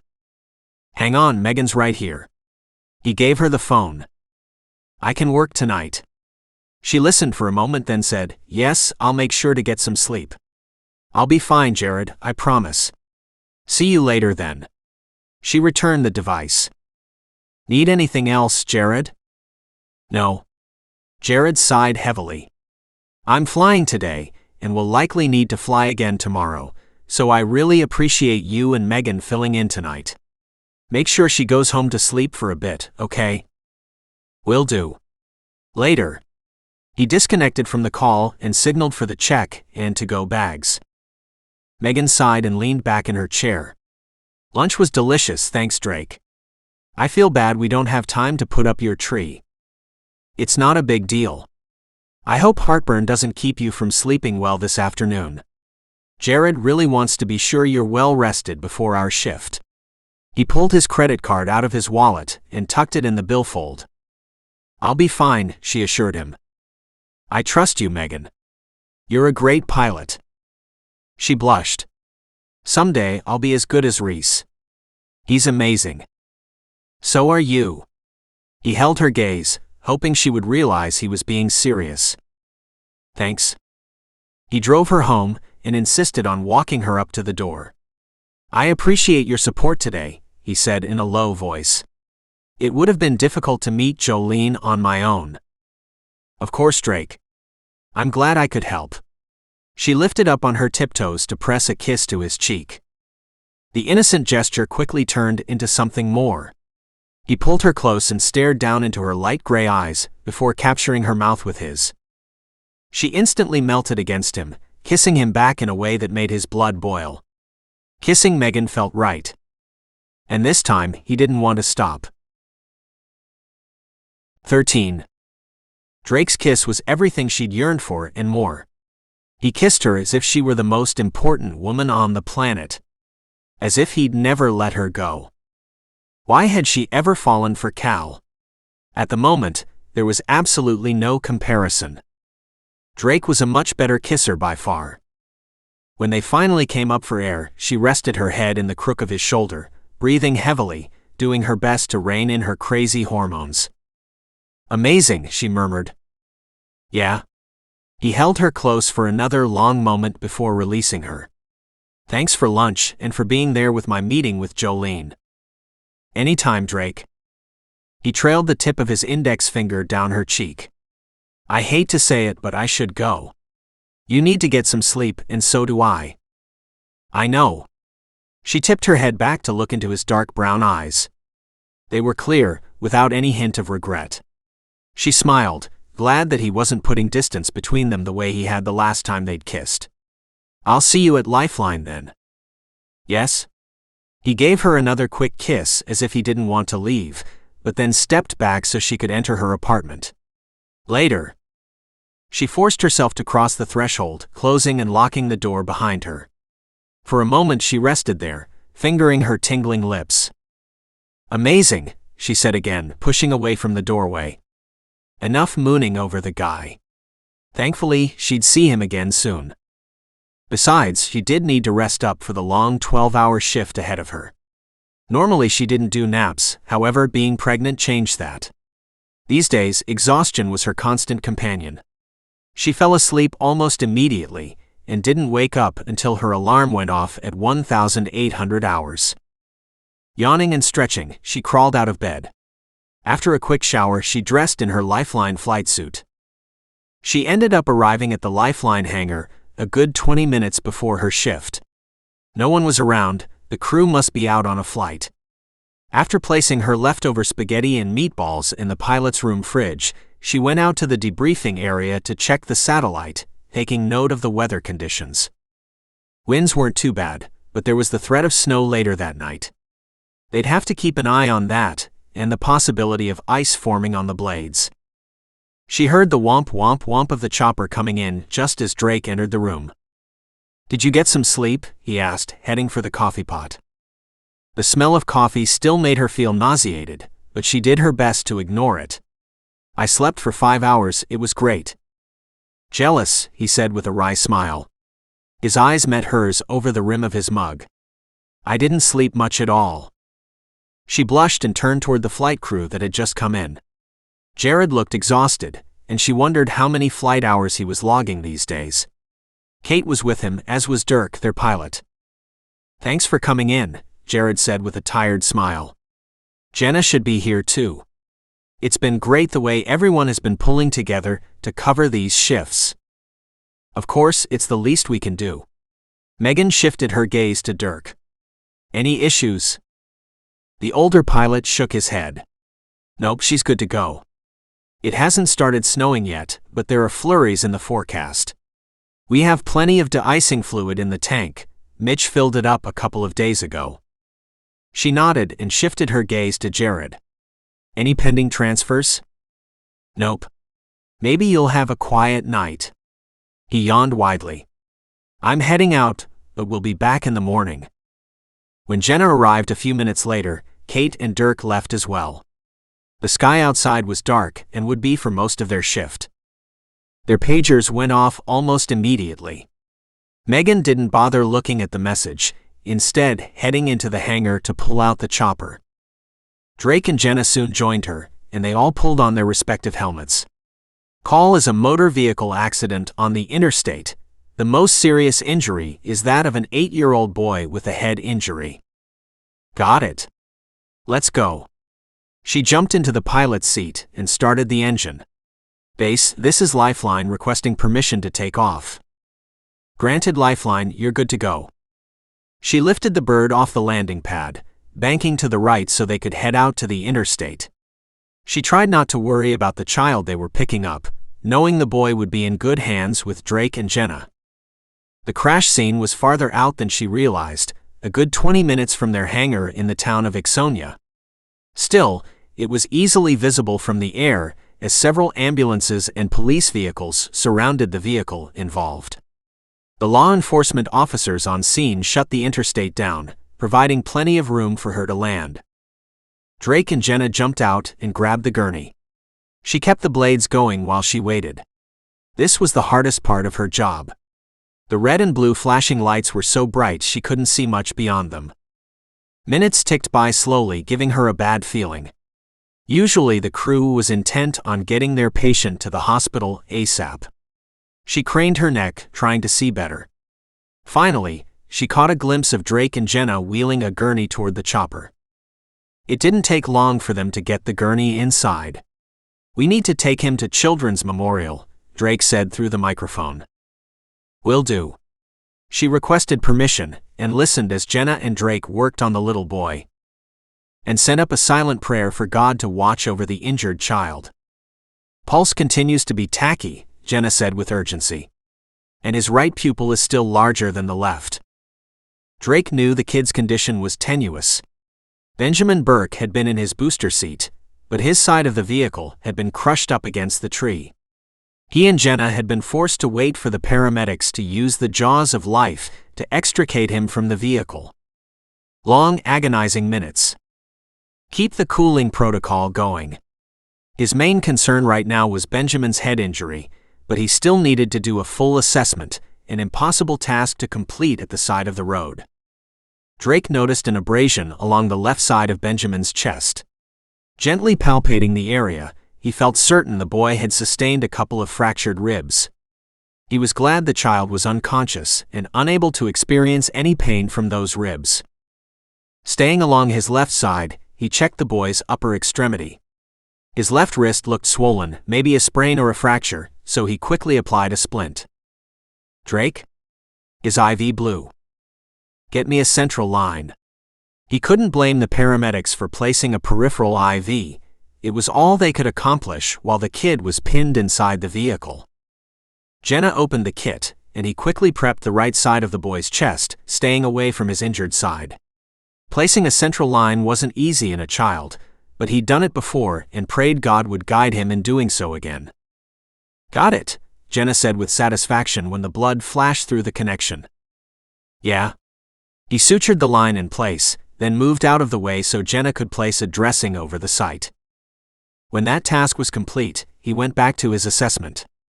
The kid's belly was soft, which was a relief. No sign of intra-abdominal bleeding. He moved lower, then sucked in a harsh breath. What is it? Jenna asked with concern. His left leg. The limb was extremely swollen to the point he wondered how he hadn't noticed until now. He tried to feel for a pulse behind the boy's knee and in his foot. Nothing. His gut clenched and he glanced at Jenna. He has compartment syndrome. Megan. What's our ETA? 12 minutes. Going that long without a pulse was not acceptable. He swallowed hard. I need drapes, sterile gloves, antimicrobial solution, and a scalpel. What are you going to do? Jenna rummaged in their flight bag for the proper supplies. He needs a fasciotomy. Something he'd only watched being done but had never performed, especially not on a child. Are you sure? Jenna's tone held doubt, even though she quickly opened the supplies he'd requested. Drake? Do you need me to divert to another hospital? Megan asked with concern. No. He'll get the best care at Children's Memorial. He met Jenna's grim gaze. I need the gloves first while you drape the leg. She nodded and did as he requested. The interior of the helicopter wasn't sterile, but he was determined to do his best to prep the kid's leg. Scalpel, he said to Jenna. She carefully opened the package so he could grab it, while maintaining sterility. Taking a deep breath and willing his fingers to remain steady, he began to make several long incisions in the child's leg. Jenna pulled dressings out of the bag as the wounds began to bleed. He felt bad about the scarring that would result, but releasing the pressure on the muscles by opening the hard and compact tissue was the only way to save the leg. He couldn't bear the thought of this child suffering an amputation. Better to have scars than a prosthesis. Check his popliteal pulse, he said when he'd finished the last long incision. Jenna gently lifted the leg, sliding her gloved hand beneath the bend in his knee. She lifted her gaze to his, reflecting admiration. It's faint, but it's there. Good.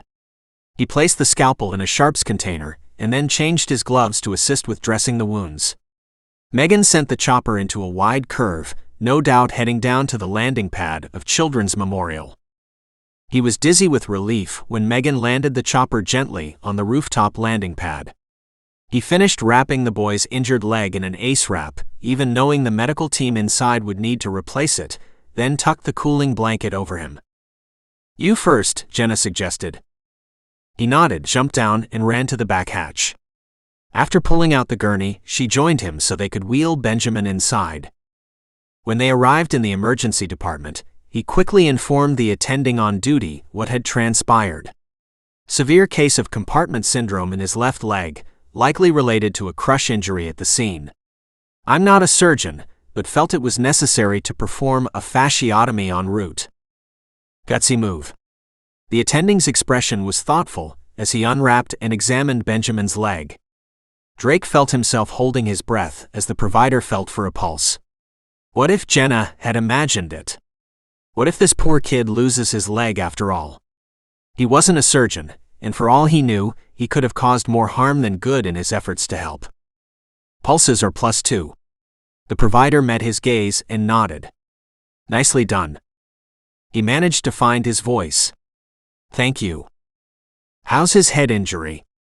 The provider gestured for one of the nurses to wrap the kid's leg as he shifted his attention to the boy's neurostatus. Left pupil is larger than the right.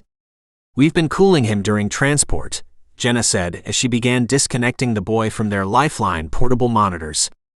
Drake pitched in to help while the nurses began reconnecting him to their equipment.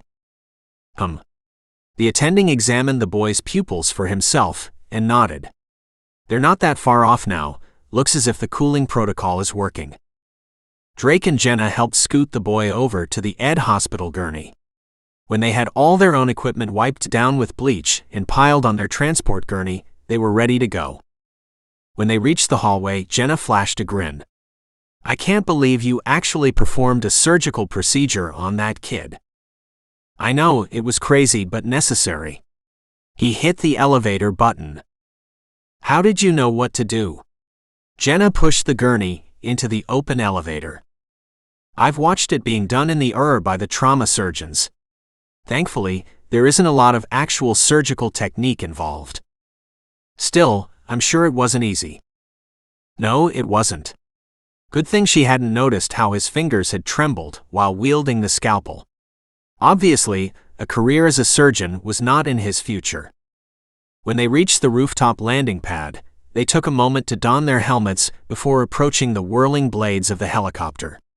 Drake ducked as he slid the gurney in through the back hatch before jogging over to climb in after it. He connected his helmet to the intercom. "We're ready when you are, Megan." "How's the little guy?" she asked. "Doing much better thanks to Drake," Jenna said, playfully smacking him on the arm. "I have to say, watching you do that fasciotomy was a first for me, and very educational." Drake felt embarrassed with all the attention. "It's part of the job." "I'm glad he's okay.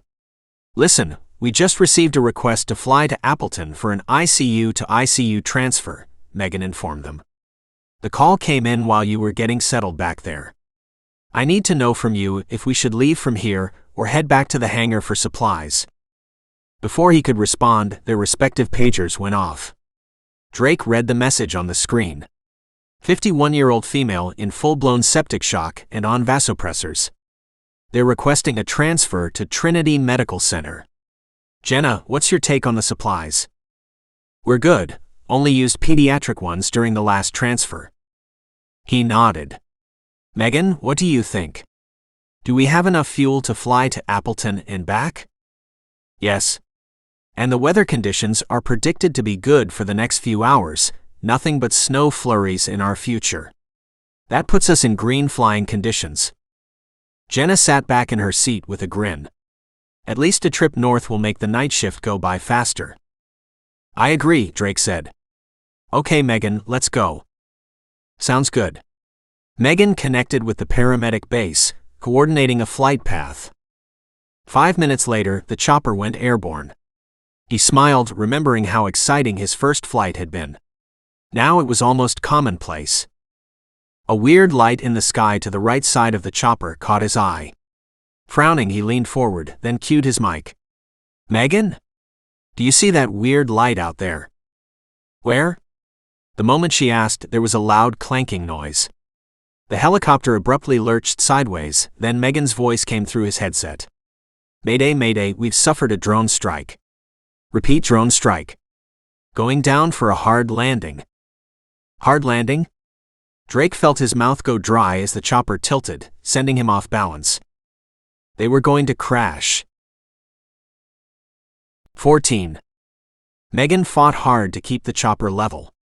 If one of the rotators hit the building or the ground, they'd spin out of control and crash. "Please, Lord, help me." The bird still lurched to the right, as if the stupid drone had damaged one of the blades. Come on," she muttered, using all her strength to force the stick over while descending to the landing pad. The lights lining the roof flashed in her peripheral vision. She didn't dare take her eyes off the instrument panel, knowing they were close. So close. There. The concrete landing pad was only a few yards below them. She dropped the chopper lower until they hit with a loud thud. The bird lurched to the side as one of the struts broke. In a quick move, she shut down the engine. The blades slowly stopped spinning, and the chopper stayed put. Safe. Dear Lord, they were safe. Still gripping the stick, Megan dropped her chin to her chest and closed her eyes. The worst landing she'd performed while stateside. Sure, she'd had some tough situations while trying to land amidst the rocky terrain of foreign countries, but nothing like this. All because of a stupid drone. The minute she'd heard Drake mention the lights, she'd known. People who flew drones were not supposed to be anywhere near airspace, like helicopter landing pads. And they required special licenses to fly the drones at night. And for what? Kicks and giggles. Lifeline, this is paramedic base. Are you okay? Over. She forced herself to unclench her fingers from the stick long enough to hit the intercom switch. Base, this is Lifeline. We've landed at Children's Memorial, but the helicopter is damaged. Repeat, the chopper is damaged.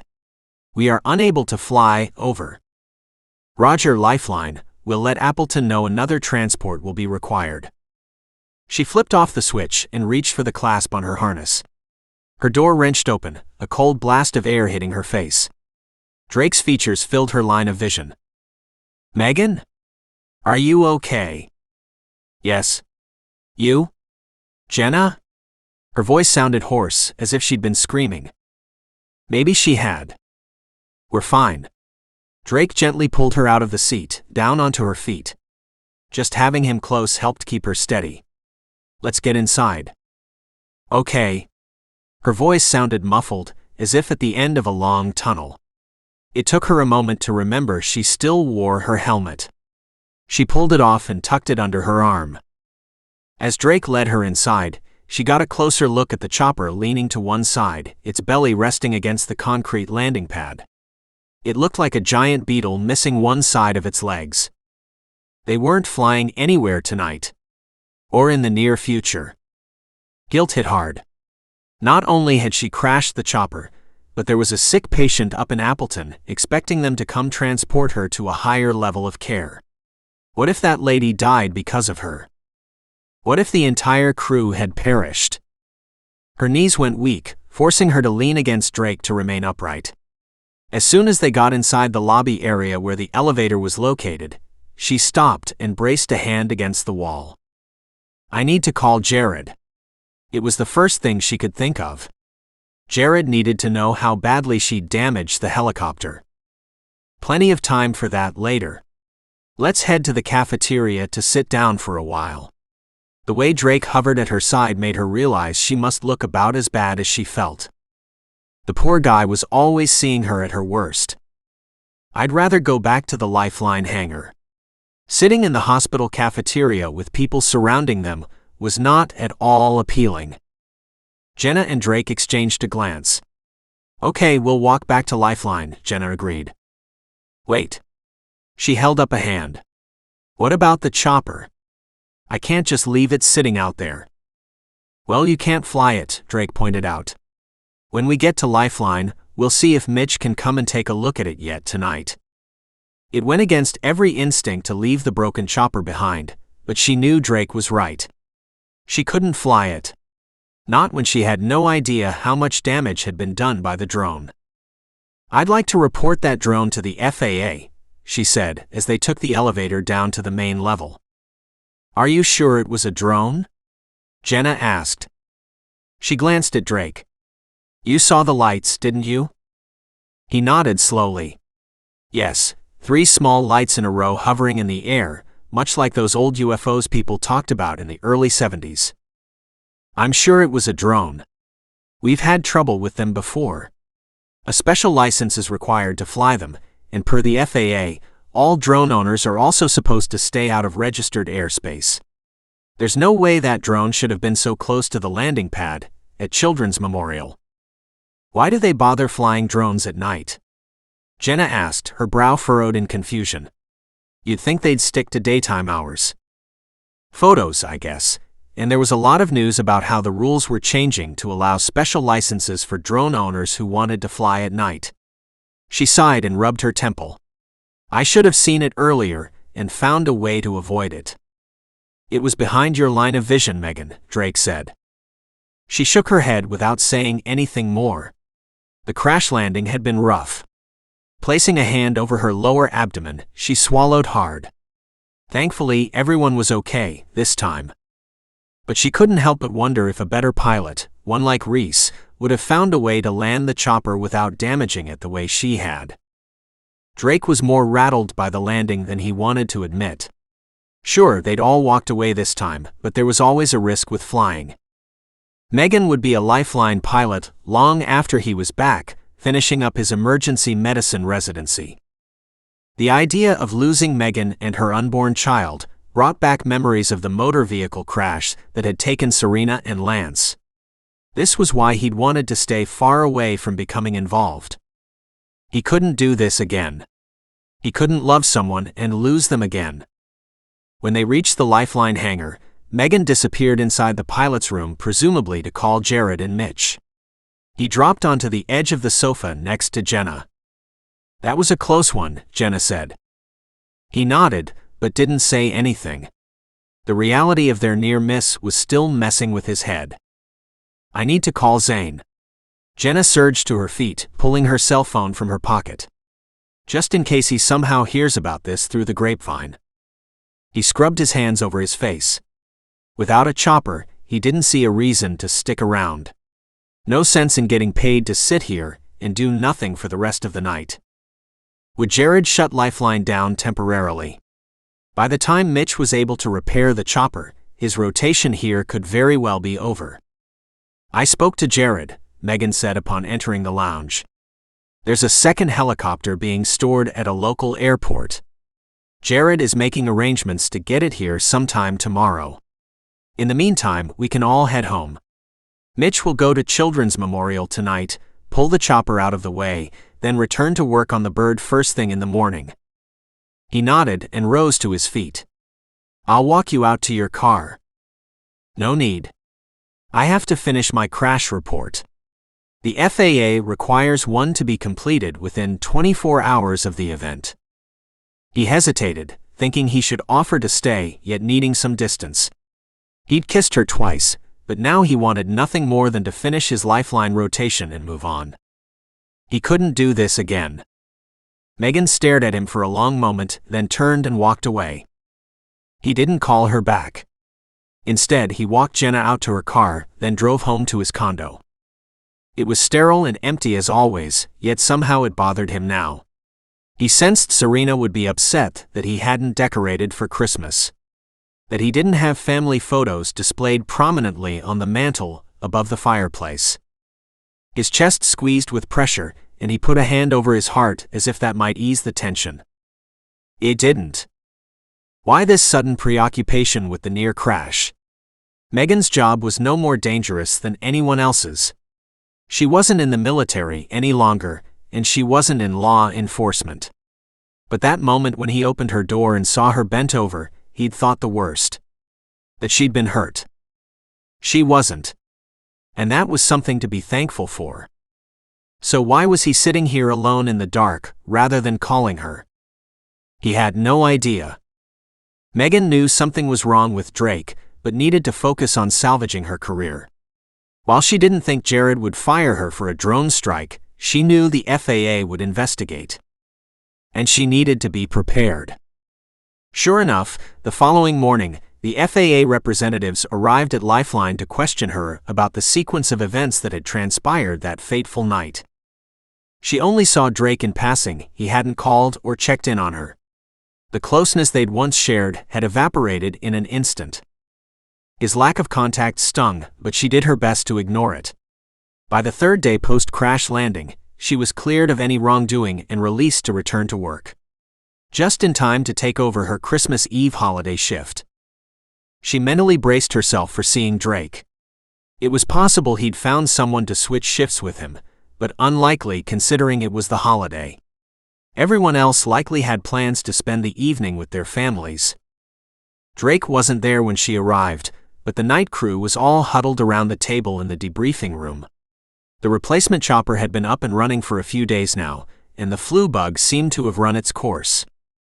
Reese was sitting beside Kate and Matt, his gaze zeroing in on her when she dropped into the seat beside him. "How are you?"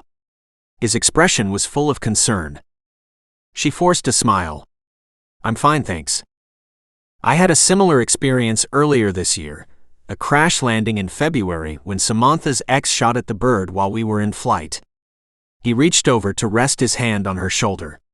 "I know how difficult it is getting through something like that." "Thanks." It meant a lot coming from someone who'd been there. "I only wish I'd have seen the drone sooner." Reese's gaze darkened. That idiot shouldn't be flying the stupid thing so close to the helipad. "I know. Thankfully, the FAA has a line on the person involved.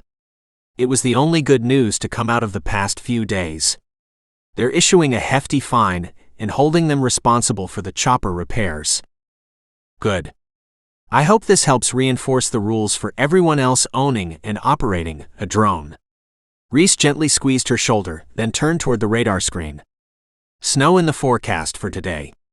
Although there are only flurries now, that could easily change. You'll want to keep an eye on the weather conditions. I placed us in yellow flying status for now. only responding to trauma calls within a 20-mile radius. Sounds good.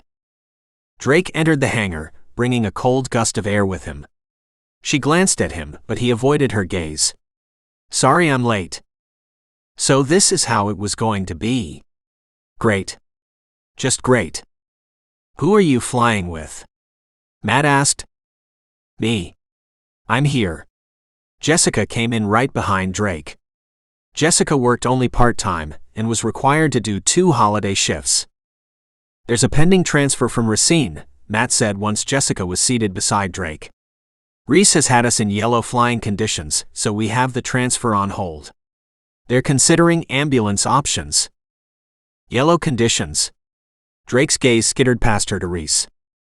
It's snowing and the winds are supposed to pick up. That can cause ice to form on the chopper blades. We're down 1 chopper, so for now, we're yellow. Got it, Jessica said. Racine should just go with the ambulance. It's less risky than waiting for a change in the weather. Matt nodded and yawned. That's it for us, right, Kate? When the flight nurse nodded, he stood. We're outta here. Megan stayed in her seat near the radar screen as the rest of the crew filed out. Ridiculous tears pricked her eyes. She decided to blame her hormones. Drake must have thought she was a terrible pilot. It's the only thing that made sense as to why he'd so abruptly withdrawn from her. He was so kind and caring immediately after their crash landing, but now he wouldn't even meet her gaze. Much less call. Jared, the FAA investigators, and Reese didn't blame her, but Drake did. How ironic was that? She took note of the change in wind speed, heading toward 35 miles an hour. Combined with the increase in snow, their conditions would soon be red. Which meant sitting around for the next 12 hours. Deciding to heat more water for tea, she turned just as Drake was coming back inside to get coffee. For a long moment, they stood staring at each other. The Racine transfer is off, they went with ground transport instead. Drake stuffed his hands into the pockets of his flight suit. Thought you should know. Well, don't worry, you don't have to risk flying with me, I'm declaring red flying conditions. The wind is coming in at 35 miles per hour. Combined with snow makes for poor flying conditions. I'm not worried about flying with you. He looked surprised at her statement. Sure, that's why you've been radio silent these past 3 days. She couldn't hide the sarcasm. He reached up and rubbed the back of his neck. It's not that. That was a close call. I kept thinking about how I lost Serena and Lance. His voice trailed off. She blinked. Seriously? That's what this was about. She took a step toward him. Drake, you have to know that flying isn't nearly as dangerous as driving. There are by far more car crashes each year than helicopter or plane crashes. He looked away, shrugged. Yeah, I know. Her heart squeezed in her chest. Of course he knew, he'd lost his family in a car crash. She gave herself a mental head slap. Taking a deep breath, she edged closer until she could reach out and touch his arm. You've been through a very difficult time, Drake. I'm sure it's not easy to let go of the people you loved. Your beautiful wife and son will always be a part of you, here in your heart. She tapped her finger against the center of his chest. But you also can't live your life by constantly playing the what-if game. Life is too short. None of us are guaranteed tomorrow. All we can do is to put our faith and trust in God.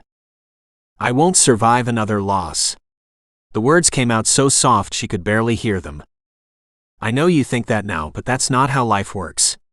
We don't get to make deals with God. Whatever the future holds, you'll get through it, and so will I. It's part of having faith and trusting God's plan. As difficult as it's been for you, you must know your wife and son are in a better place in heaven. That wasn't what you wanted, but that was God's decision. We can't question His plan. All we can do is move forward. He was silent for a long moment before reaching up to cover her hand with his, holding it tightly against his chest. I know you're right, but going through that crash landing brought all my old fears and feelings to the forefront. It's been rough to get through. That's understandable, Drake. We're only human. He stared deep into her eyes. I've missed you, Megan. These last few days have been lonely without you." Her heart melted. "I've missed you too." She had to blink back more tears. "I've fallen in love with you, Drake. I know I'm pregnant and that you could do so much better than me, but I love you. And I want you to be happy, so no pressure. If you aren't ready, that's fine. It's your decision on where to go from here." "Love?" Her words appeared to have caught him completely off guard. "You love me?" "Yes." A kernel of sadness swirled in her gut. Just because she loved him didn't mean he felt the same way. But she wasn't going to back down now. "I love you. But I know this is a bad time and there's no rush. Maybe in a year or so." "I love you too," he blurted, interrupting what she'd been about to say. He pulled her into his arms and hugged her close. "I love you, Megan. I didn't want to, frankly. I fought against it every step of the way, but somehow it happened anyway. You managed to wiggle your way into my heart." "Gee, just what a woman wants to hear," she teased. He sighed and tipped her chin up so he could look into her eyes. He lightly brushed the pad of his thumb down her cheek. "Let me try that again. I love you, Megan. You and your baby. I know we've only been together for the past couple of weeks, and we don't have to decide anything today, but I believe God has brought us together for a reason. I'm begging you to give me another chance. I think I can manage that." "Good." He pulled her closer and kissed her. When Jessica came in, they pulled apart. "Oops, sorry." Jessica quickly retreated. "I think God brought you into my life on purpose," Drake whispered. "I'm sure of it," she agreed. "And I feel the same way. You should know I've been talking to Jolene a bit. We may get together after the holiday. I'd love for you to join us." "Oh, Drake, that's wonderful news. I'm happy to come along." "Great." He hugged her, then said, "Oh, one more thing. Do you think you'd have some time after our shift tonight to decorate my condo for Christmas?" Drake asked. "I'd love to."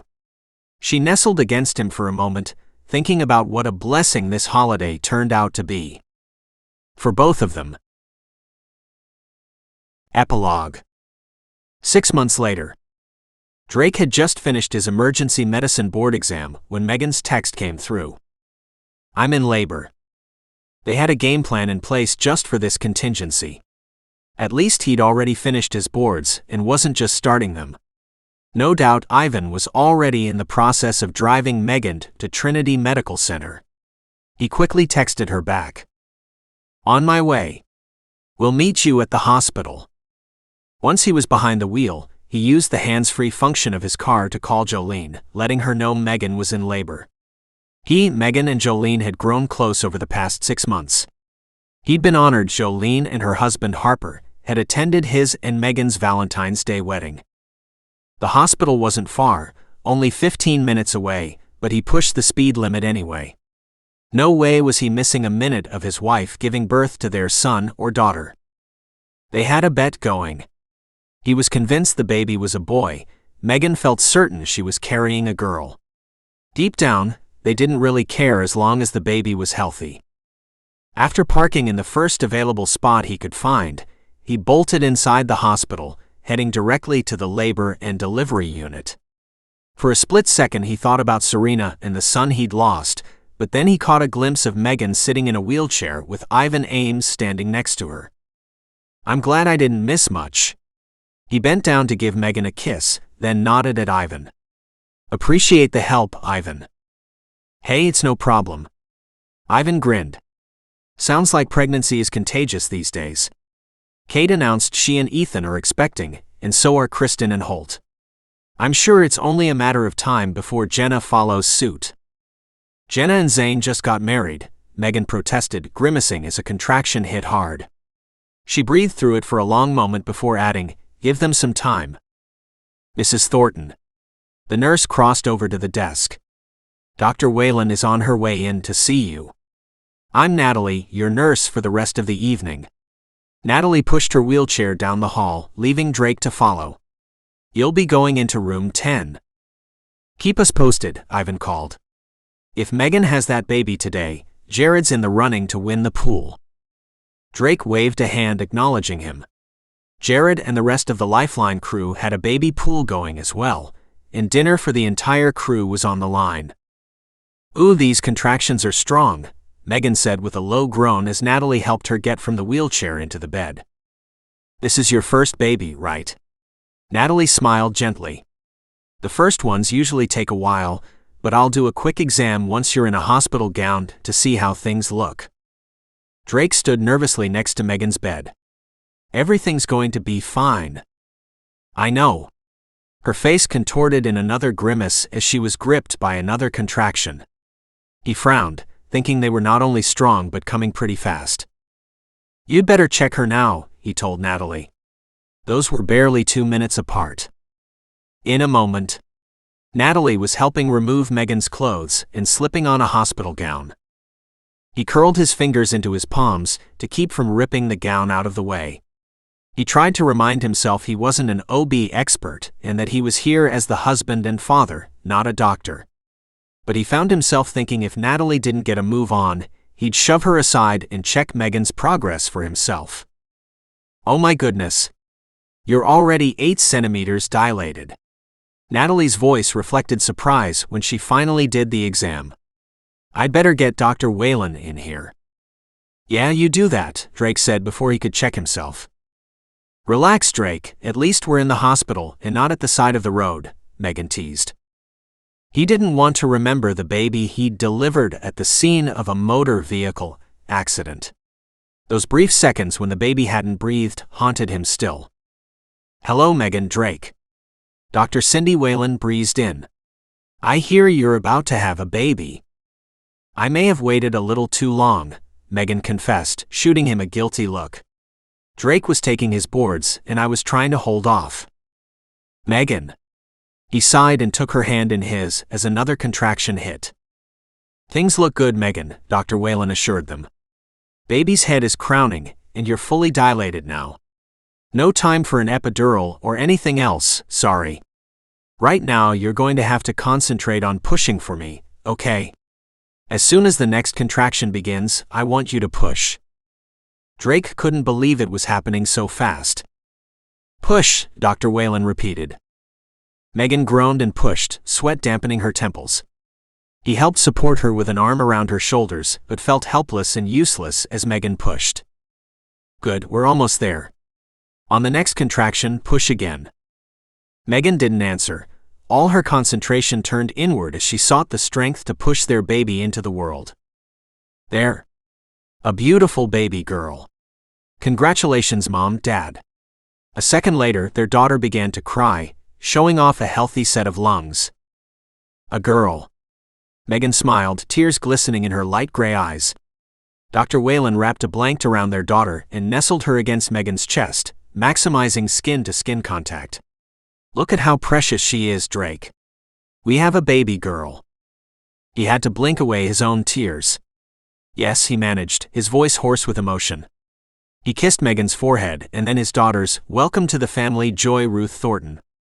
Joy was for the way Megan had brought happiness into his world, and Ruth was Jolene's middle name. "I love you, Drake." Megan gazed up at him, then back down at their daughter. "Thank you for making my life complete." "I love you too." Joy might not be his daughter by blood, but she was his daughter by heart. And that was all that mattered.